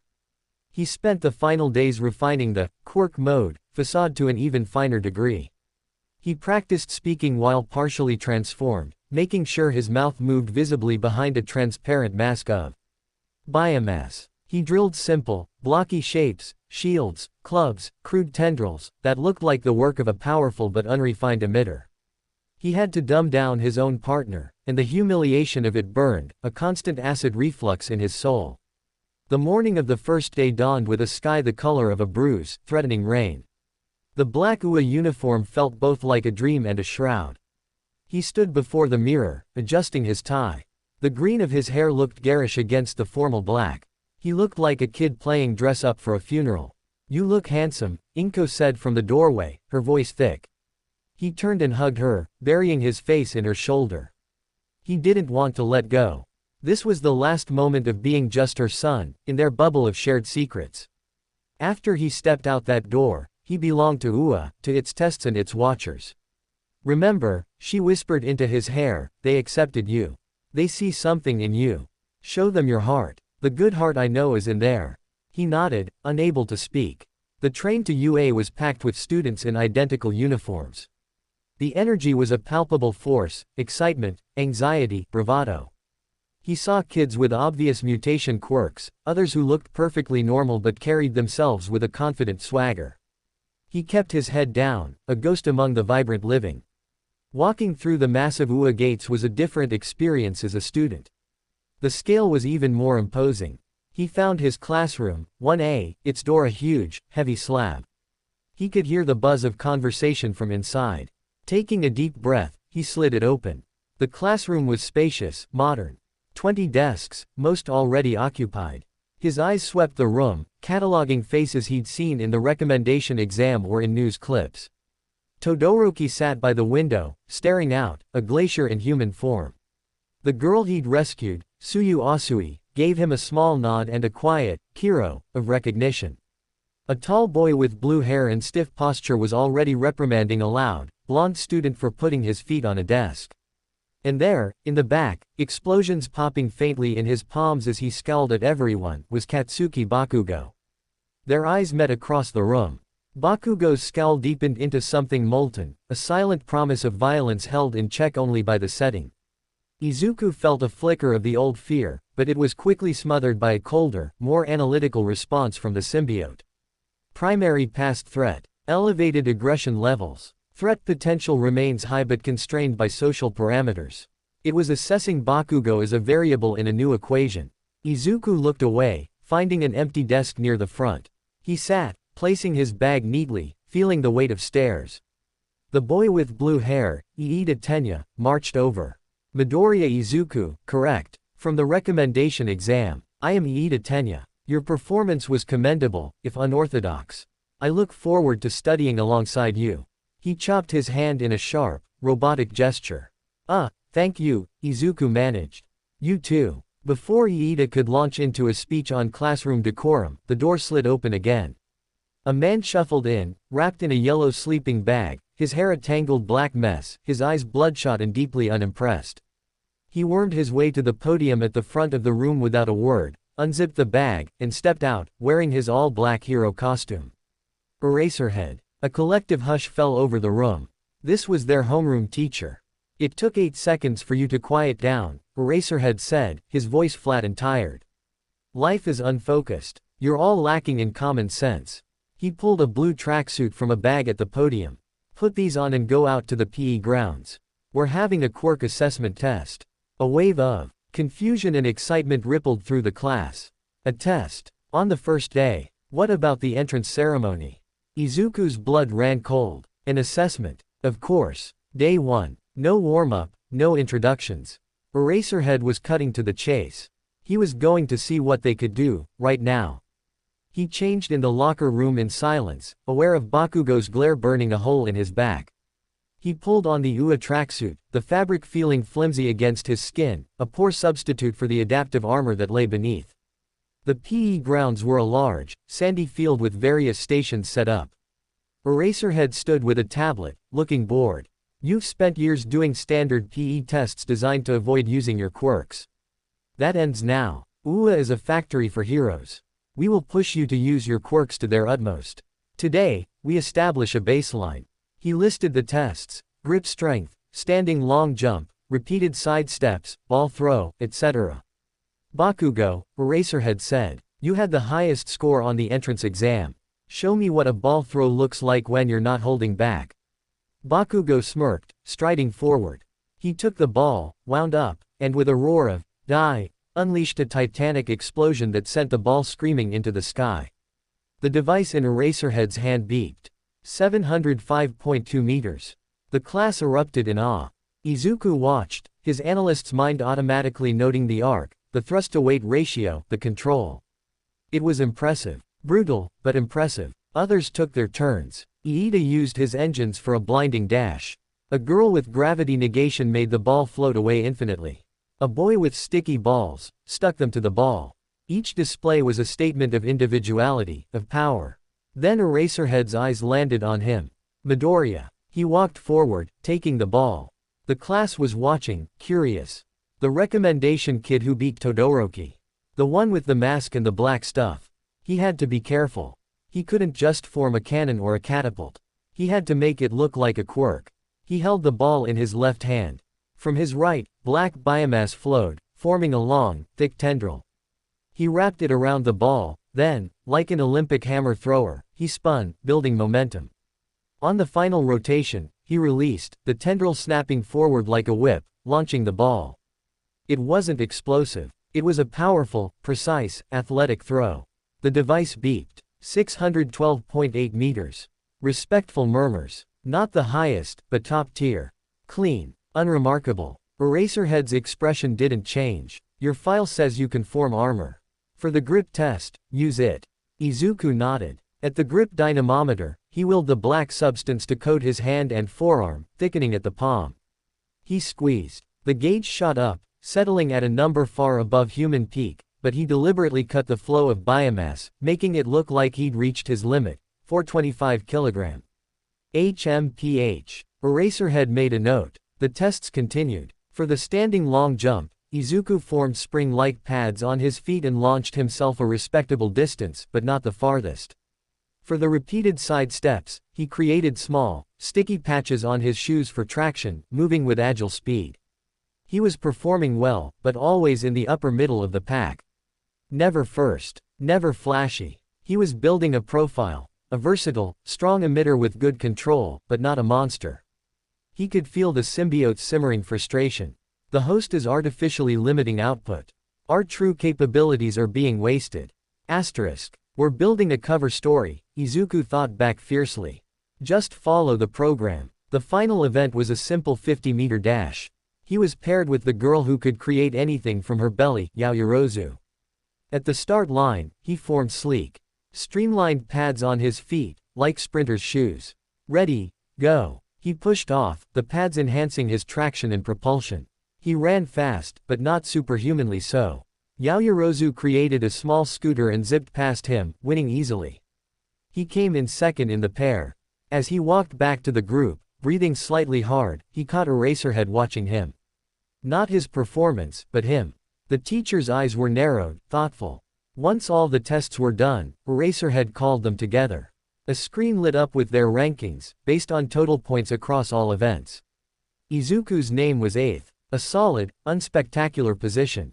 Todoroki was 1st. Bakugo was 3rd, fuming at being below the icy hot bastard. The girl at the bottom, a petite brunette with gravity powers, looked devastated.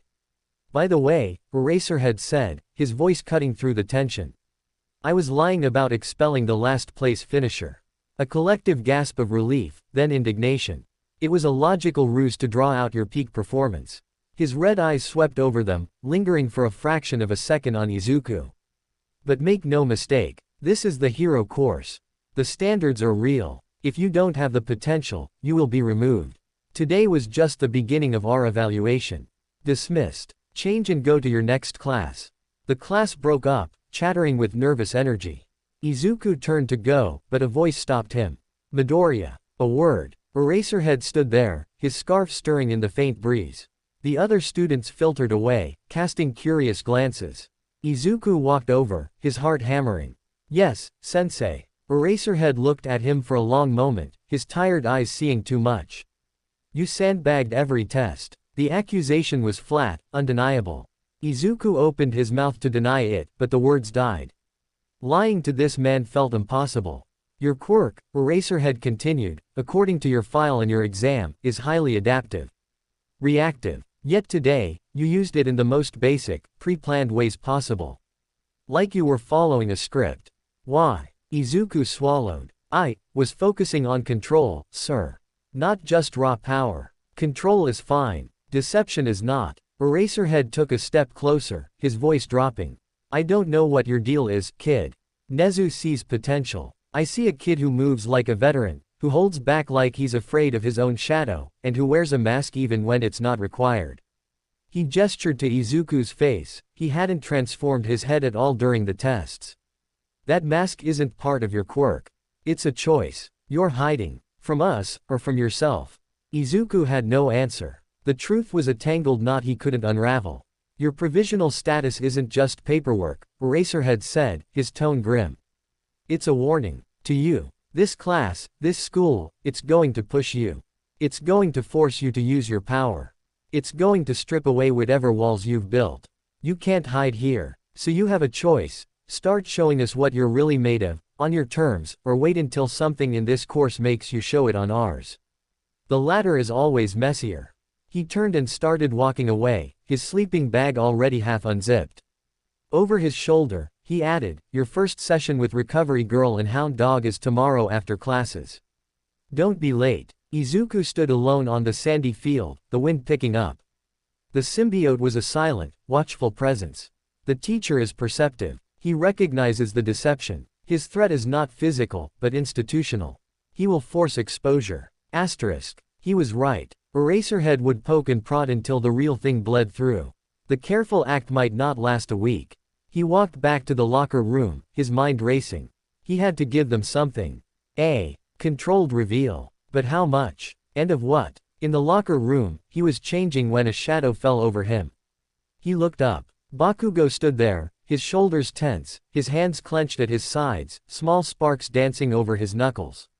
The room had emptied, they were alone. Deku. The name was a low, venomous growl. Izuku straightened, meeting his eyes. The old flinch was gone, replaced by that cold, analytical calm. Kachan. All this time, Bakugo said, taking a step closer. You had a quirk. You lied. You made me look like a fool. And now you're here, in the hero course. After that pathetic, half-assed display out there. He sneered. I saw your recommendation exam footage. That black shit. That's not some weak sauce emitter quirk. That's something else. What did you do, Deku? Make a deal with a villain. Steal a quirk. The accusation was so close to a terrible truth it stole Izuku's breath. "It's my quirk, Kachan," he said, his voice quiet. "It manifested late. That's all." "Bullshit." Bakugo slammed a fist into the locker next to Izuku's head, the metal denting with a loud bang. "You don't get to coast in here on a lie. I'm going to tear that mask off you, and I'm going to expose whatever the hell you really are.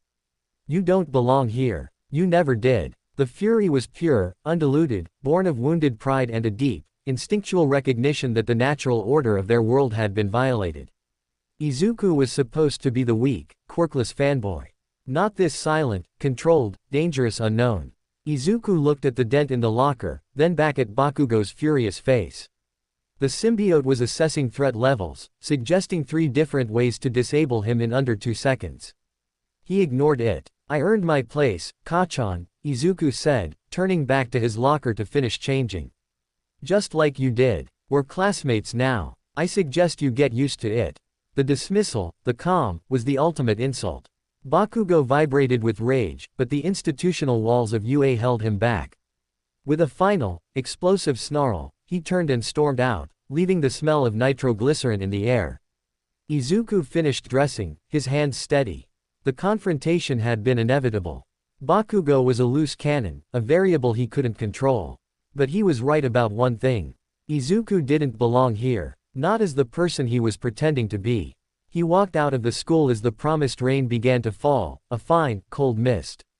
The towering H building loomed behind him, no longer a dream castle, but a labyrinth of tests and watchers. He had passed the first day. He had hidden in plain sight.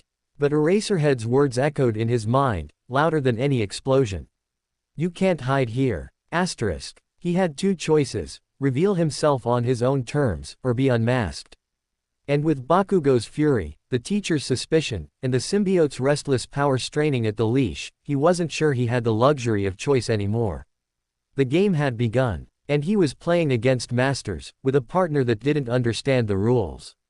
Chapter 12. The rain was a cold, constant companion on the walk to the train, a physical echo of the chill seeping into Izuku's bones. The confrontation with Bakugo had left a residue, a smell of burnt pride and promises of violence that clung tighter than the damp. The symbiote was a low, satisfied hum in his nerves, pleased by the display of dominance, by Izuku's calm dismissal, not by the threat. It was learning the nuances of human conflict, the potency of psychological victory over physical. The primary threat's aggression is predictable. His focus is now personal, not tactical. A weakness. Asterisk. He's not just a threat, he's a classmate, Izuku thought wearily, the argument familiar and hollow even to him. Classmate is a social construct. In a survival scenario, social constructs collapse. He is a variable to be managed. Asterisk. He gave up. The philosophical divide was a canyon. He focused on the immediate future, the mandatory sessions. Recovery girl and hound dog. The first official probes into his secret. That night, he couldn't sleep. He lay in the dark, running scenarios. What would they ask? What would they test? How could he show enough to satisfy their investment, without revealing Venom's sentience, its hunger, its true origins? Proposal. Segmented data release. We present the biomass as a highly complex, neural-linked biopolymer. We acknowledge its reactive properties and metabolic symbiosis, but frame the intelligence as advanced subconscious feedback, not separate sentience. Asterisk. It was a clever lie.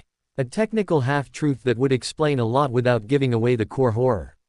Can you do that? Can you pretend to be just a smart material? We can mimic predictable, stimulus-response behavior. We can dumb down communication to basic biochemical urge imprints. It will be constricting. Asterisk. Like wearing a too tight suit over his soul. But it was their best shot. The next day of classes was a surreal exercise in normalcy amidst the gathering storm. They had foundational hero studies with All Might himself. The symbol of peace bounded into the room in his skeletal true form, then puffed into his muscular hero form with a theatrical poof that left most of the class starstruck. Izuku felt a complex ache. The childhood idol was here, and he was a living lie in his presence. All Might announced combat training. They would be paired against each other in indoor battles, using their quirks. The objective: capture or incapacitate. The costume cases were delivered with a dramatic flourish. In the locker room, Izuku opened his.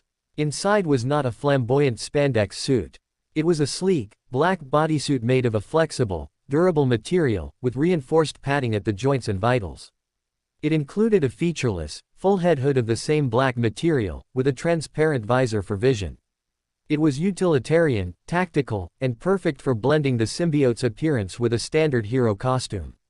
A note was tucked inside, in the same neat handwriting as the training GI, for integration, AF. Asterisk. His mysterious benefactor was still providing cover. He changed, the suit fitting like a second skin. He pulled the hood up, the world viewed through the faintly tinted visor. He looked like a shadow-given form, anonymous and focused.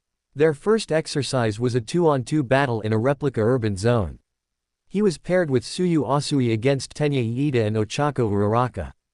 The objective: protect a nuclear weapon model, a large paper match rocket, from the hero team, or capture them. As they strategized in the preparation room, Asui looked at him, her head tilted. Your costume is very dark, Kiro. Good for stealth. My quirk is better for mobility and reconnaissance. How do you want to proceed? Izuku's mind, honed by his mother's scenarios, clicked into analysis mode. Iida is fast in a straight line but needs space to accelerate and turn. Uraraka's zero gravity requires touch. The building is multi-level, confined. We use the vertical space. You scout from above, use your tongue to disrupt or capture. I'll defend the weapon and act as a counter-puncher if they get close. Asui nodded. Simple. I like it, Kiro. In the building, Izuku stood by the fake bomb in a large room on the third floor. He willed the symbiote to flow, but not to cover him. It formed thick, black bands around his forearms and shins, like bracers and greaves. It looked like part of the costume. He remained still, listening. He heard Iida's engines revving on a lower floor, then a crash as Asui presumably ambushed him. A moment later, Uraraka floated silently up through the stairwell, using her quirk on herself. She peeked into the room, saw him guarding the bomb. Sorry about this, she said cheerfully, darting forward, hands outstretched. Izuku didn't move until the last second. He sidestepped, a black tendril, thin, whip-like, clearly formed from the bracer on his arm, snapping out to wrap around her ankle. He didn't yank, he just anchored her. At the same time, he tapped her shoulder with his other hand. Capture. Huh, but you have to use the tape, she started, then looked down. The tape was already there. A strip of black biomass had formed from his fingertip and stuck to her costume. All Might's voice boomed over the speakers. Uraraka Ochako, captured. She pouted, but smiled. Wow, that was fast. Iida, having shaken off Asui, roared into the room a second later, a blur of motion. Izuku didn't try to match his speed. He planted his feet, and the biomass on his forearms flowed into two large, curved shields. Iida slammed into them at full tilt. The sound was a deafening clang. Iida rebounded, stumbling, his engines sputtering from the impact. Izuku skidded back a foot, the shields dissipating the force. Before Iida could recover, Asui's tongue shot from a ceiling vent, wrapping around his torso. Capture, Kiro. The match was over. A clean, efficient victory. In the observation room, All Might boomed his praise.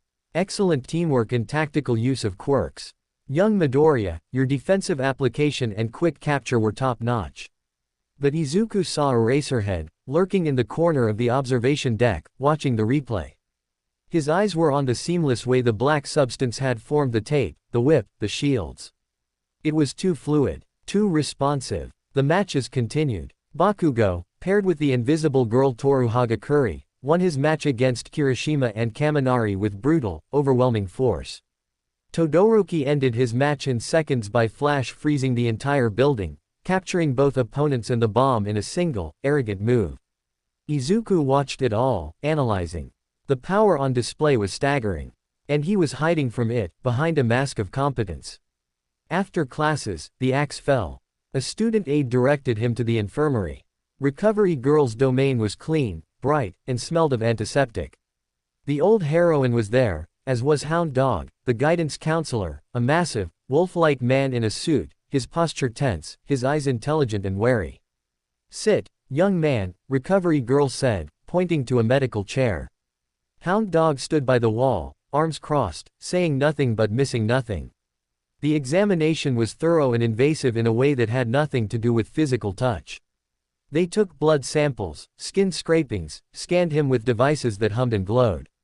The symbiote, following the dumb biomaterial protocol, allowed the scans, but subtly altered its cellular structure at the microscopic level to show only what they wanted: a unique, organometallic polymer integrated with his nervous system. Fascinating, Recovery Girl muttered, peering at a screen. It's not a separate entity. It's woven into you. On a mitochondrial level, your cells produce it, and it reinforces them. A perfect mutualism. That was the story. They were selling it. Then Hound Dog spoke, his voice a low, gravelly growl.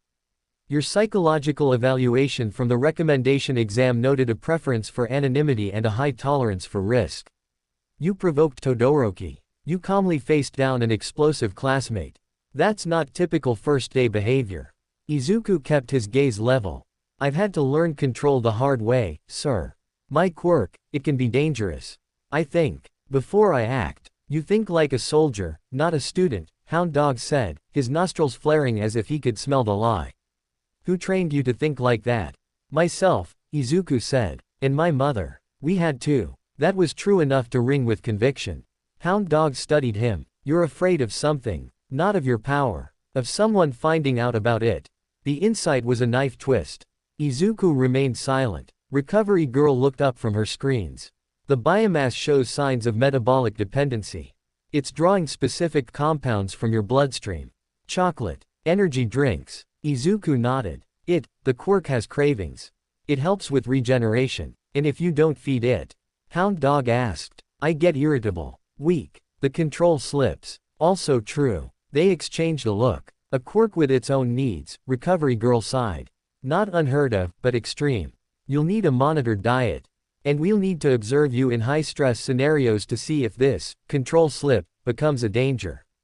The session ended with a list of requirements: daily nutritional logs, weekly scans, and mandatory stress test exercises in Gym Gamma under supervision. He left the infirmary feeling scraped raw. They had bought the biological story, for now. But Hound Dog's psychological sharpness was a problem. He could sense the hidden layers. The next few days were a grueling routine. Classes were intense, covering hero law, quirk theory, and ethics. He excelled academically, that was one area where he didn't have to hide. But the practical sessions were a tightrope. In a rescue training exercise with 13, he had to extract dummies from a simulated earthquake. He used his tendrils carefully, making them look clumsy at times, overcorrecting, playing up the learning aspect. He helped others, once using a wide net of biomass to catch a dummy another student fumbled. He was building a reputation, capable, reserved, a team player. But Bakugo was a constant, simmering threat. He challenged Izuku at every turn, in the locker room, in the hallways, with barbed comments about cheaters and fakers. Izuku ignored him, which only fueled the rage. The breaking point came during a combined heroics and PE session, a free sparring period in one of the gyms. All Might and Eraserhead were supervising. Pair up. Practice quirk-enhanced combat. Remember, control. This is about technique, not victory. All Might boomed. Inevitably, Bakugo stalked up to him. You. Me. Now. All Might looked concerned but didn't intervene. Eraserhead watched, expressionless. They squared off in a ring. The class formed a loose circle. No more hiding, Deku, Bakugo snarled, explosions crackling in his palms. Show me what you really are. Izuku settled into a stance, the black bracers forming on his arms. I'm showing you, Kachan. Bakugo lunged, not with a wild explosion, but with a sharp, precise right hook backed by a concussive blast at the moment of impact. It was a technique meant to shatter guards. Izuku's bracer flowed into a small, dense shield. The explosion detonated against it, the force dissipated. Izuku used the momentum to pivot, a tendril lashing out to trip Bakugo's lead foot. Bakugo recovered instantly, using an explosion to propel himself into a spinning kick. Izuku ducked, a tendril snapping up to grab Bakugo's ankle in midair. He yanked, trying to unbalance him. Bakugo reacted with terrifying instinct. He triggered a larger explosion from his free hand, not at Izuku, but at the point where the tendril connected to his ankle. The heat and force were immense. The symbiote screamed in his mind, a silent shriek of feedback as part of its biomass was vaporized. The pain was Izuku's pain, a white-hot lance searing up his nervous system. The tendril retracted, blackened and smoking. Bakugo landed, grinning ferally. Hurt, didn't it? It's part of you. I can hurt you. Rage, hot and black and utterly alien, flooded Izuku.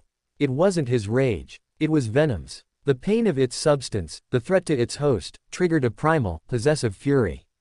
Biomass damaged. Host threatened. Defensive protocols override. Lethal force authorized. No. Izuku thought, but the command was a whisper against a hurricane. The symbiote took over. The black substance erupted from him. Not the bracers, not the tame tendrils.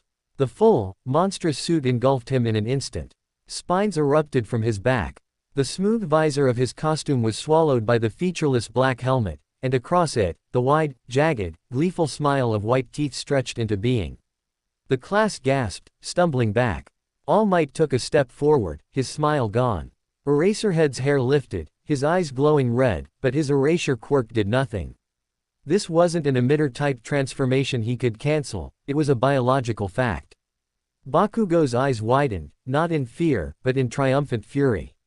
There. That's it. The monster that was Izuku spoke, its voice a guttural, echoing growl that seemed to come from the walls. You hurt us. It moved, not with Izuku's controlled efficiency, but with a predator's terrifying speed. It crossed the distance in a blur. Bakugo fired an explosion point blank at its face. The blast was absorbed, the heat drank in. The monster didn't flinch. A massive black hand shot out, closing around Bakugo's throat, lifting him off the ground. Bakugo gagged, his hands scrabbling at the unyielding black fingers, explosions popping harmlessly against the arm. Little explosions. Annoying. You are annoying. Midoriya, stand down. All Might roared, his form beginning to swell. But it wasn't Midoriya in control. Izuku was screaming inside a locked room in his own mind. He could see through the monster's eyes, feel the satisfying crush of Bakugo's defiance in its grip. He could feel its joy. Its hunger to break this persistent threat. Stop. You'll kill him. The command was a feeble ripple in the storm. The monster's grip tightened. Bakugo's face began to turn purple.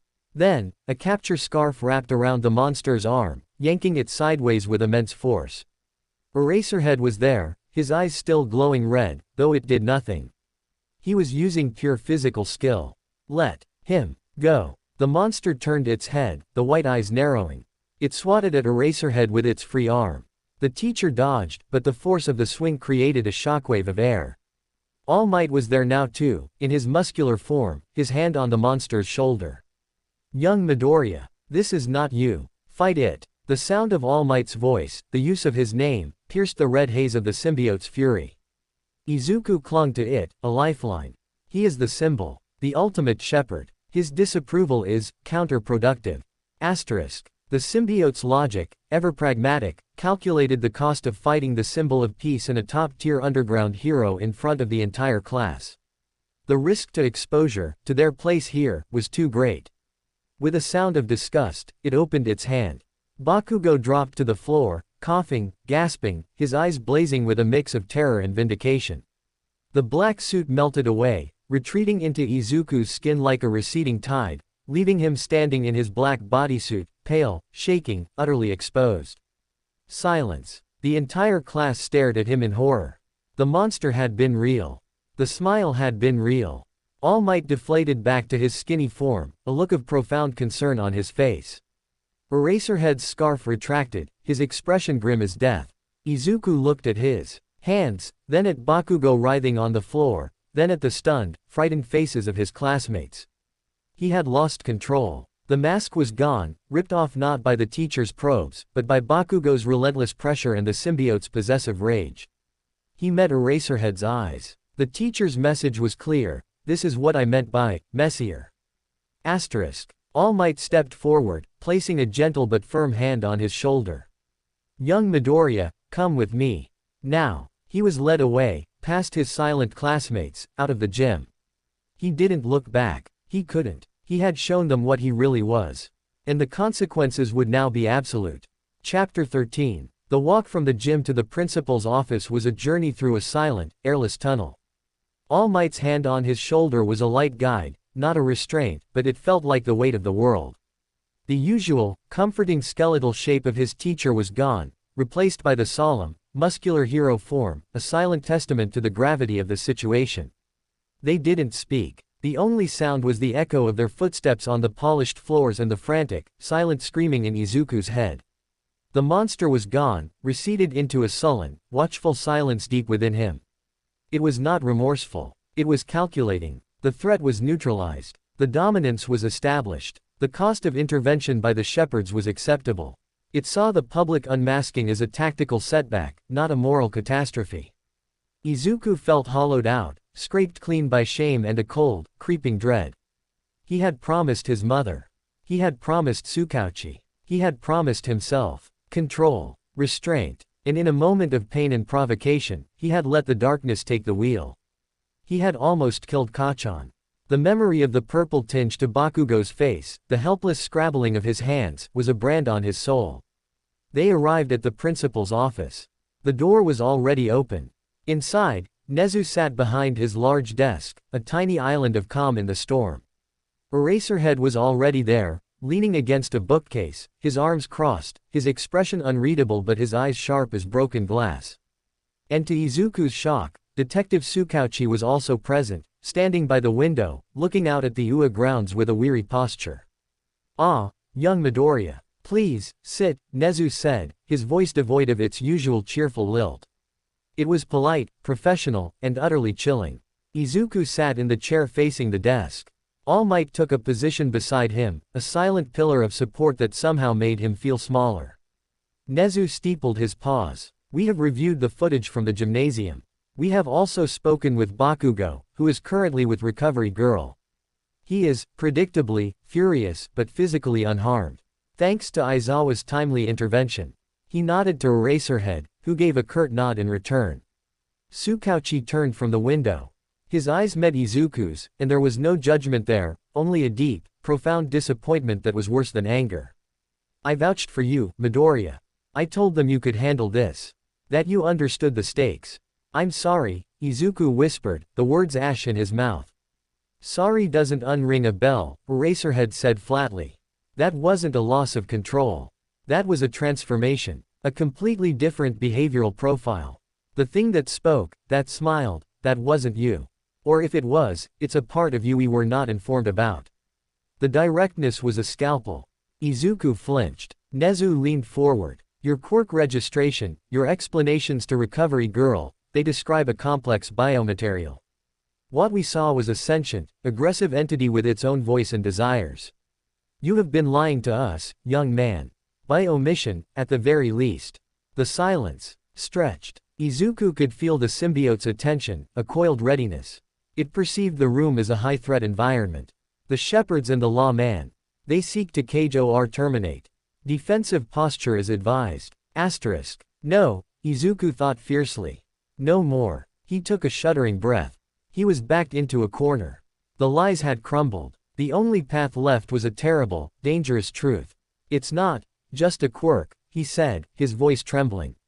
He looked at Tsukauchi. "You knew. You suspected." The detective sighed. "I suspected it was more than a standard mutation.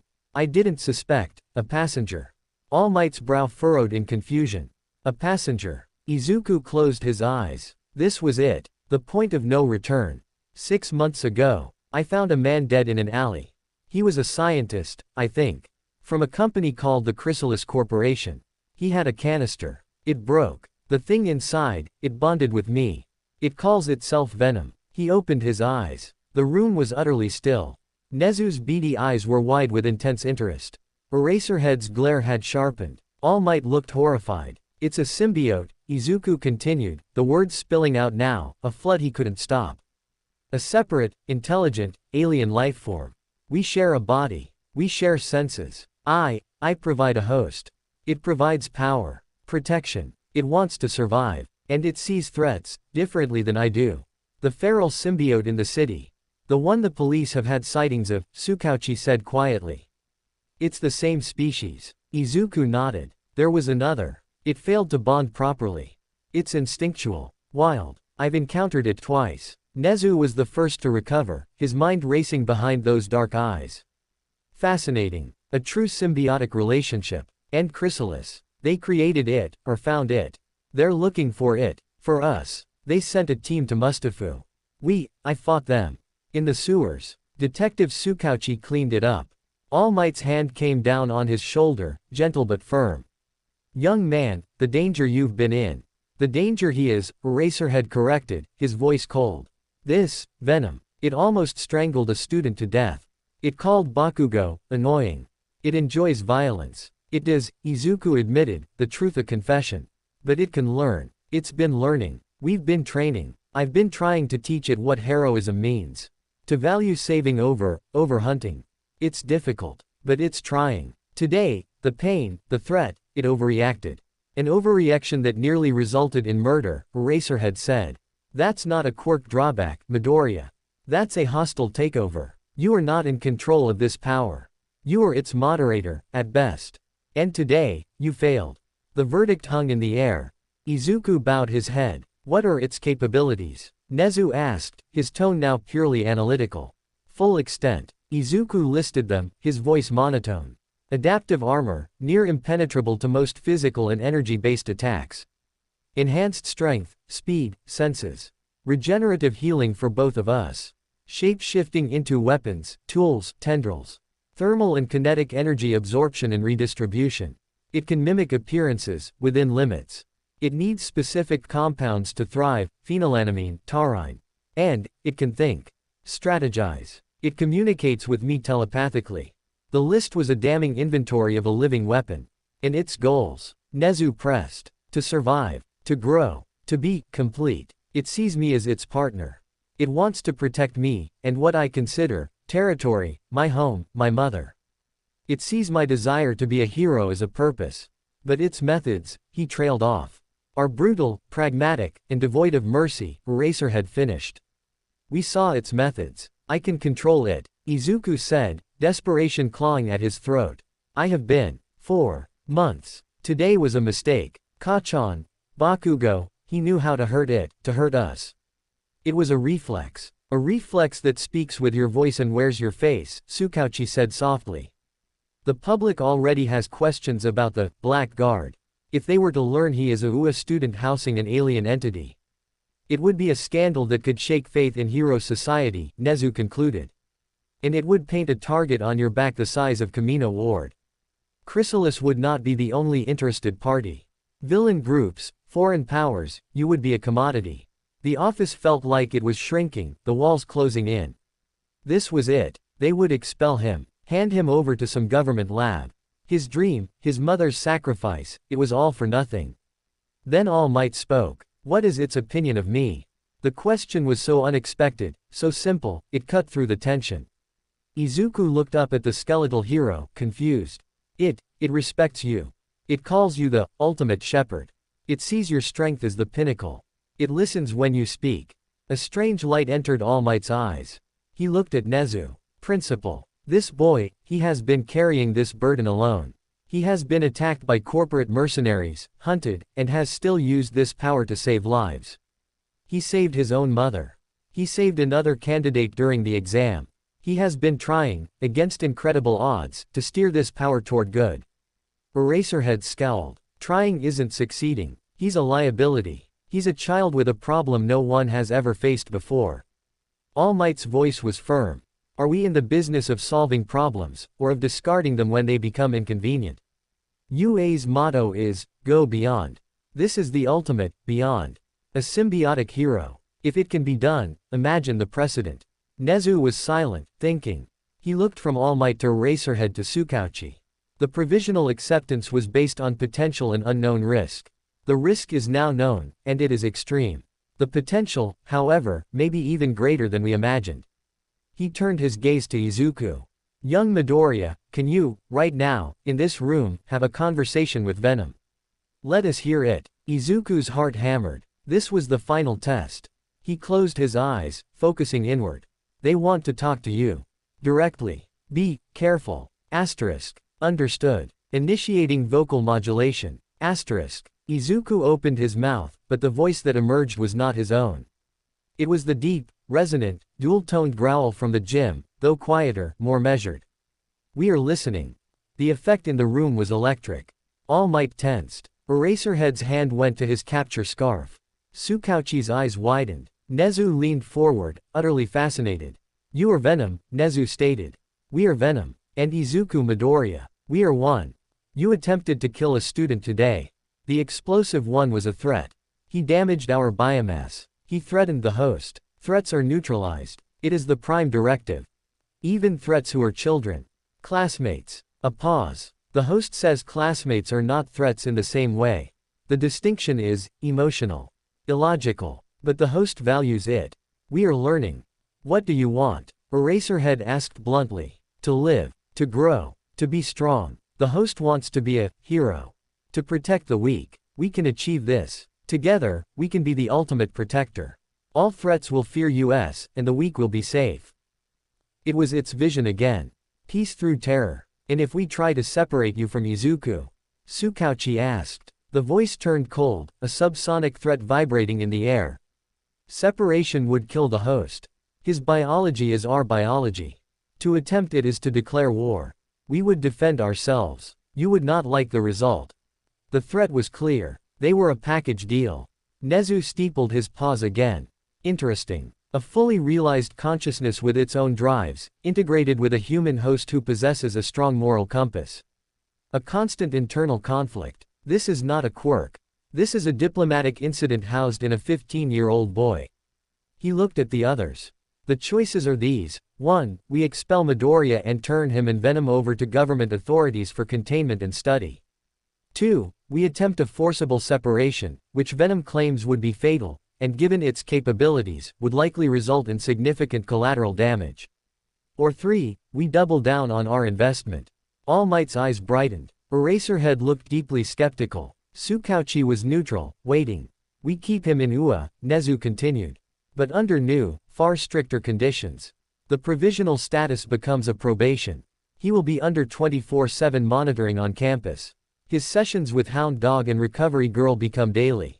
He will have a dedicated handler, Aizawa. Given your skills in nullification and risk assessment, you are the logical choice.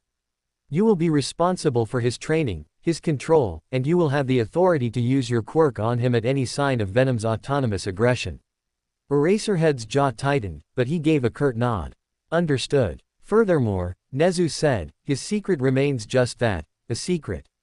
But within this room, and with a select few essential staff, there will be full disclosure. No more lies. To the public, to the rest of the student body, he is a student with a difficult, adaptive transformation quirk.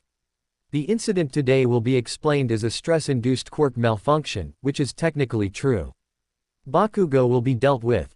Bakugo knows, Izuku said, the Venom voice fading, his own returning, weak and thin.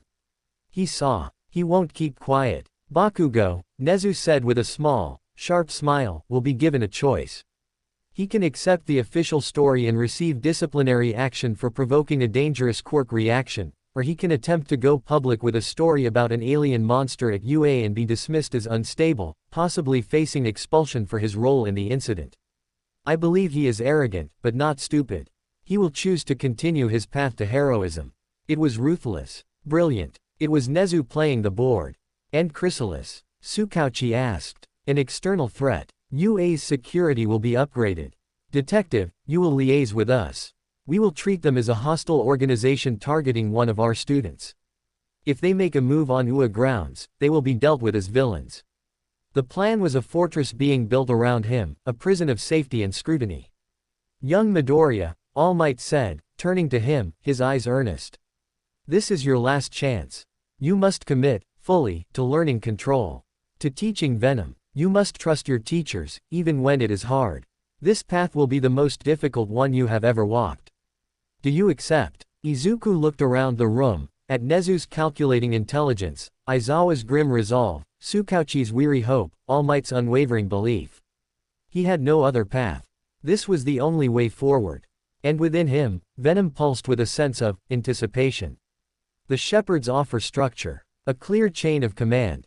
The hunt for control has a defined parameter. This is acceptable. Even the symbiote saw the logic. I accept, Izuku said, his voice firming. I'll do whatever it takes. Good, Nezu said. Then we begin. Now, Aizawa, take him to the secure training facility, Gym Delta. Begin the first assessment. We need to know exactly what we're working with no more masks. Eraserhead, Aizawa-sensei, nodded. Come on, problem child. As Izuku stood to follow, All Might placed a hand on his shoulder again, leaning close. His voice was a whisper only Izuku could hear. The symbol of peace does not just mean physical power, young Midoriya. It means bearing the weight of the impossible with a smile.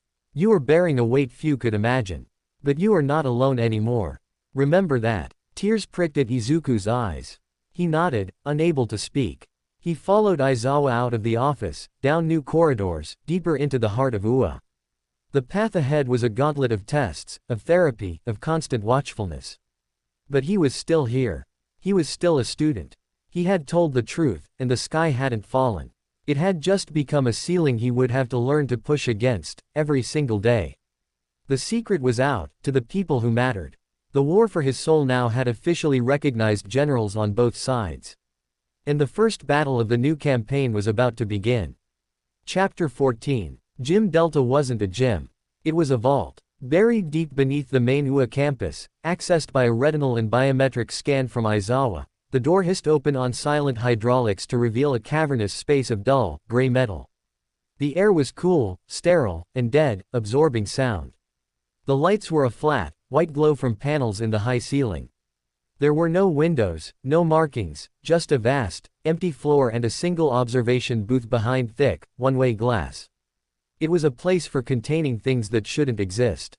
The door sealed behind them with a final, echoing thunk. Izuku stood in the center of the empty space, feeling small and exposed. Aizawa walked a few paces away, turned, and faced him. In the harsh light, the shadows under his eyes looked like bruises. No more hiding, Aizawa said, his voice flat in the sound-deadened room. No, Quirk mode. Show me everything. Start with the full transformation.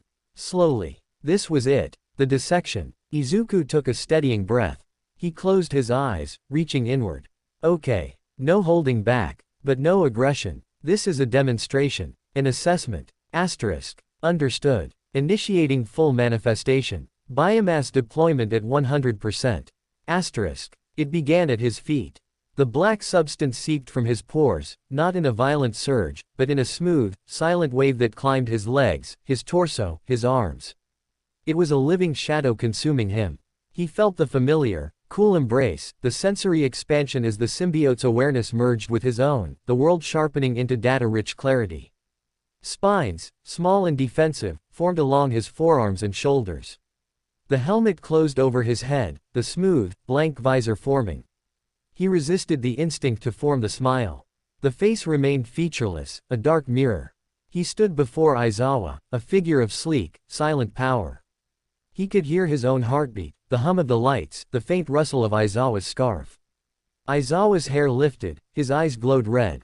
Erasure activated. Nothing happened. The suit didn't waver. Izuku didn't feel a thing, except a faint, amused pulse from Venom. The nullification affects quirk factors. We are not a quirk. We are biology. Aizawa's eyes narrowed. He held the stare for a full minute, then relaxed, his hair falling. Confirmed. My quirk has no effect. You're not an emitter. You're a new life form. He said it without inflection, a scientist noting data. Durability. Maximum density. Izuku willed the suit to harden. The black surface took on a deeper, almost obsidian sheen, becoming utterly still. Aizawa walked over, rapped his knuckles against Izuku's chest plate. The sound was a dull talk, like hitting solid marble. Kinetic absorption. Demonstrate. Aizawa pointed to a section of the wall. A panel slid open, revealing a pneumatic piston. It will strike you. Don't dodge. The piston shot forward, a blunt steel ram moving faster than a car crash. It hit Izuku square in the chest. The impact was a thunderclap in the silent room. Izuku skidded back a meter, his boots scraping the floor. He felt the force, immense, jarring, but it was absorbed, distributed throughout the suit's structure, converted to a warm, energizing buzz. No pain. No damage. Impact force, 8,500 newtons. Absorbed and converted. Structural integrity, 100%. Asterisk. Report, Aizawa said, watching the readouts on a tablet that had emerged from a console. No damage. The energy was stored. I can feel it. I could redirect it. Do so. At that targeting dummy. Aizawa pointed to a simple human-shaped metal silhouette that rose from the floor. Izuku focused. He felt the stored kinetic energy, a coiled spring in his chest. He raised a hand, palm out. The black surface of his palm rippled, and a concussive blast of force, visible as a distortion in the air, shot out. It struck the dummy, sending it flying backward to slam into the far wall with a deafening clang, leaving a deep dent. Thermal, Aizawa said, ignoring the display. A nozzle extended from the ceiling, spraying a focused jet of blue-white flame directly onto Izuku. The fire enveloped him, temperatures soaring past 1,000 degrees. Inside the suit, it was like standing in a pleasant sauna. The heat was siphoned away, metabolized. Thermal load critical. Conversion efficiency at 94%. Host core temperature stable. Asterisk. He stepped out of the flame, untouched. Cold. The flame cut off. A moment later, a blast of cryogenic vapor hit him, freezing the floor around his feet into a sheet of ice. The suit's surface frosted over, then the frost sublimated away as the cold was neutralized. Aizawa ran him through a battery of tests. Electrical discharge, absorbed. Corrosive spray, the suit shed the contaminated layer and regenerated. Sonic attack dampened to a tolerable rumble. For 2 hours, Izuku was pummeled, baked, frozen, and shocked. He emerged from each unscathed, the symbiote reporting efficiency percentages and adaptive countermeasures in a calm, internal monotone. Finally, Aizawa called a halt. Regeneration. Show me. Izuku formed a blade from his forearm and, before he could think too hard about it, drew it across his own opposite palm. The black material parted, and beneath it, his human skin split. Blood welled, dark against the black. Immediately, the wound began to close. The symbiote's biomass flowed into the cut, stitching flesh and pseudo-flesh back together seamlessly. In 10 seconds, the cut was gone, leaving only a faint pink line that faded as he watched. For both of you? Aizawa asked. Yes. If I'm injured, it heals me. If its biomass is damaged, it can regenerate, but it needs fuel. And, it hurts us both. Aizawa made a note. Shapeshifting. Maximum mass displacement. This was the hard part. The alien part. Izuku let the suit flow. He grew, adding biomass, becoming 8 feet tall, his form bulking with dense muscle. He formed giant hammer fists, then melted them into a dozen writhing tentacles. He created wings of black membrane, flapping them once, creating a gust of wind. He shifted his legs into the digitigrade, quadrupedal form, dropping to all fours and pacing in a swift, silent circle before reverting. Aizawa watched, his expression unreadable, but his pen was moving fast. Stealth capabilities. The suit's surface shifted, its light-absorbing qualities intensifying until he was a vague, man-shaped blot of deeper darkness. Then it rippled, taking on the exact color and texture of the gray metal wall behind him. He became nearly invisible. Sensory enhancements. I can hear your heartbeat from here, Izuku said, his voice the modulated growl. I can see the heat signature of the electronics in the walls. I can smell the specific polymers in your binding cloth. I have a threat analysis overlay on my vision. It calculates trajectories, structural weaknesses, biological stress signs. Aizawa was silent for a long moment, looking at his notes, then at the being standing before him. You are, by any practical definition, a living bioweapon of mass destruction. With a high school student at the wheel. The words were a clinical assessment, not an insult, but they landed like blows. I'm trying to be a hero, Izuku said, the suit retracting from his face so Aizawa could see his own, human eyes, pleading for understanding. I believe you, Aizawa said, and the simple statement held more weight than any praise. That's what makes this so dangerous. A weapon that wants to do good is still a weapon. And right now, the safety is off. He sighed, rubbing his eyes. Okay. We have the baseline. Now we work on the control. Not of the power, but of the partnership. We need to establish fail-safes. Protocols you can fall back on when Venom's instincts override your judgment. He walked to the wall, tapped a panel, and a locker opened. Inside were simple weights, obstacle course equipment, and a stack of what looked like dense foam blocks. For now, we work on the basics. While transformed, you will run an agility course. But you will not use tendrils for swinging. You will not alter your form for an advantage. You will use only the enhanced strength and agility of the base suit. You will think each move through before you act. I want a 2-second delay between stimulus and response. Understood. It was torture. Running the course with the symbiote's full power at his fingertips but forced to move like a mere enhanced human was agonizing. The symbiote chafed at the restrictions.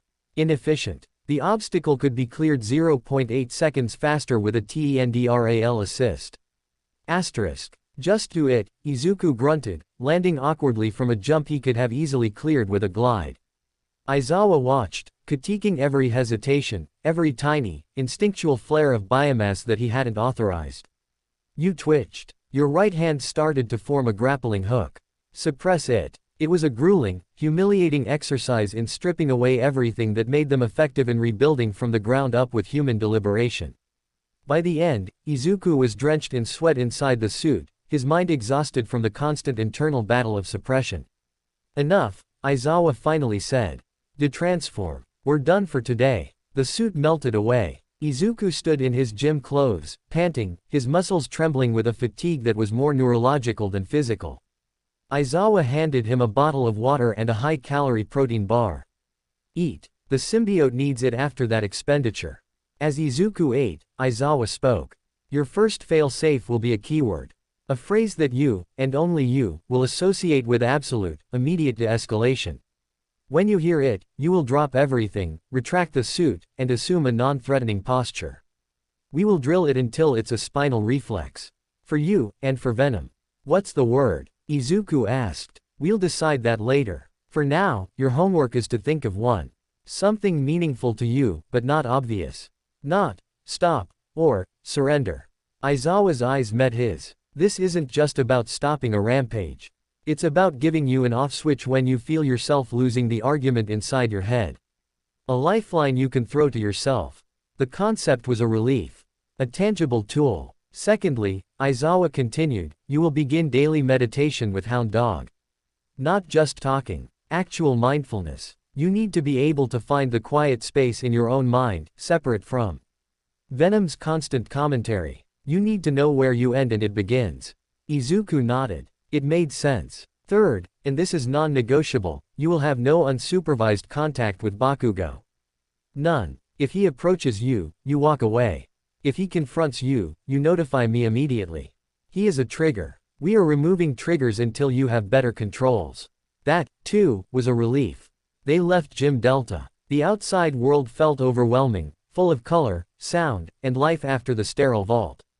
As they walked back to the main building, Aizawa spoke again, his tone less that of a drill instructor and more tired. You're not the first problem child I've had, Midoriya. You're just the most complicated. The others had power they couldn't control. You have a partner you can't always reason with. The principle is the same: discipline, repetition, and a healthy dose of fear. Fear. Fear of the consequences of failure, Aizawa said, stopping to look at him. Today, the consequence was a lecture and a training session. Next time, it could be Bakugo's neck, or a civilian's, or your own mother caught in the crossfire of whatever Chrysalis decides to do. You have to be better than your instincts. Both sets of them. The warning was clear. The stakes were life and death, always. The next week fell into a brutal new routine. Mornings. Normal classes, where he was the quiet, masked student with the difficult quirk. His classmates treated him with a mix of awe and wariness after the gym incident, but the official story of a stress malfunction had been accepted, aided by Bakugo's sullen, silent compliance. The explosive boy glared daggers at him but kept his distance, a volcano waiting to erupt. Afternoons, split between Hound Dog and Aizawa. With Hound Dog, he sat in a quiet, dim room, learning breathing exercises, trying to find the core of his own consciousness amidst the symbiote's hum. It was like trying to hear a whisper in a wind tunnel. But slowly, he began to identify the flavor of his own thoughts versus Venom's, the human anxiety, the nostalgic warmth, versus the cool, analytical, possessive streams of the symbiote. With Aizawa in Gym Delta, they drilled. The keyword was chosen: Dagoba. The beach where he'd first truly trained, where he'd first fought the feral. A place of beginnings and controlled chaos. They practiced until the word was a lightning rod. Aizawa would shout it in the middle of a simulated combat drill, and Izuku would have to disengage, retract, and kneel, no matter what. The symbiote hated it, seeing it as a submission, but accepted it as a necessary protocol for maintaining their place in the flock. They also worked on controlled, precise applications of power. Using a single tendril to untie a complex knot. Using the suit's enhanced precision to write kanji on a sheet of paper without tearing it. It was maddening, tedious, and exactly what they needed. One afternoon, during a particularly frustrating drill where he had to use thermal absorption to melt a specific block of ice without affecting the one next to it, Aizawa's phone buzzed. He looked at it, his expression tightening. "Change of plans," he said. "We're going to the unforeseen simulation joint. All Might is running a combined rescue and combat drill for the class. You're participating." Izuku's stomach dropped. "With the class. With everyone. You're a student, not a lab rat. You need to learn to function with your peers, with venom present, under pressure. Consider it a field test of your control. The parameters are simple, a simulated villain attack with hostages. Your team's goal is to neutralize the threat and evacuate the hostages. My eyes will be on you. Remember, Dagoba. Remember everything we've practiced. Don't think of venom as a weapon. Think of it as your support gear. Your quirk." It was a test he wasn't ready for. But Aizawa didn't give him a choice. At the USJ, the class was already gathered, buzzing with excitement. All Might, in his hero form, stood with 13. The scenario was set in the mountain zone. A group of villains, third-year students in costumes, were holed up in a cave with hostages, more dummies. Izuku's team was himself, Tsuyu Asui, and Shoto Todoroki. Of course, the universe had a cruel sense of humor. Todoroki looked at him, his expression icy. There was no mention of their previous fight, only a cold professionalism. "I will handle the frontal assault and containment. You two focus on hostage extraction." It was a logical plan, given Todoroki's overwhelming area control. But it was also a dismissal. He was relegating Izuku to a support role. "Understood," Izuku said, his voice calm. The symbiote stirred, picking up on the subtle challenge in Todoroki's tone. The half-cold one seeks to establish dominance. His plan is tactically sound but dismissive of our capabilities. We follow the plan, Izuku thought firmly. We do our job. The exercise began. Todoroki moved ahead, his right foot touching the ground. A wave of ice shot forth, sealing the cave entrance and trapping the villains inside in a frozen shell. It was a stunning, opening move. "Now," Todoroki said, not looking back. Izuku and Asui moved. She used her tongue to swing up to a higher opening in the cave system. Izuku formed his black bracers and greaves, using enhanced strength to climb the rock face swiftly. They entered a tunnel above the main chamber. Below, they could hear the villains shouting, trying to melt or break the ice. The hostages were in a side chamber.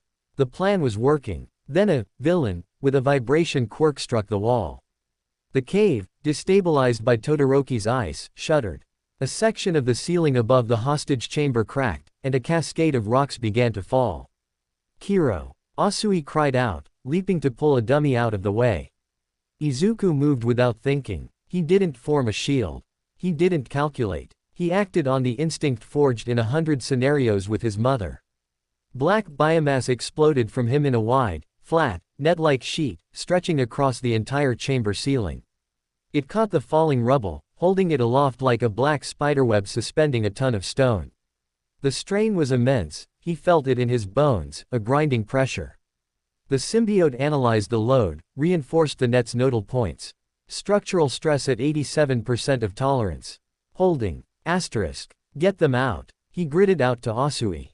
She ribbited an acknowledgement, swiftly grabbing dummies and leaping out of the chamber with them. Below, Todoroki, hearing the commotion, had to maintain his ice seal while glancing up. He saw Izuku, partially transformed, arms outstretched, holding up a collapsing ceiling with a web of black tendrils, his face a mask of concentration under the partial helmet. It was not the act of a support player. It was the act of a pillar. Asui cleared the last dummy. Clear. Izuku released the net. He didn't just drop it. He willed it to dissolve at the edges, letting the rubble fall in a controlled, contained collapse into the now empty chamber. The cave rumbled, but no one was hurt. He dropped down, landing beside Todoroki, the suit retracting to its minimal form. The ice hero looked at him, then at the now secure cave entrance, then back at him. Something flickered in his heterochromatic eyes, not respect, but a recalculation. The exercise was declared a success. All Might boomed his praise, especially for the quick-thinking structural support. As they walked out of the USJ, Aizawa fell into step beside Izuku. You used initiative. You used the power appropriately for the scenario. You didn't lose control. You even worked around Todoroki's unilateral strategy. A pause. But you used a full net. That was Venom's precision, not just enhanced strength. The line is blurring. It worked, Izuku said, defensive.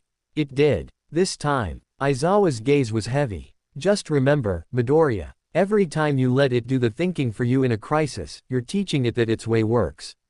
You're giving it more ground in your shared mind.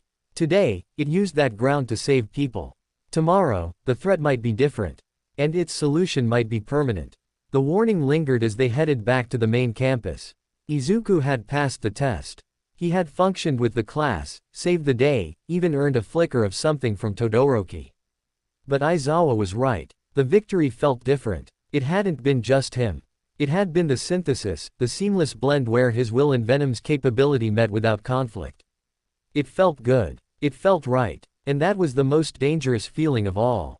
Chapter 15. The days after the USJ exercise settled into a fragile, watchful rhythm. The controlled success of the mission had shifted something in the atmosphere around him.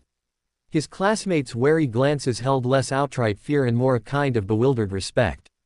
They had seen the monster, yes, but they had also seen the monster hold up a collapsing cave with a surgeon's precision. The paradox was confusing, and confusion was better than terror. Todoroki didn't speak to him, but the icy dismissal had thawed into a silent, analytical observation. He would watch Izuku during training, his heterochromatic eyes tracking the movements of the black biomass with the focus of a strategist assessing a new piece on the board. Bakugo remained a contained explosion, but the containment was wearing thin. He followed the rules, no direct confrontations, but his hatred was a physical force, a heat haze in the air whenever they were in the same room. He trained with a ferocity that bordered on self-destruction, as if trying to burn out the memory of the black hand around his throat through sheer exertion. Izuku's own training with Aizawa intensified. The keyword, Dagoba, was drilled into his nervous system until it was a reflex stronger than pain. They moved beyond simple suppression into complex conditioning. Aizawa would create scenarios designed to trigger Venom's predatory instincts, releasing fast-moving training drones that mimicked fleeing prey, simulating hostage situations where the villain was brutally attacking a dummy. Izuku's job was to intervene using only the techniques they'd approved, while internally repeating mantras of control, visualizing the symbiote as a tool in his hand, not a voice in his head. It was a constant, exhausting battle of wills on two fronts, against the simulated threats, and against the eager, simplifying violence of his own power. The shepherd teacher creates artificial hunts. He seeks to dull our instincts. To domesticate Venom grumbled during one particularly grueling session where Izuku had to gently subdue a villain, bot without letting a single tendril constrict. He's teaching us to be precise, Izuku argued back, sweating inside the suit as he carefully pinned the bot with a net instead of crushing it. A hero can't just smash. We have to be surgical. Surgery is for healing. This is for capture. A blunt force is faster, safer for the host. Asterisk. Not safer for the villain. They deserve a chance, too. That's the rule. Rules are for the flock. The wolf has only laws: strength, territory, survival. Asterisk. The philosophical divide was a canyon they kept trying to bridge with the thin wire of shared purpose. The bridge held, but it swayed in every wind. His sessions with Hound Dog were a different kind of struggle. In the quiet, wood-paneled office that smelled of old books and anxiety, Izuku learned to meditate. To find the still point. It was agony. His mind was a crowded city, the ceaseless traffic of Venom's analysis, the looping replays of fights and failures, the constant background hum of fear about Chrysalis, about his mother, about his own future. Find the green, Hound Dog would growl softly, his own presence a calm, anchoring weight. Your name, Midoriya. Green Valley. Find the quiet, green space inside the noise. The place that is only you. At first, it was impossible. The moment he tried to quiet one thought, a dozen others roared in. Venom's consciousness was not a separate thing he could mute, it was the water he was swimming in. But slowly, with practice, he began to find moments. A fleeting second where the analyst in him observed the panic without being consumed by it. A space between heartbeats where he could feel the solidity of his own body, the freckles on his skin, the memory of his mother's laugh, things that were purely, undeniably Izuku. They were fragments, but they were his. He reported these fragments to Hound Dog, who would nod, his tail giving a single, slow swish. Good. That's your anchor. When the storm comes, and it will, you drop that anchor. You remember the green. It felt flimsy. A spiritual lifeboat against the hurricane of Venom's primal consciousness. But it was something. The external threat, Chrysalis, remained a ghost. Tsukauchi reported no new sightings, no scans, no corporate incursions. It was the silence before the storm, and everyone knew it. UA's security was visibly heightened. More patrol bots, more frequent ID checks. To the students, it was part of the school's famous rigor. To Izuku, it was a constant reminder that he was the reason for the fortress. One evening, after a late session with Aizawa, he was walking back to the dorms. Another new condition of his probation, he was required to live on campus during the week for monitoring and safety. The path was lit by soft, solar-powered lamps. The spring air was cool, carrying the scent of cherry blossoms from the trees lining the walkway. He felt it before he heard it, a subtle shift in the ambient noise, a gap in the cicada song. The symbiote went from dormant to hyper-alert in a nanosecond. Audio anomaly. Footsteps, dampened. Not student-issue boots. Biological signature. Masked. Approaching from the west, utilizing tree cover. Single target. Asterisk. Not a teacher. Not a student. An intruder. On UA grounds. His heart lurched. He stopped walking, pretending to tie his shoe, his senses straining. He could hear it now, the faint, almost silent crush of grass under a careful foot, the whisper of fabric against bark. He was being stalked. Panic, sharp and clean, shot through him. Was it Chrysalis? Had they finally breached UA's defenses? Threat assessment, stealth specialist. Probable infiltration or assassination protocol. Host is vulnerable in current form. Recommendation, full transformation. Defensive posture. Asterisk. No, Izuku thought, forcing calm. If it was Chrysalis, transforming would confirm his identity and start a fight on school grounds.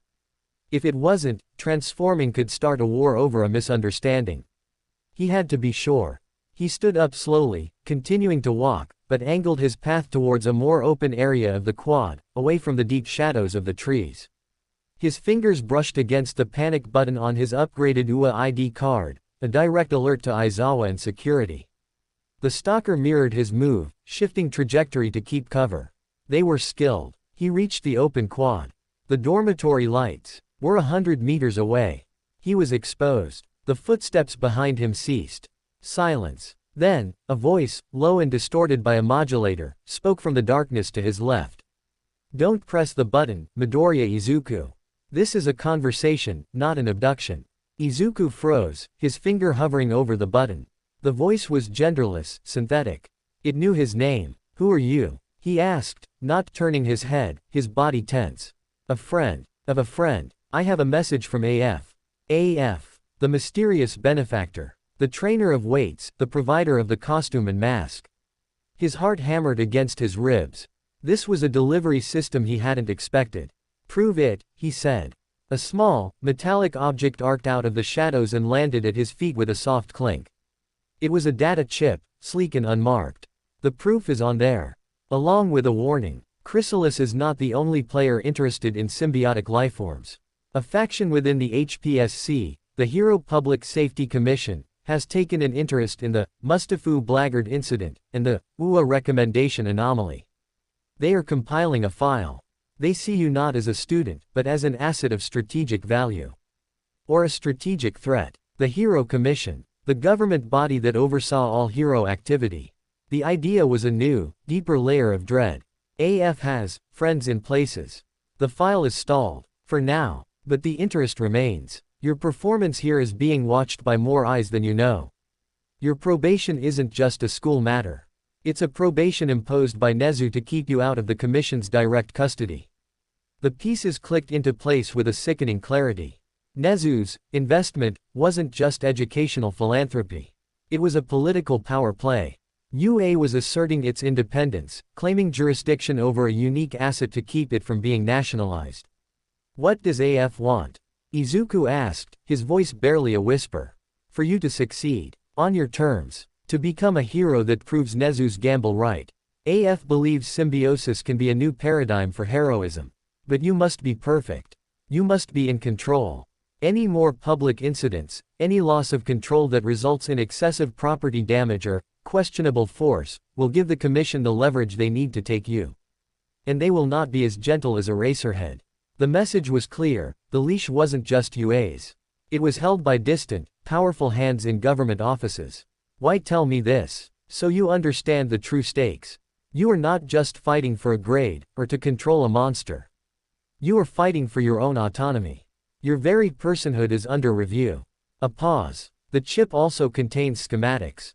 For a dampener. Izuku's breath caught. A dampener. A device based on Chrysalis's failed suppression tech, refined by AF's resources. It's a wristband. It emits a low-frequency field that disrupts the symbiote's higher neural functions, its sentience, its aggressive drives. It leaves the physical enhancements intact. It would make Venom a tool. A silent tool. AF offers it as an option. A last resort, for if you feel you are losing the internal war. The offer was a temptation and a betrayal. To muzzle Venom, to silence the voice that had become a constant in his head, to reduce their partnership to mere mechanics, it was a kind of death. But the promise of guaranteed control, of safety from himself. I'll think about it, he said. Do. But know this, using it would be admitting defeat to the very people who want to see you as nothing more than a weapon. AF would understand, but would be disappointed. The voice faded slightly, as the speaker began to melt back into the shadows. You have 2 months until final exams. That is your grace period. Make it count. Symbiote. The presence vanished. The cicada song resumed. Izuku stood alone in the quad, the data chip cold in his palm. He looked at the dorm lights, the symbol of his fragile sanctuary. It was all an illusion. He was in a gilded cage, surrounded by watchers, his future hanging on a knife's edge of his own performance.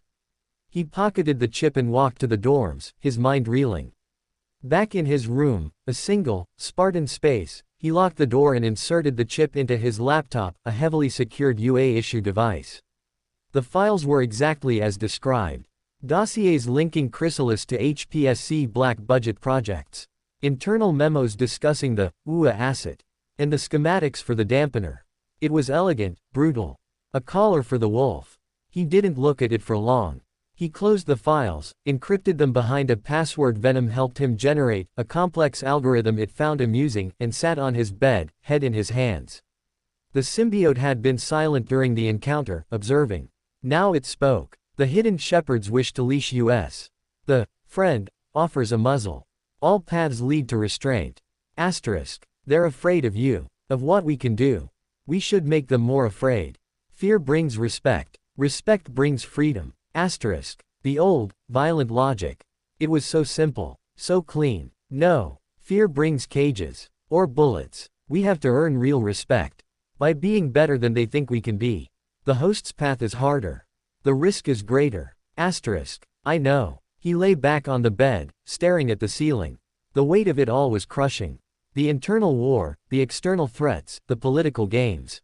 He was 15. He just wanted to save people with a smile. A soft knock at his door made him jump. Midoriya. It's Uraraka. And Iida. We brought some leftover mochi from the common room. Thought you might want some. The normalcy of the offer was a lifeline. He sat up, took a breath, and opened the door. Uraraka beamed, holding a plate. Iida stood stiffly beside her, chopping a hand in greeting. We noticed you've been training late a lot, Uraraka said. You must be hungry. It was a simple kindness. An offer of sugar and companionship from people who saw him as a classmate, not an asset or an anomaly. For a moment, the shadows receded. He managed a small, real smile. Thanks. That sounds great. As he ate the sweet mochi with them in the common room, listening to Iida lecture on proper nutrition for heroes and Uraraka talk about her family's construction business, he felt the anchor hound dog talked about, the green space. The simple, human connection. It was worth fighting for. Worth the impossible internal struggle. Later, in the dark of his room, Venom's voice was quiet, thoughtful.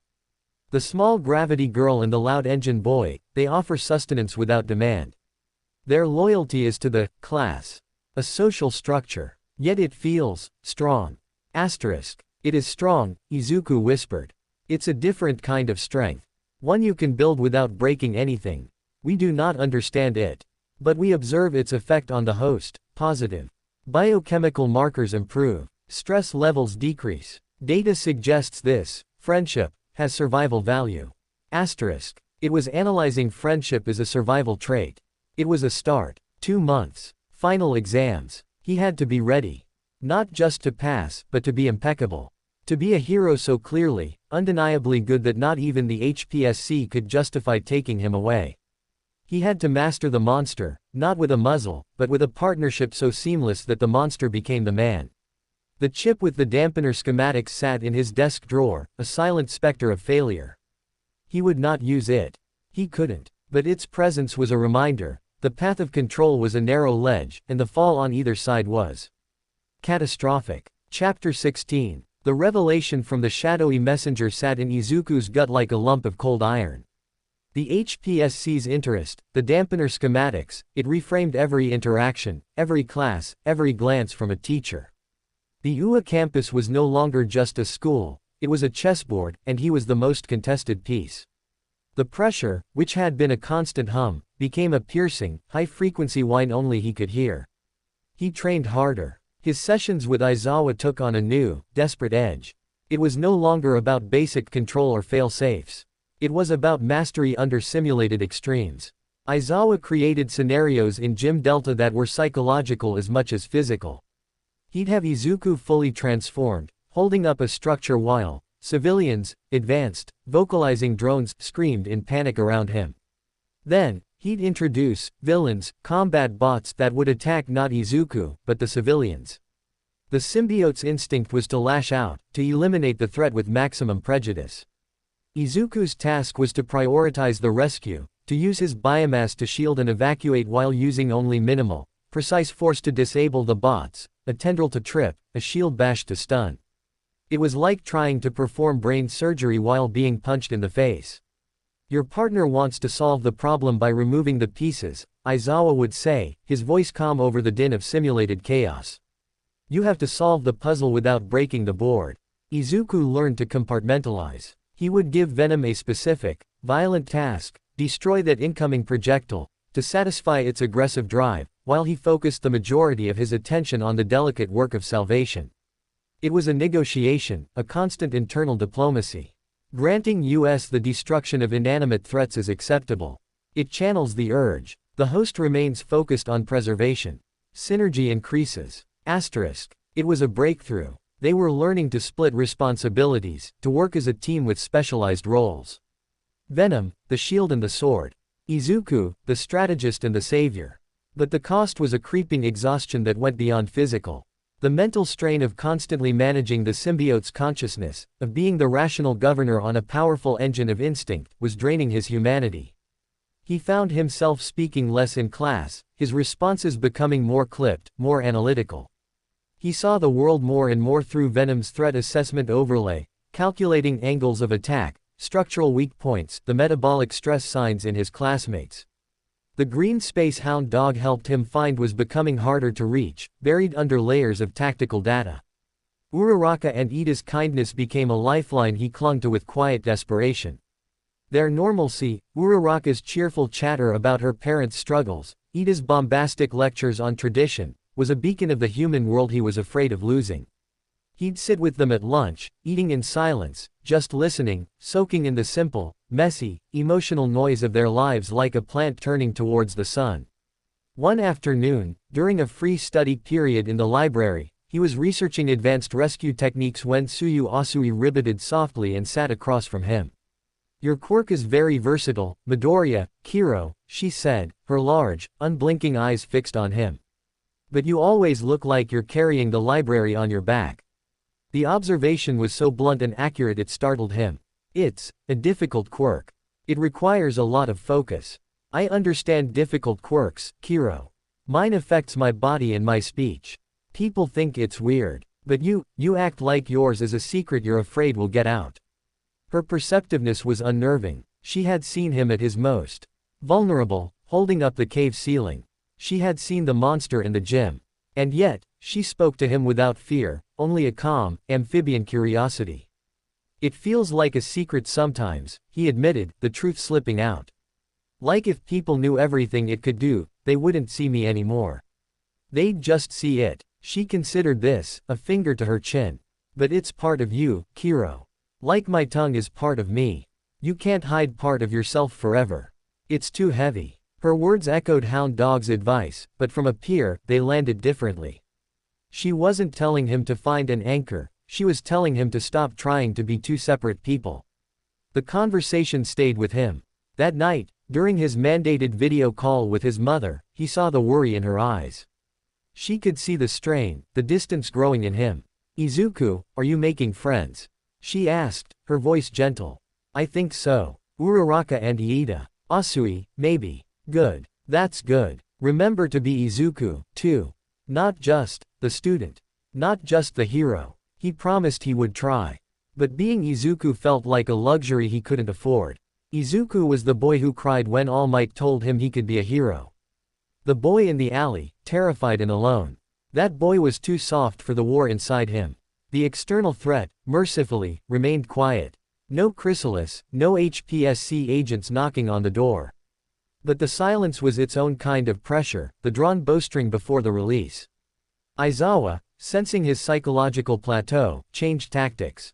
You're thinking too much. You're trying to dictate every movement. You're fighting Venom instead of leading it. We're going to try something different. He took Izuku to a different training area, a vast, empty room with a soft, rubberized floor. No suits. No transformations. Hand to hand. Basic combat drills. It was a relief, at first. Just his body, his own muscles. But Aizawa was relentless. He attacked with a fluid, efficient style that was all pressure points and joint locks, designed to subdue, not harm. Izuku, relying on the enhanced reflexes and strength the symbiote provided even in its dormant state, could keep up, but barely. He was constantly a half step behind, his moves telegraphed by his own overthinking. Stop analyzing. Aizawa snapped, sweeping his legs out from under him. Izuku hit the mat with a grunt. You're trying to solve me like a math problem. Fight me like a person. React. They went again. This time, as Aizawa lunged, Izuku didn't calculate the angle of the strike. He just moved. He ducked under the grab, his body flowing into a counter without conscious thought. It was instinct. But it was his instinct, honed by months of brutal training and 1,000 analyzed fights. He landed a palm strike on Aizawa's ribs, not hard enough to hurt, but solid. Aizawa stepped back, a flicker of something that might have been approval in his tired eyes. Better. That wasn't the quirk. That was you. Remember that feeling. That's the core. The thing that makes the decisions. Venom is the tool. You are the hand that wields it. The lesson was profound. He had been so afraid of Venom's instincts overriding his own that he'd tried to suppress all instinct. He'd forgotten he had his own. He began to apply it in their symbiote drills. Instead of giving Venom a violent outlet as a distraction, he started to lead with his own instincts. When a threat appeared, his first reaction, the gut-level, human reaction to protect or evade, would be the command. Venom would execute it with flawless, amplified precision. It became less a negotiation and more a conductor leading an orchestra. The host's decisions are faster when not over-rationalized. Our execution is swifter. Efficiency increases by 18%. The partnership is optimizing. It was working. They were becoming a single, cohesive unit, with Izuku firmly in the pilot's seat. The line between them wasn't blurring, it was becoming a seamless weld. He was learning to trust his own gut, and Venom was learning to trust his leadership. This newfound synergy was put to the test sooner than anyone expected. It was a Saturday. Most students were off campus or in the common areas. Izuku was in Gym Gamma, practicing fine control, using a single tendril to assemble a delicate model ship inside a bottle. It was meditative, an exercise in pure focus. The first sign was a tremor in the floor, so faint only he and Venom sensed it. Seismic disturbance. Origin: off-campus, northeast. Magnitude escalating. Not natural. Frequency pattern suggests sustained, powerful impacts. Asterisk. A villain attack. Close by. His calm, the direct line to Aizawa and security, crackled to life. It wasn't Aizawa's voice. It was the calm, automated tone of the UA security AI. Campus-wide alert. Proximity threat detected. Villain activity reported in Mustafu District 7, approximately 1 kilometer from UA perimeter. All students are to remain indoors. Hero course staff are mobilizing. District 7. That was a densely populated residential and commercial area. A kilometer away. Too close. His own phone buzzed. A news alert. Breaking. Giant villain rampage in Mustafu. Multiple heroes engaged. There was a blurry live feed. The villain was enormous, a hulking brute of rock and muscle, taller than a building, swinging a lamppost like a club.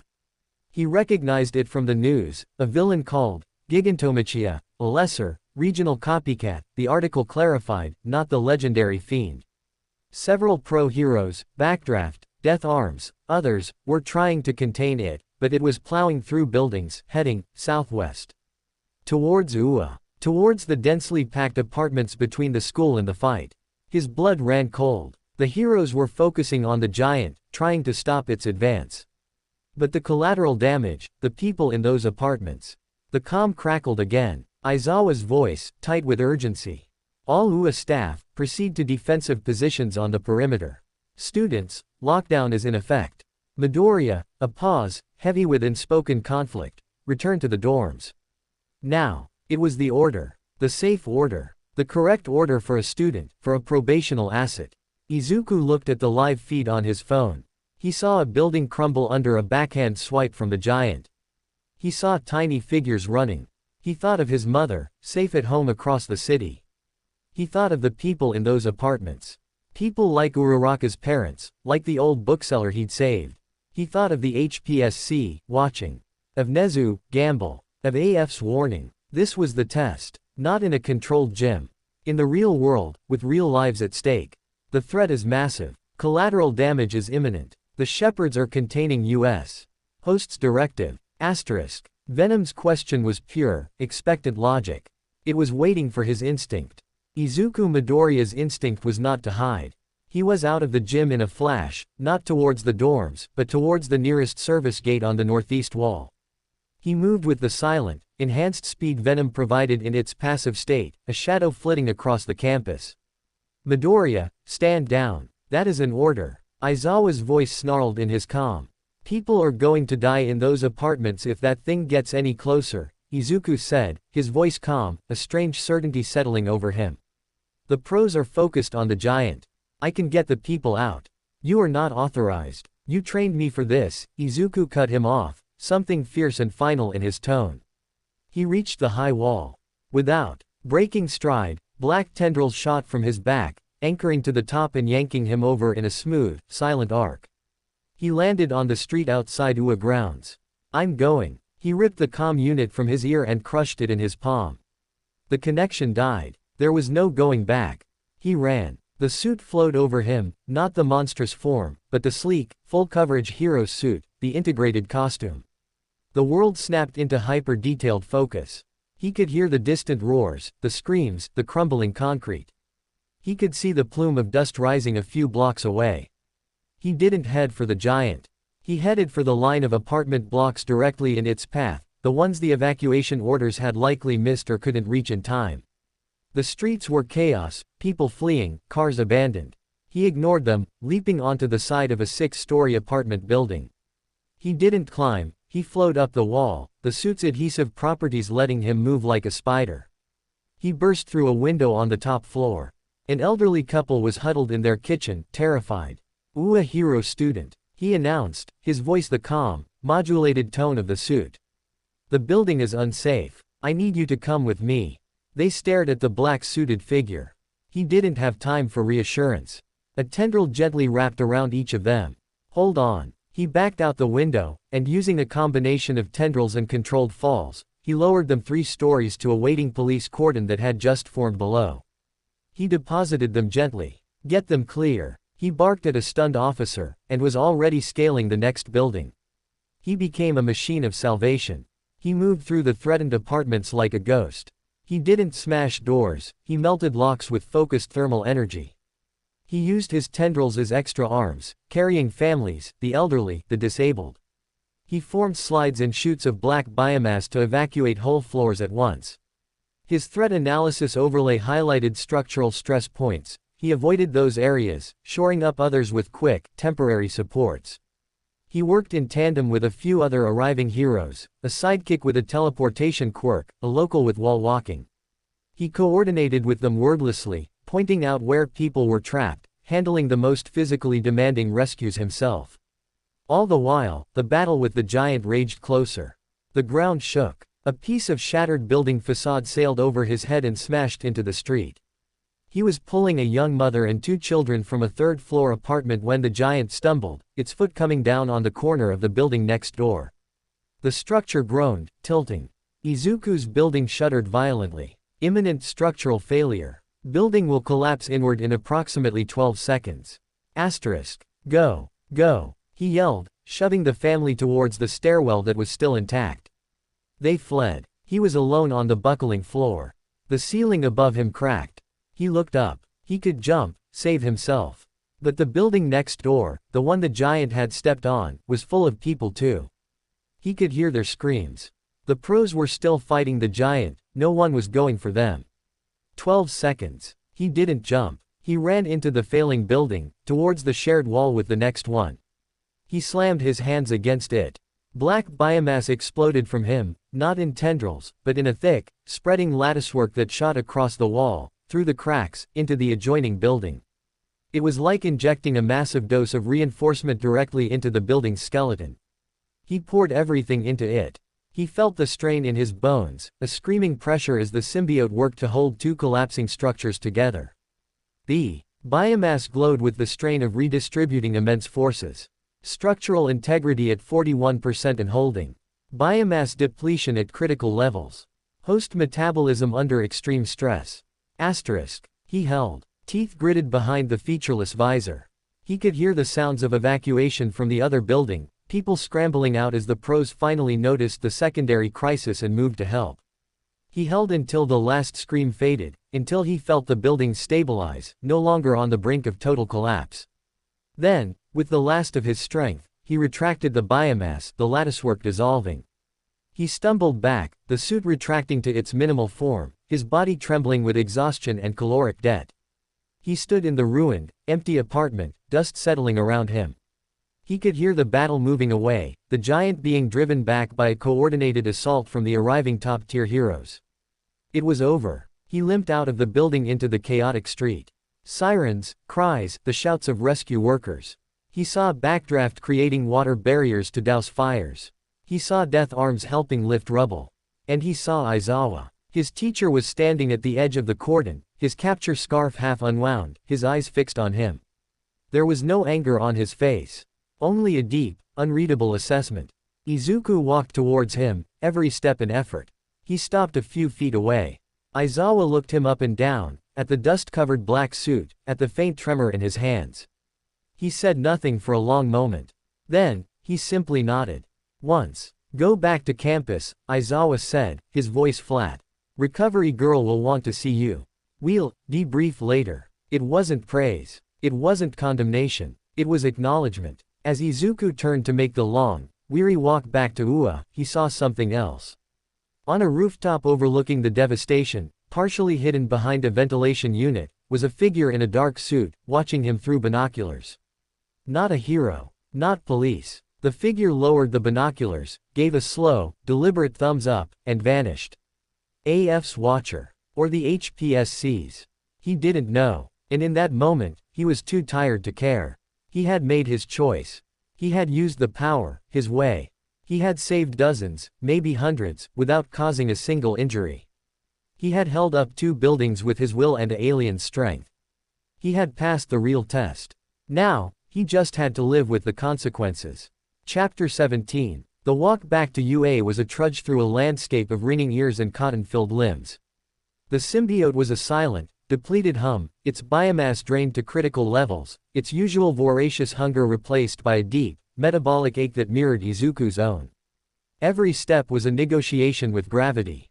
The aftermath of the giant villain attack swirled around him. More sirens, shouted orders, the distant rumble of collapsing masonry being stabilized, but it felt like a film playing on a screen far away.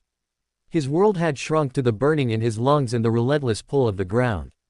He slipped back onto campus through the same service gate, the security systems undoubtedly logging his return but offering no challenge.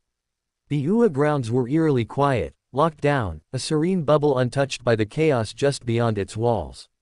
The contrast was surreal. He didn't make it to the infirmary. He collapsed on a bench halfway to the main building, his head in his hands, the black suit retracting fully, leaving him in his sweat-soaked gym clothes. The cool evening air was a shock on his skin. He sat there for an unknowable amount of time, just breathing, trying to reassemble the pieces of himself that had been scattered by the adrenaline, the strain, the sheer, monumental effort of holding up two buildings. He had done it. He had truly, actually done it. Not in a simulation, not in a controlled test. With real lives, real consequences. And he hadn't lost control. He hadn't let Venom's solutions take over. He had led, and Venom had followed, a perfect, terrifying instrument of salvation. The triumph was there, a small, hard gem in the center of the exhaustion. But around it swirled darker currents. He had disobeyed a direct order. He had broken protocol, left campus, exposed himself. Aizawa's nod was not absolution, it was a receipt for a debt that would come due. And the watcher on the roof. That thumbs up. Was it approval or a checkmark on a list? Asset demonstrated high-value capabilities under real-world stress. Operational readiness confirmed. Asterisk. He was so deep in his thoughts he didn't hear the footsteps until they were right beside him. Deku. The voice was flat, devoid of its usual explosive heat. Izuku looked up, his body tensing on pure instinct.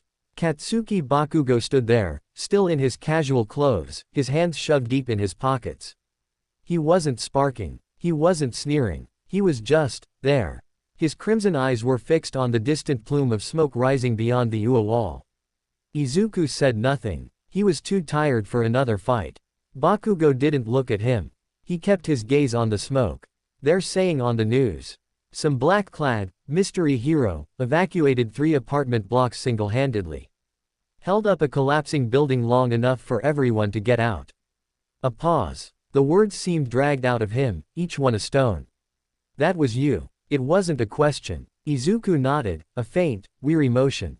Bakugo was silent for a long moment. The only sound was the distant call of a bird. All those people, he muttered, almost to himself. Then his eyes snapped to Izuku, sharp and probing. That thing inside you. That monster. It did that. We did it, Izuku corrected, his voice hoarse. Together. Bakugo's jaw worked. The old fury was there, simmering beneath the surface, but it was tangled with something else, a fierce, unwilling confusion. You used it to save a bunch of extras. After it tried to kill me. It reacted to a threat. Today, I directed it.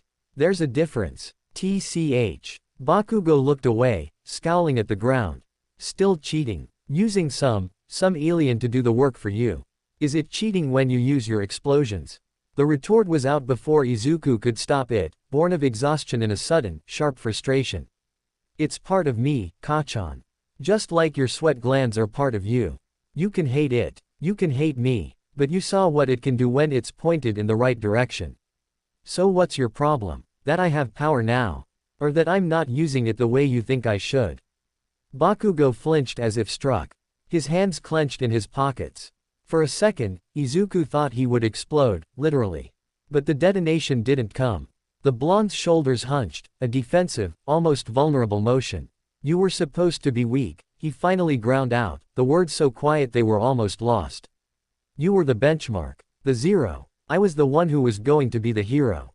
The best. And now you're, this. He gestured vaguely at Izuku, at the invisible specter of venom. You don't get to skip the line. You don't get to have that thing and pretend you earned it. There it was. The core of it. Not just pride, but a shattered worldview. In Bakugo's universe, power was destiny, and Izuku's destiny had been written in quirkless ink. His new reality was an offense against the natural order.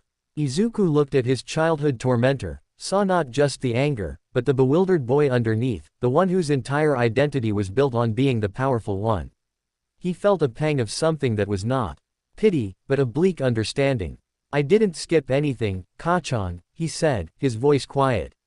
I paid for this. I'm still paying. Every day. And I'm not trying to be better than you. I'm trying to be a hero. Maybe we can both do that, without you needing me to be beneath you anymore. Bakugo stared at him, his expression a war of conflicting emotions, rage, humiliation, and a dawning, horrified realization that the old dynamic was not just broken, it was ashes. He opened his mouth, closed it, then turned on his heel and stalked away without another word, his back rigid. Izuku watched him go. The confrontation had left him even more drained. But it felt necessary. A line had been drawn, not in sand, but in the scarred earth between them. He finally hauled himself to the infirmary. Recovery girl was waiting, her expression a mix of professional concern and maternal exasperation. She clucked her tongue, made him drink a vile, nutrient-rich slurry, and scanned him thoroughly. Severe caloric depletion, minor muscular microfractures from strain, elevated stress hormones off the charts, she reported, peering at her screens. That slurry should begin to address the metabolic debt. Your partner is in a regenerative coma, for lack of a better term. It will take time and a lot of chocolate to rebuild its biomass reserves. She gave him a stern look. What you did was reckless, foolish, and undoubtedly saved lives. Don't make a habit of the first two. He slept in the infirmary that night, a deep, dreamless sleep that felt like sinking into warm tar. When he awoke, the sharp edge of the exhaustion had dulled to a heavy ache. Venom was still quiet, a faint, sleeping presence in his nerves. Aizawa came for him after breakfast. They didn't go to Gym Delta. They went to Nezu's office. The principal, All Might in his smaller form, and Tsukauchi were already there. The atmosphere was solemn. Sit, young Midoriya, Nezu said, his cheer absent. We have reviewed all available footage from the incident, both public and from our own security feeds that captured your exit and return. We have also debriefed the pro-heroes on scene. Their reports are illuminating. All Might spoke next, his sunken eyes serious. Death Arms stated that your intervention at the apartment blocks allowed them to focus entirely on containing Gigantomachia without worrying about civilian casualties. Backdraft credited you with preventing a catastrophic chain reaction collapse. 13 independent civilian testimonies describe a black angel, or a shadowy spider, pulling them to safety. No one was seriously injured in the buildings you evacuated. By any objective measure, your actions were heroic in the extreme. Izuku waited for the but. It came from Tsukauchi. The HPSC has already filed a formal inquiry, the detective said, his face grim. They want all data on the unknown Quirk user who intervened. They've connected the dots to the blackguard sightings in the UA recommendation anomaly. Their language is concerned about unregistered, high-yield Quirk activity, and potential regulatory oversight. Nezu has stalled them, citing student privacy and an ongoing internal review. Nezu steepled his paws. Your probationary status was a shield, Midoriya. By leaving campus without authorization, you cracked that shield. The commission is now applying pressure to see what's behind it. They want to know if you are a student to be educated or an asset to be managed. What happens now? Izuku asked, his throat tight. Now, Aizawa said, speaking for the first time, we accelerate your training. The incident proved you can function under extreme pressure without a catastrophic loss of control. That's a point in your favor. But it also proved how powerful you are. The commission doesn't like power it doesn't understand and can't control. Your final exams are in 4 weeks. They will be more than an academic test. They will be a public demonstration, watched by the commission liaisons who will undoubtedly be present. A demonstration of what? Izuku whispered. Of your readiness to be a hero, All Might said, his voice gaining strength. Of your control, your judgment, your heart. You must not just pass, young Midoriya. You must excel. You must be so clearly, undeniably a force for good that the commission cannot justify seizing you without causing a public outcry. You must make them see not a weapon, but a future symbol. The weight of it was staggering. His final exams were no longer about grades. They were an audition for his own freedom. There is another matter, Nezu said, his beady eyes sharp. Your confrontation with Bakugo. He has not spoken of the incident's true nature to anyone. He is adhering to the official story. This is unexpected, but useful. It suggests he understands the stakes, at least on some level. However, he remains a volatile element. You will continue to avoid unsupervised contact. Izuku nodded. The strange, non-explosive conversation with Bakugo felt like a fragile truce built on mutual incomprehension. It wouldn't take much to shatter it. The meeting ended with a new, brutal schedule. His training with Aizawa would now include simulated commission oversight scenarios, exercises where he had to achieve objectives under restrictive, often illogical rules meant to test his compliance as much as his skill. He would also begin integrated training with select members of Class 1A, to build teamwork and a public record of cooperation. The next 4 weeks were a blur of pain, progress, and profound loneliness. He trained until he dropped 8 mountains of food to feed the symbiote's rebuilding biomass, and slept like the dead. Venom, once it regained full consciousness, was different. Quieter. Its commentary was less about dominance and more about optimization. It had felt the cost of their effort, the razor-thin margin of success. It was learning the value of economy, of precision over spectacle. The preservation of the flock required significant resource expenditure. Future operations must maximize efficiency to avoid critical depletion. It was viewing heroism as a resource management problem. It wasn't the moral awakening Izuku hoped for, but it was a step towards pragmatism. He began training with small groups. With Iida and Uraraka, they worked on combined mobility and rescue, Iida creating paths, Uraraka lightening debris, Izuku providing structural support and heavy lifting. With Tsuyu and Tokiyami, they practiced stealth and night operations, her amphibious agility, his dark shadow, and Izuku's own sensory and adaptive camouflage creating a potent, silent team. He was slowly, tentatively, becoming part of the class. Not a friend, not yet, but a reliable, powerful component. His classmates stopped seeing just the monster or the mystery, they saw the quiet, intense guy who could hold up a bus with one hand and then spend an hour helping Uraraka with her physics homework. But the shadow of the exams loomed over everything. The nature of the practical exam was a closely guarded secret, but rumors swirled, it would be against the teachers.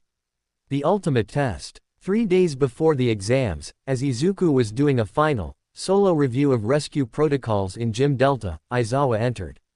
He wasn't in his training gear. He looked even more tired than usual. We need to talk about the dampener, Aizawa said without preamble. Izuku's blood ran cold. He'd almost forgotten about the chip, the schematics from AF. What about it? Nezu knows about it. The chip's encryption was good, but not UA good. He decrypted it. He showed me. Aizawa's eyes were hard. It's a contingency. A final option. Nezu believes in preparing for all outcomes, including your failure. I'm not going to fail, Izuku said, but the words felt hollow. Maybe not. But the commission will be watching. If you show a single moment of what they deem unacceptable risk, if Venom's personality emerges, if you cause excessive property damage, if you so much as look like you're enjoying the fight too much, they will have all the justification they need.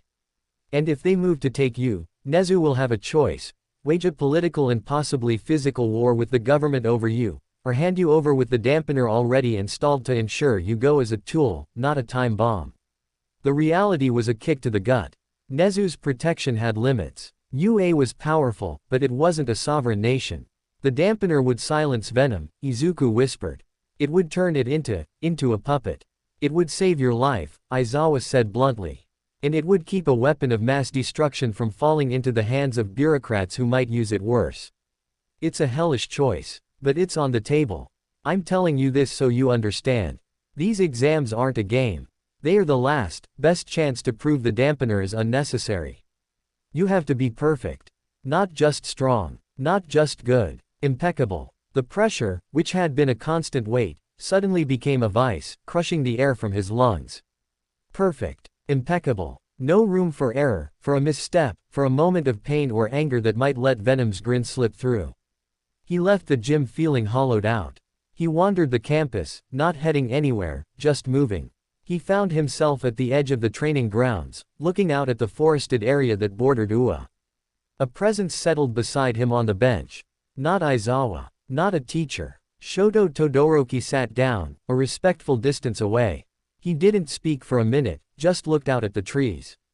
My father is on the Hero Commission's advisory board, he said finally, his voice calm. He mentioned an unusual case at Ua being reviewed. He was interested. He likes collecting powerful things. Izuku glanced at him. Todoroki's expression was neutral, but there was a hard glint in his eyes.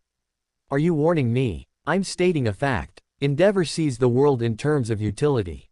He would see your symbiote as the ultimate utility. Todoroki turned his head, his heterochromatic gaze meeting Izuku's. You saved those people. You used that power to protect, not to dominate. That is significant. It is a path different from my father's. Or from the Commission's. He stood up. Do not give them a reason, Midoriya. The exams are a crucible. Emerge tempered, not broken.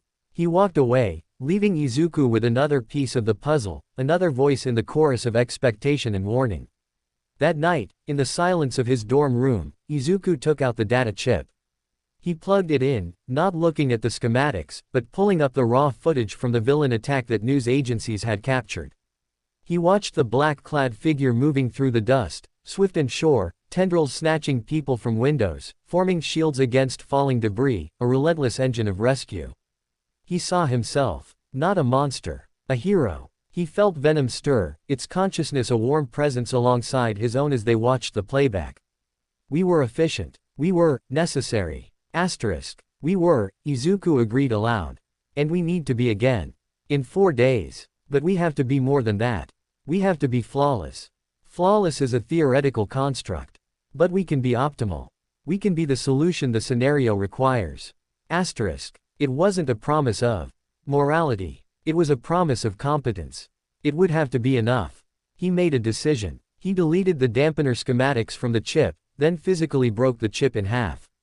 He wasn't making that choice. There was no fallback. There was only forward. The night before the exams, he lay awake, the symbiote a silent, watchful coil in his veins. He thought of his mother's face, of All Might's belief, of Aizawa's grim training, of Uraraka's mochi, of Todoroki's warning. He thought of the people in the apartments, their faces blurred by dust and panic, their lives in his black hands. He thought of the watcher on the roof. The thumbs up. This was it. The narrow ledge. On one side, the abyss of becoming a government weapon. On the other, the abyss of failure and exposure. He had to walk it. Not as a boy with a monster. But as a hero they couldn't afford to break. He closed his eyes, and for the first time in weeks, found the green space without struggle. A quiet, deep emerald calm, where he was just Izuku. He held onto it as he fell into a shallow, restless sleep. The dawn of the final exams arrived, cold and clear. The fight for his future began today. Chapter 18. The morning air was a blade, sharp and clean, scraping away the last vestiges of sleep. Izuku stood in his dorm room, already dressed in his black hero costume, the integrated suit feeling less like a disguise and more like a second skin, his skin, and Venom's. He ate a calculated breakfast, the symbiote directing his choices for optimal caloric and chemical intake. Chocolate, eggs, a specific brand of protein drink. Fuel for the coming trial. His mind was a still pool. The panic, the dread, the cacophony of warnings had condensed overnight into a single, cold point of focus. Today was a mission. Parameters: excel, control, impress. Avoid catastrophic failure. The green space was not a retreat today, it was the command center. He met his assigned partner for the first part of the practical exam in the prep room, Tenya Iida. The class president was vibrating with a different kind of tension, his engines giving faint, metallic hums of restrained energy. Midoriya, our objective is clear, to either capture our teacher or touch the exit gate on the other side of the testing ground. We will be facing, the screen in the room lit up, displaying their opponent. Eraserhead and Present Mic, a dual battle. Aizawa, the close quarters nullifier and capture expert, and Present Mic, the long-range sonic artillery. A brutal test of versatility and coordination. Iida adjusted his glasses, his expression grim. A formidable challenge. Eraserhead will target our quirks, seeking to disable and bind. Present Mike will provide area denial and sensory overload. We must divide their attention. My speed can pressure present Mike and disrupt his broadcasting. Your adaptability may be our best counter to Aizawa-sensei's erasure. Izuku nodded. The plan was sound. Once we're in, stick to the plan. But be ready to adapt. He won't fight fair. Understood. They were transported to an urban simulation zone, a replica of a city district with tall buildings and narrow streets. From a speaker, Present Mike's voice, even more amplified than usual, boomed. Let's get this party started, little listeners. Try not to go deaf. The exam began. Iida shot forward, engines roaring, a blue blur heading for the likely sniper nest of Present Mike. Izuku moved in the opposite direction, melting into the shadows of an alley. He didn't activate the full suit. He kept it at the skin level enhancement, senses dialed to maximum. He didn't have to wait long. A figure dropped silently from a rooftop above, landing in a crouch before him. Aizawa. His capture scarf was already unwound, his eyes glowing a dangerous red. No holding back, problem child, Aizawa said, his voice flat. Show me what you've learned. He lunged. Izuku didn't try to transform. He dodged, using his enhanced reflexes, feeling the erasure settle over him like a cold blanket. It did nothing, but Aizawa knew that. The scarf shot out, not to bind, but to whip at his legs. Izuku leapt, a tendril of black lashing from his wrist to snag a fire escape, swinging him up and over Aizawa's head. He landed, and immediately the suit flowed over him in its full, sleek form. He had to show control, but he also had to show capability. Aizawa was on him in an instant, his fighting style a blur of efficiency. Izuku defended with shields and careful counters, never striking to injure, always aiming to deflect, to create space. He could hear the distant, concussive booms of Present Mike's attacks and the roar of Iida's engines. Their battle was underway. You're thinking too much, Aizawa grunted, his scarf wrapping around Izuku's forearm. You're trying to perform. Fight me. Izuku let the scarf pull him forward, using the momentum to drive a knee towards Aizawa's side. The teacher twisted, letting the scarf go slack, and delivered a sharp elbow to Izuku's ribs. The suit absorbed the impact, but the force knocked him back a step. He was right. He was dancing, not fighting. He needed to lead. He stopped analyzing Aizawa's moves and reacted. When the scarf came again, he didn't dodge, he let it wrap around his torso, then hardened the suit at the point of contact, creating a rigid shell the fabric couldn't tighten against. He yanked, pulling Aizawa off balance, and closed the distance, a blackened hand shooting out for the capture tape on Aizawa's arm. Aizawa's hair lifted again, a pointless gesture but a distraction. His free hand came up, a glint of metal, a knife. No, a syringe. A containment drug. A threat. Instinct took over. Not Venom's instinct. His. The instinct to neutralize a threat without causing permanent harm. A tendril shot from his shoulder, not to strike, but to wrap around Aizawa's wrist, immobilizing it. At the same time, he drove forward, pinning Aizawa against a wall, his other hand finally slapping the capture tape against the teacher's shoulder. Aizawa went still. The red glow faded from his eyes. He looked at the tape, then at Izuku's featureless visor. A faint, almost imperceptible smirk touched his lips. Better. A buzzer sounded. Aizawa Shota, captured. But the exam wasn't over. They still had to reach the exit or capture Present Mike. A sonic blast ripped through the street, shattering windows. Iida came skidding around a corner, his armor dented, one engine smoking. He's too entrenched. I cannot get close. Izuku released Aizawa, who stepped back, observing, his role now as a neutralized combatant. He looked at the building where the sonic blasts originated. Present Mike was a support range fighter. He needed to be mobile to be effective. Iida, keep his attention. Make him track you. I'll get to him. How? Izuku didn't answer. He turned and ran into the building opposite Mike's perch. Inside, he flowed up the stairwell, not to the roof, but to a floor level with Mike's position. He stood before the window facing the other building, calculating trajectory and structural integrity. Proposal. Biomass cable and swing. Risk of sonic interception, high. Asterisk. We're not swinging, Izuku thought. He placed his hands on the exterior wall. The black substance flowed from his palms, spreading across the brick and mortar in a wide, sticky patch. Then, he pulled. Not with his muscles. With the suit. The biomass adhesive held fast, and he willed it to contract. The effect was like a winch. The wall held, and he was yanked forward. Shooting out of the window like a human cannonball, straight across the gap between buildings. He crashed through the window of Mike's nest in a shower of glass.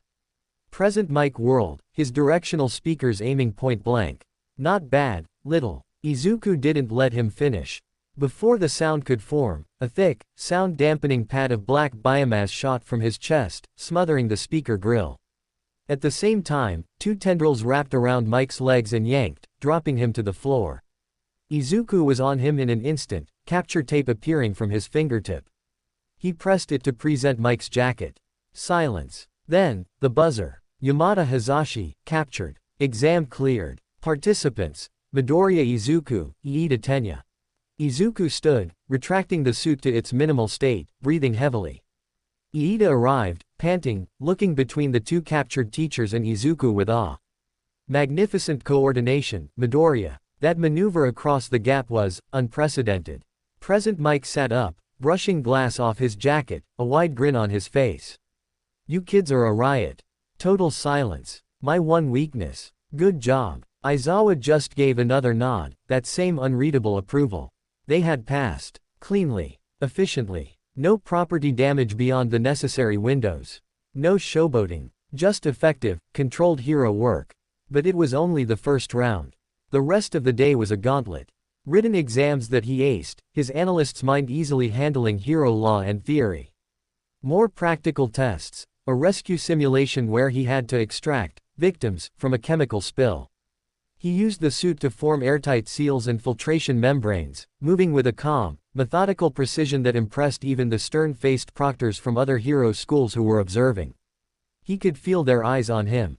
Commission liaisons, he guessed. He gave them nothing to criticize. He was a machine of perfect, by-the-book heroics. Between tests, he caught glimpses of his classmates. Bakugo, predictably, had obliterated his exam against All Might and Midnight in a fury of explosions and rage, passing but leaving a smoldering crater of a battlefield. Todoroki had flash-frozen his entire zone against Endeavor, a cold, symbolic victory. Uraraka and Asui had worked together brilliantly against 13, using gravity and mobility to win. Everyone was passing. Everyone was proving themselves. The final event was announced in the afternoon. It wasn't another fight. It was an interview. A panel assessment. He was led to a formal room. At a long table sat Principal Nezu, recovery girl, hound dog, and two people he didn't recognize, a severe-looking woman in a sharp business suit and a man with a calm, bureaucratic demeanor. The commission. He stood before them, still in his costume, the hood down, his face exposed. He felt naked. Nezu began. Midoriya Izuku. You have performed admirably in all portions of the exam. Your practical scores are among the highest in your class. Your theoretical knowledge is exceptional. However, as you know, your case is unique. This panel is here to assess not just your competency, but your stability and your future within the hero system. The severe woman spoke first. I am Commissioner Hakamata. Your quirk, or rather, your symbiotic relationship, presents unprecedented challenges. The incident with the giant villain demonstrated high utility but also high risk. You operated outside the chain of command. Explain your decision-making process that day. It was a trap. Admit to reckless impulse, and they'd cite a lack of discipline. Claim it was calculated, and they'd question his authority to make such calculations. He chose truth. I assessed the situation from inside the UA perimeter. The pro-heroes were fully engaged with the primary threat. The collateral damage was imminent and severe. I had the capability to mitigate that damage without interfering with the primary engagement. I made a judgment call that saving lives immediately was more important than strict protocol. It was a risk, but in that moment, it was the only heroical choice I could see. A student's judgment over that of experienced pros. The man asked, his tone mild. It wasn't an override, sir. It was filling a gap they couldn't cover. They were the sword. I became the shield for those the sword couldn't protect. The answer seemed to give them pause. Hound Dog spoke next, his growl gentle.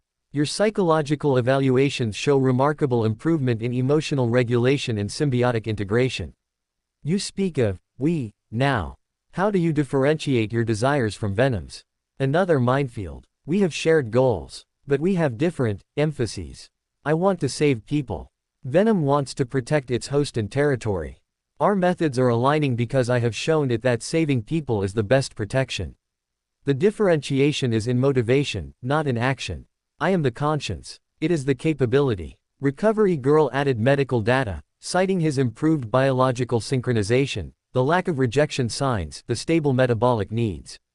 The commission officials asked more pointed questions about control, about what would happen if he were injured severely, if Venom were threatened, about his loyalty, to the system. He answered everything calmly, honestly, without revealing the deeper terror, the political games, the dampener. He presented himself as a resolved, integrated young hero in training, a unique but manageable asset. Finally, Nezu steepled his paws. Thank you, Midoriya. You may wait outside. He left, the door closing behind him. The hallway was empty. He leaned against the wall, his legs suddenly weak. He had done all he could. It was in their hands now. He didn't have to wait long. Maybe 10 minutes. The door opened. Nezu emerged alone. His expression was inscrutable. Walk with me, the principal said. They walked down the quiet corridor. Nezu didn't speak for a while. Then, the commission is satisfied. For now. Your performance today was impeccable. Your answers were measured. You presented as a controlled, high-value entity. They have agreed to continue the current arrangement, your enrollment at UA under our supervision in probationary terms. They will, however, require quarterly reports and retain the right to re-evaluate should any anomalous incidents occur. Relief, so profound it was dizzying, washed over him. He had done it. He had passed. But, Nezu continued, his voice dropping, this is a reprieve, not a pardon. The pressure will not cease. They will watch. They will wait for a mistake. Your margin for error is now 0.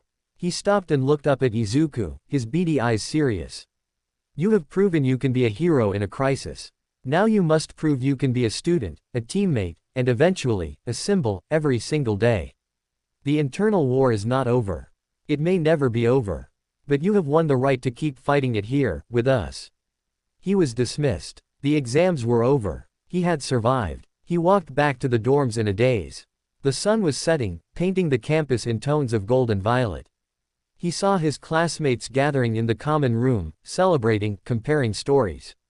Laughter spilled out into the evening. He stood outside for a moment, watching them through the window.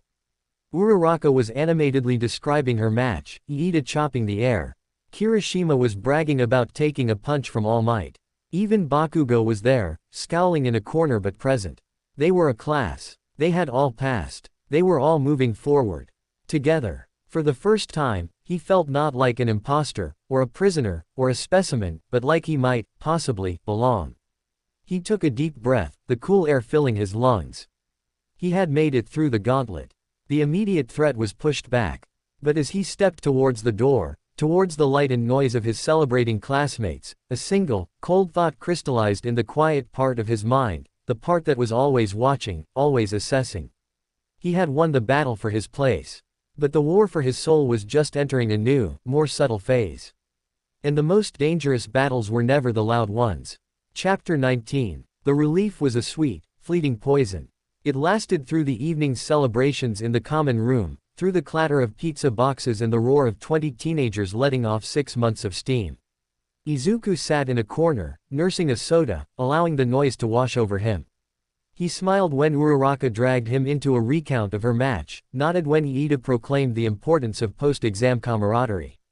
He even managed a non-confrontational grunt when Bakugo, in a rare moment of something almost like civility, gruffly acknowledged that his weird black crap had been not completely useless against Aizawa.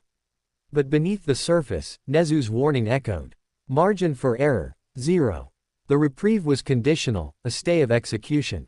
The commission's eyes were still on him, their interest now formalized, bureaucratized.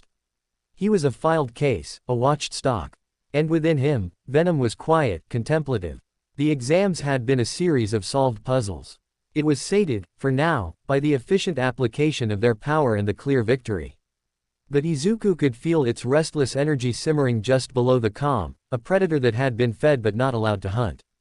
The next week was a strange limbo. Classes resumed, but the edge was gone.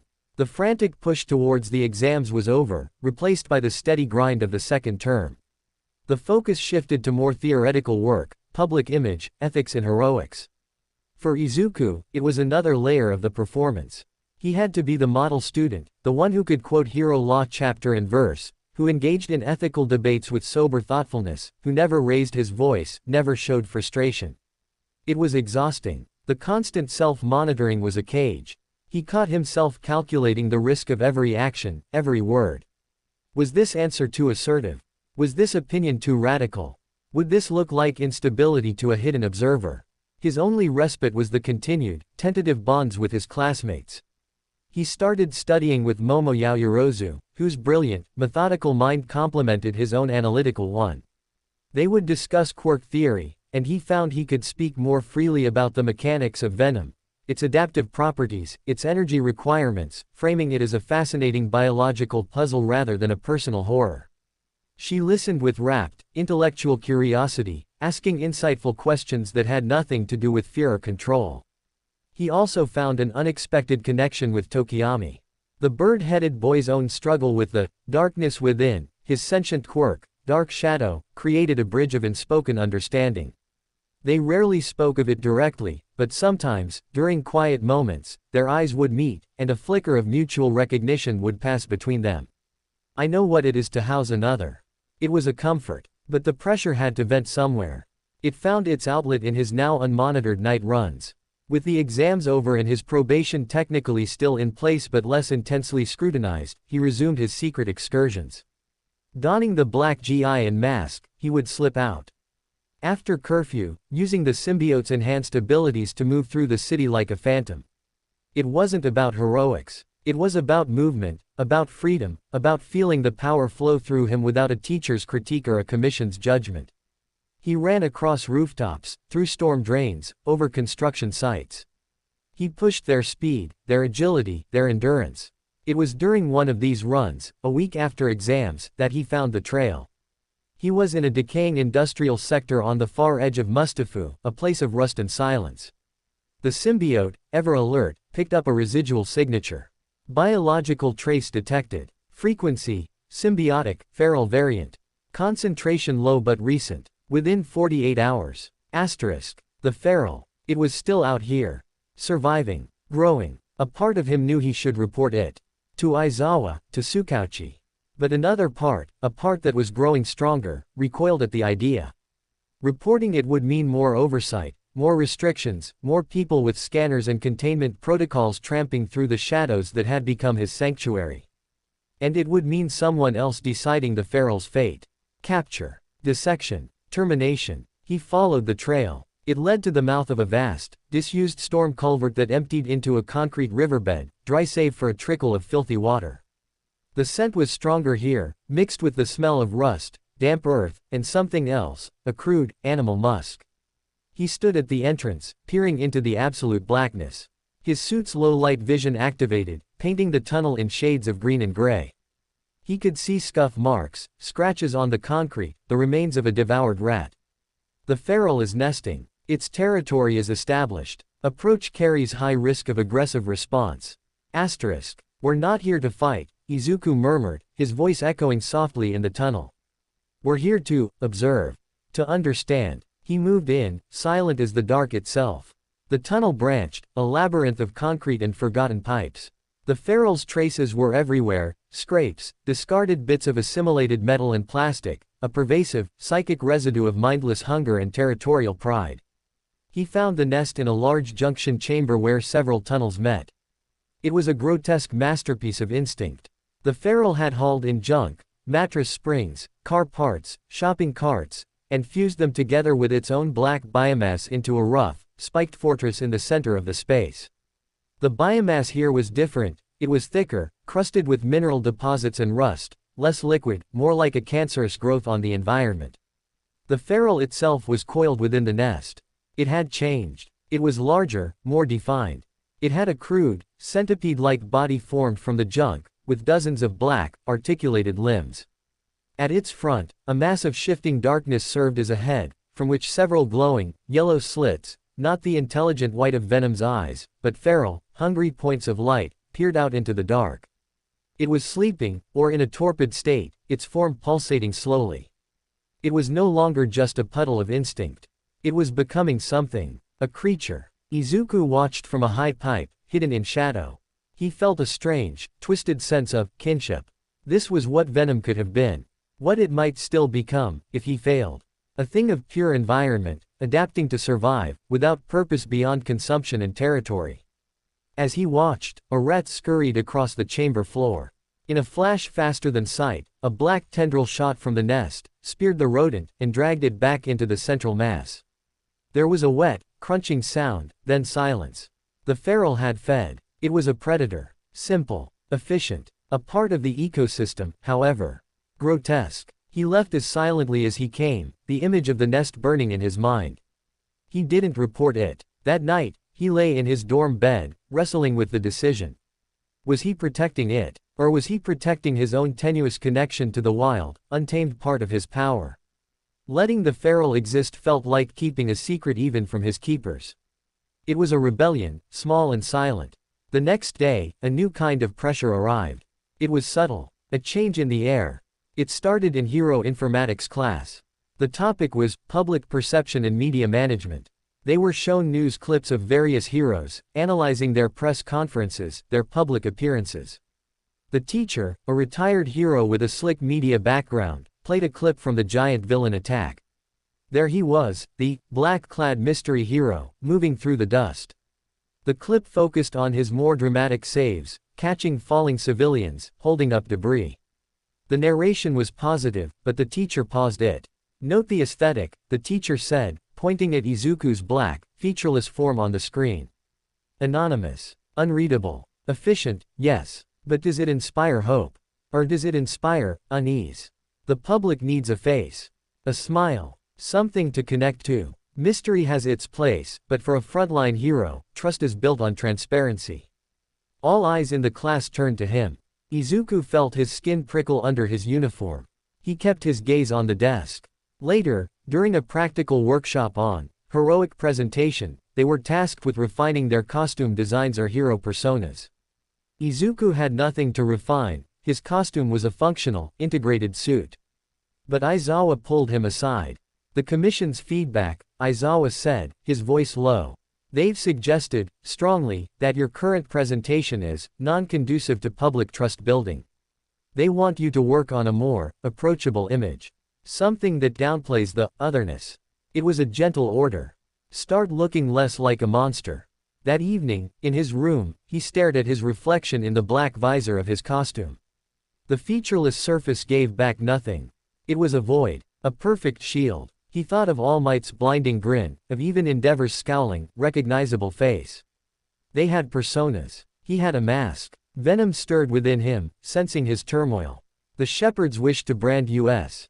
To make us a product of the flock. Our strength is in our difference. Asterisk. Our difference scares them, Izuku whispered. They can't control what they don't understand. So they want to make us understandable. Palatable. To be palatable is to be weak. To be consumed. Asterisk. It was a fundamental conflict. His survival at Ua depended on assimilation, on proving he could be a normal hero. But his power, his very identity, was rooted in the alien, the unknown. To sand down those edges felt like a betrayal, a slow suicide. He spent hours sketching, not in his analysis notebook, but on fresh pages. He tried to design a new visor, one with a mouth slot, maybe even a stylized, gentle smile. It looked ridiculous on the sleek black suit. He tried adding color, a green stripe to match his hair, a white accent. It looked like a cheap parody. Frustration boiled over. He crumpled the papers. He couldn't do it. He couldn't fake a smile he didn't feel. The only genuine expression he had when merged with Venom was the Predator's grin, and that was the one thing they absolutely could not see. He was trapped between the need to conform and the impossibility of it. A few days later, the pressure took a more direct form. He was summoned to a meeting not with Nezu or Aizawa, but with a woman from the UA Board of Trustees. Her office was opulent, full of wood and leather, a stark contrast to Nezu's functional space or Aizawa's utilitarian gloom. "Midoriya, please, sit," she said, her smile professional and cold. "I'm Trustee Shimano. I oversee public relations and institutional partnerships for UA. Your situation has come to my attention. Specifically, the narrative around you." She slid a tablet across the desk. On it was a mock-up of a UA promotional poster. It featured the top students from Class 1A. Bakugo was mid-explosion, Todoroki surrounded by ice and fire, Uraraka floating gracefully. And there, in the corner, was a silhouette. A black, human-shaped silhouette with 2 white dots for eyes. No features. Just a shadow. "This is how our marketing team sees you fitting into the UA brand, at the moment," Shimano said delicately. "A silhouette. An enigma. It's intriguing, but it's not sustainable. We need a story. A human story. The tragic past, the struggle for control, the triumph of the human spirit over the alien invader." Her eyes gleamed. "It's compelling. It sells. And it gives the public a framework to understand you. To sympathize." She was offering him a script. A sanitized, marketable version of his trauma. He felt sick. "The commission agrees," she added, the hammer blow. "A coherent, public-facing narrative would go a long way toward normalizing your status. It would show you're not hiding a dark secret, but overcoming a challenge. It's for your own good, Midoriya. For your future as a pro." He left the office feeling hollowed out, scrubbed clean. They didn't want to cure him. They wanted to package him. To turn his pain into a selling point for the school. He went to the only place he could think of, Gym Delta. It was empty. He didn't turn on the lights. He stood in the center of the vast, dark space, breathing in the sterile, dead air. "They want to put me in a box," he said aloud, his voice flat in the emptiness. "A box with a pretty label. Boxes are for prey. For things that are finished. We are not finished. Asterisk. What are we, then?" The question was a plea. "We are becoming. The shepherds want to define what we become. To draw the blueprint. But the host dreams in green valleys and smiles. The symbiote dreams in black armor and secure territory. Together, we dream in shades they have no names for." Asterisk. The words were the most philosophical, the most human Venom had ever been. It wasn't just about survival or efficiency anymore. It was about identity. Their shared, messy, impossible identity. Izuku felt a resolve harden in his chest, cold and sharp. He would not be their silhouette. He would not recite their script. He would not wear their fake smile. But he couldn't fight them openly. Not yet. He was still too vulnerable. He needed a third path. Not the monster in the dark, not the sanitized hero in the poster. Something else. Something true. An idea began to form, fragile and dangerous. It started with the feral. With the untamed thing in the sewer. If they wanted to put him in a box labeled, "Overcome Adversity," he would show them what real adversity looked like. Not as a story, but as a problem to be solved. His problem. He wouldn't report the feral. He would study it. He would try to understand it. And maybe, just maybe, he would try to do what no one else thought possible. He would try to reach it. Not to kill it. Not to capture it. To communicate. To offer it what he had been offered, a purpose beyond mere survival. It was a mad plan. It risked everything, his probation, his place at UA, his life. If the commission found out he was secretly consorting with a second, feral symbiote. But it felt like the only choice that was truly his own. Not Aizawa's control, not Nezu's calculation, not the commission's branding. His. That night, he went back to the sewers. He didn't go empty-handed. He brought offerings, bars of dark chocolate, cans of high taurine energy drinks, and raw meat from the UA kitchens. Bribes. Gifts. He placed them at the entrance to the nest chamber, then retreated to his hiding spot on the high pipe. He waited for hours in the damp, ringing dark. Just as he was about to give up, the feral stirred. The yellow slits opened. It uncoiled, its junk metal body clattering softly. It sensed the offerings. It flowed forward, a wave of darkness and rust. It inspected the gifts cautiously. A tendril probed the chocolate, then retracted. It ignored the meat. But the energy drink, it pierced the can with a sharp pseudopod and seemed to drink, the black biomass absorbing the liquid. A pulse of satisfaction, a warm, contented hum that Izuku felt in his own bones through the faint sympathetic link. The feral took the can and the chocolate, dragging them back into its nest. It didn't attack. It didn't seem to notice him. It was a start. As he left the sewers, the first hints of dawn graying the sky, Izuku felt a strange, grim hope. He was playing a dangerous game, walking a wire between the institution that housed him and the wild thing in the dark. But for the first time in a long time, the path ahead felt like his own. He wasn't just surviving their tests anymore. He was conducting an experiment of his own. And the subject was himself. Chapter 20. The secret became a rhythm, a counterpoint to the regulated beat of UA life. By day, Izuku Midoriya was the model provisional student, attentive in class, precise in training, offering just enough of a persona in heroic presentation, workshops to satisfy Trustee Shimano, a determined frown, a nod of resolve, nothing as vulnerable as a smile. He spoke of overcoming challenges and integration in vague, acceptable terms. He was a sketch of a hero, patiently waiting for the authorities to fill in the colors. But by night, in the deep, wet dark of the forgotten sewers, he was something else entirely. He was the negotiator, the anthropologist of the alien. His visits to the feral symbiote, he'd started calling it Grendel in his mind, after the Old English beast, became a ritual. He brought offerings every few nights. Always the energy drinks, sometimes specific chemicals he'd cribbed from Venom's metabolic wish list. Once a shattered smartphone he'd found, Grendel had assimilated the circuitry with keen interest. He never showed himself fully. He remained a shadow in the pipes, a silent provider. Grendel changed. The offerings of targeted nutrients seemed to stabilize it, give its form more cohesion. The junk metal carapace became smoother, more intentional. The yellow slits gained a faint, flickering awareness. It stopped being purely reactive. It began to anticipate his visits. He would arrive to find it already at the edge of its nest territory, waiting, its form quivering with a low-grade anticipation that wasn't quite aggression. He started pushing the boundaries. He would speak, his voice a soft, calm murmur in the echoing tunnel. Not commands, not threats. Narration. It's raining outside. The city smells different when it's wet. Like rust and ozone. Chocolate. Phenylalanine. It helps with neural sync. Do you feel it? My name is Izuku. Grendel gave no sign of understanding words.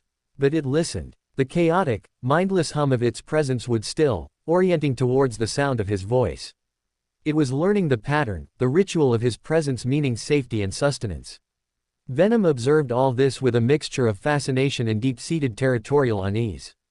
The feral is conditioning. It associates our scent presence with reward. This is the first step of domestication. Or of training a hound.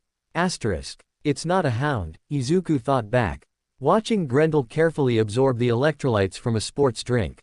It's lost. Like you were, before we bonded. It needs an anchor. Anchors are for ships. The feral is a storm. You cannot anchor a storm. You can only hide from it, or destroy it. Asterisk. Or understand it. Maybe even, redirect it. The host's sentimentality towards a mirror of our potential fate is illogical. It is a threat to our existence. Asterisk. It's a life. And it's here because of the same people who made you. That makes it our responsibility. The internal debate was a constant undercurrent. But with each visit, Izuku felt a fragile thread forming, not a bond, but a recognition. Two alien things in a human world, finding a precarious point of contact. This secret life fueled him, gave him a sense of agency that counteracted the suffocating pressure of UA and the Commission. But it also stretched him thin. The constant duality was a tax on his psyche. He caught himself zoning out in class, his mind in the sewers. He was more withdrawn from his classmates, the energy he spent on Grendel leaving little for casual friendship. Aizawa noticed. Of course he did. He pulled Izuku aside after a particularly sluggish combat drill. You're distracted. Your reaction times are down. You're here, but you're not here. His dark eyes bored into Izuku's. Is it venom? Is it pushing? No, Izuku said, too quickly. It's just, tired. The exams, the adjustments. Aizawa held his gaze for a long, silent moment. He didn't have Tsukauchi's lie detector quirk, but his intuition was a weapon all its own. The margin for error is zero, problem child. Distraction leads to mistakes. Mistakes have consequences. Get your head in the game. The warning was clear. Izuku nodded, gilled a cold stone in his stomach. He was risking everything, his place, his future, the fragile piece, for a creature of instinct in a sewer. It was madness. But he couldn't stop. Grendel was the only part of his life that wasn't a performance. The breaking point came from an unexpected direction. It was a Friday. Classes had ended for the week. Izuku was in the dorm common room, trying to focus on an essay about Nimbus-era hero ethics, when Katsuki Bakugo slammed his textbook shut with a sound like a gunshot. Enough of this pointless crap. He snarled, not at anyone in particular. He stalked towards the door, then stopped, his eyes landing on Izuku. A familiar, challenging glint was in them. Hey, Deku. Sparring match. Gym Gamma. Now. The room went quiet. Everyone knew their history. Iida stood up, chopping a hand. Bakugo. Unsupervised sparring is against dorm rules. And given your past. Shut it, 4 eyes, Bakugo snapped, not taking his eyes off Izuku. Well, still hiding behind teachers' skirts. Or you finally wanna see how you stack up when you're not cheating with your little alien buddy. It was a blatant provocation. A trap. Bakugo was itching for a rematch, a chance to prove his superiority in a fair fight without Venom's full manifestation. Izuku knew he should refuse. Walk away. Follow the rules. But the pressure of the week, the exhaustion from his double life, the constant need to be controlled and placid, it found a crack. A hot, defiant anger rose in him. Not Venom's cold rage, his own. The anger of the boy who had been pushed down for years, who was still being pushed, molded, packaged. He stood up. Fine. Gasps around the room. Iida spluttered protests. Uraraka looked worried. Todoroki watched, impassive. They went to Gym Gamma. Word spread, half the class followed, a silent, tense audience. They squared off in the center of the training mat. No costumes. Just gym clothes. No black stuff, Bakugo growled, popping explosions in his palms. Just you and me, your quirkless, pathetic self against the real thing. Izuku said nothing. He settled into the stance Aizawa had drilled into him. He wouldn't use Venom. But Venom was always there, enhancing his base abilities, sharpening his senses. It wasn't a transformation, but it wasn't nothing. Bakugo attacked. He was faster, stronger, more experienced. His explosions were concussive, disrupting balance, searing the air. Izuku dodged, weaved, blocked what he could. He landed a few hits, solid, well-placed strikes that Bakugo took with grunts of surprise. Izuku was better than he'd been. Much better. But Bakugo was a prodigy of violence. He adapted, feinted, and caught Izuku with a glancing blast to the shoulder that spun him around. Izuku's arm went numb. Pain, sharp and clean. Host damaged. Minor burns and concussive trauma. Countermeasures engaging. Biomass ready for defensive. No. Izuku screamed internally, clenching his teeth. Stay down. He pushed forward, ignoring the pain, going for a grapple. Bakugo smirked, readying a point-blank blast to his chest. Then, from the gym doors, a voice, sharp as a whip crack. What the hell is going on here? Aizawa. And beside him, looking both concerned and severely unimpressed, was All Might in his skeletal form. The fight froze. Bakugo lowered his hands, scowling. Izuku stepped back, his shoulder throbbing. Aizawa's gaze swept over them, the gathered students, the scorch marks on the mat. Unauthorized combat. Rule breaking of the highest order. Both of you. My office. Now. The walk was silent, heavy with impending doom. In Aizawa's stark office, the teacher sat behind his desk, All Might standing to the side, his face grave. Explain, Aizawa said, his voice dangerously quiet. Bakugo jutted his chin out. A spar. Testing his mettle without his crutch. He agreed. I did, Izuku said, his voice flat. You, Aizawa said, turning his burning gaze to Izuku, are on probation. Every action you take is under a microscope. A public, unsupervised brawl. Are you trying to get expelled? Or handed over? It wasn't public, Bakugo started. It was witnessed by a dozen of your peers. Do you think word won't get out? Do you think the commission won't hear about the unstable symbiotic student getting into violent altercations? Aizawa's fist clenched on the desk. I told you. Zero margin. All Might stepped forward. Young Bakugo, provoking a fellow student with known volatility issues is reckless.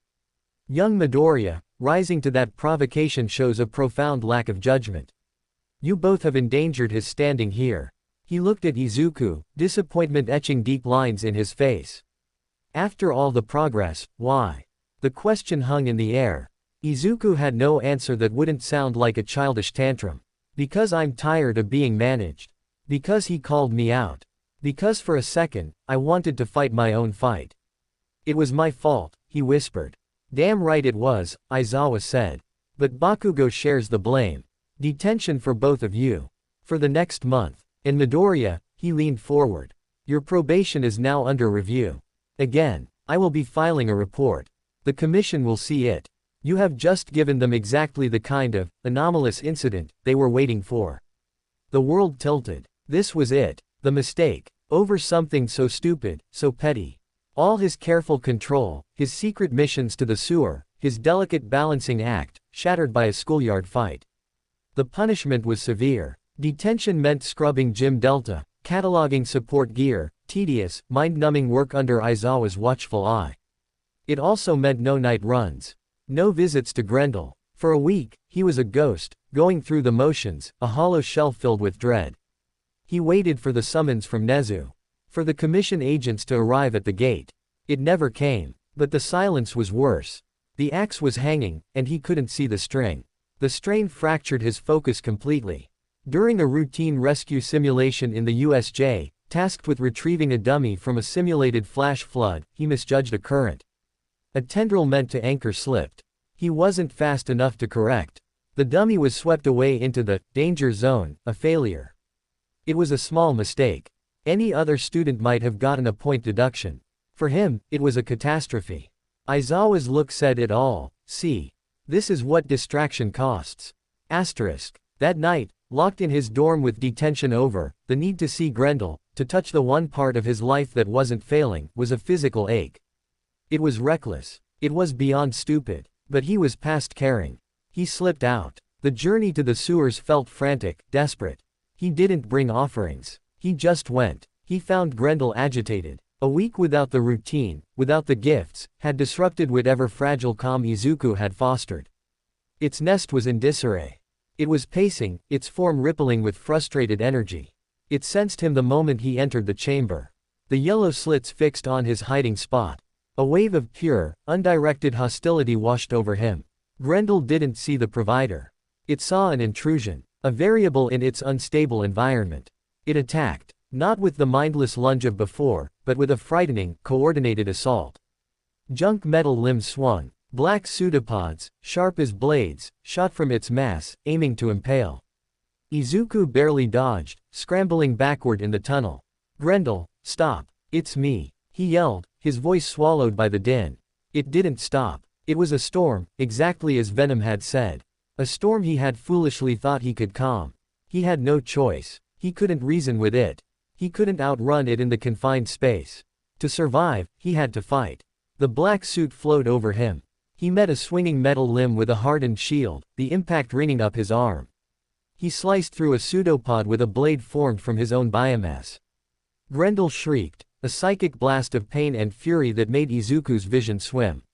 They fought in the clanging, dripping dark. It was a nightmare mirror of his first encounter with Venom, but raw, wild, without the underlying intelligence. Grendel was strong, fueled by desperation and pure survival instinct. Izuku was more skilled, more controlled, but he was also trying not to kill it. That restraint was a shackle. A metal claw scraped across his chest plate, digging deep. He felt Venom's pain, his own shock. He stumbled back against the tunnel wall. Grendel loomed over him, a monument of rust and rage, its yellow slits burning. It drew back a massive, bludgeoning limb for a final, crushing blow. This was it. He would have to destroy it. Or be destroyed. In that frozen second, a memory flashed, not his own, but Venom's. A memory of the canister. Of the cold, the silence, the hunger for connection. The desperate, screaming void before the bond. And he understood. Grendel wasn't just attacking an intruder. It was screaming into the void. It was alone, and it was terrified. He didn't raise a weapon. He dropped his guard. He let the suit retract from his face, exposing his own eyes, wide with fear and a desperate, empathetic sorrow. He didn't speak. He pushed. Not a command. Not a threat. A feeling. A memory sensation, amplified by Venom's own latent connection to its kind. He pushed the memory of the chocolate, the energy drink, the calm voice in the dark. The feeling of attention, of not being alone. The crushing limb stopped, hovering inches from his head. Grendel froze. The yellow slits blinked. The hostile, psychic scream stuttered, replaced by a wave of confusion. It sensed the familiar scent, the strange, non-threatening signal amidst the violence. It didn't understand, but it recognized. Slowly, tremulously, Izuku reached out a bare, human hand, palm up. Empty. He held his breath. The rusted, dark mass before him quivered. A single, thin tendril, not a blade, but a questing filament, extended from Grendel's form. It touched his palm. It was cool, rough with embedded grit. There was no bond, no understanding, but for a moment, the storm stilled. The void was not filled, but it was acknowledged. Then, with a sound like a receding sigh, Grendel retracted. It flowed back into its nest, coiling itself, the yellow slits watching him, no longer with hunger, but with a deep, alien bewilderment. Izuku sank to his knees, trembling, the suit melting away. He had done it. He hadn't tamed it. He hadn't communicated. But he had reached it. For a second, he had met the storm in the eye, and it had hesitated. He crawled out of the sewer, bruised, bleeding, his costume torn, but his spirit humming with a fragile, incredible victory. He didn't make it back to Ua unseen. As he emerged from a drainage ditch into a dingy alley, a figure stepped from the shadows. Not Aizawa. Not a teacher. Detective Tsukauchi. He looked at Izuku's battered state, the torn black suit, the smell of the sewer on him. His expression was grim. I had a hunch, Tsukauchi said quietly. After the fight with Bakugo. Aizawa said you were distracted. I thought maybe you were just cracking under the pressure. But then I remembered the feral symbiote. The one that got away. He stepped closer. You've been going to it, haven't you? There was no point lying. The evidence was on him, in him. Izuku nodded, once. Tsukauchi closed his eyes, pinching the bridge of his nose. Midoriya, do you have any idea how dangerous that is? How badly this could go? If the commission knew, they'd kill it, Izuku finished, his voice raw. Or worse, they'd take it, study it, turn it into what they want to turn me into. It's a creature of instinct. It almost killed people. It's alone. The words burst from him, a raw cry. It's scared and alone and it doesn't know what it is. Just like Venom was. Just like I was. Someone has to try. Someone has to see if there's something more there than just a monster. Tsukauchi stared at him, seeing not a reckless student, but a boy standing between two abysses, trying to build a bridge out of nothing but will and empathy. He sighed, a long, weary sound. You can't save everything, kid. I have to try, Izuku whispered. It's the only thing that feels like mine anymore. The detective was silent for a long minute, the alley dark around them. Then he reached into his coat and pulled out his phone. He made a call. Aizawa. It's Tsukauchi. I found him. He's safe. Mostly. I'm bringing him in. He listened, his eyes on Izuku. No, I'll handle the report. Keep it off the books. For now. He hung up. He looked at Izuku. This never happened. You were on a sanctioned, late-night endurance run and got jumped by a minor villain with a blade quirk. You subdued them and called me. That's the story. Understood. Izuku blinked, stunned. Why? Because sometimes, Tsukauchi said, his voice softening just a fraction, the system needs people who see monsters and wonder if they can be saved, not just put down. But listen to me, Midoriya. This ends. No more solo trips. No more secret symbiosis diplomacy. You focus on Ua. You get through your review. You become the hero you're supposed to be. Then, maybe, with backup, with planning, we can look at your project. But not before. Do you understand? This is your last chance. It was a lifeline. A secret kept, a disaster averted, by a man who believed in second chances. Izuku nodded, tears of relief and exhaustion mixing with the grime on his face. I understand. As Tsukauchi drove him back to Ua, the city lights blurring past, Izuku leaned his head against the cool glass. He was bruised, exhausted, his probation hanging by a thread, his future uncertain. But he had faced the storm in the dark, and it had not consumed him. He had looked into the alien eyes of his own potential fate and seen not just a monster, but a possibility. The war wasn't over. The internal battle with Venom, the external pressure from the Commission, the delicate, impossible project with Grendel, all of it lay ahead. But as the towering H-shaped building of UA came into view, lit up against the night sky like a fortress of dreams and rules, Izuku Midoriya felt something he hadn't felt in a long time. Not hope, not quite. But a fierce, unshakable determination. He would walk the narrow ledge. He would bear the weight. He would learn to control the monster, befriend the wild, and navigate the labyrinth of power and politics. Not as a victim, not as a weapon, but as something new, something the world had no name for yet. A hero, forged in symbiosis. The road ahead was darker and more complex than he had ever imagined. But he was no longer walking it alone. He had a partner, a purpose, and now, a secret worth fighting for. And for the first time, he was eager to see what they would become. If you want to see how far his power evolves, or how the hero society reacts next, make sure you like this video and comment if you want part 2. And hey, if you're new here, don't forget to subscribe right now. Because I upload daily dark and powerful Deku what if stories. And trust me, the next one will be even more insane. And I'll see you in the next chapter. Until then, go beyond. Plus Ultra.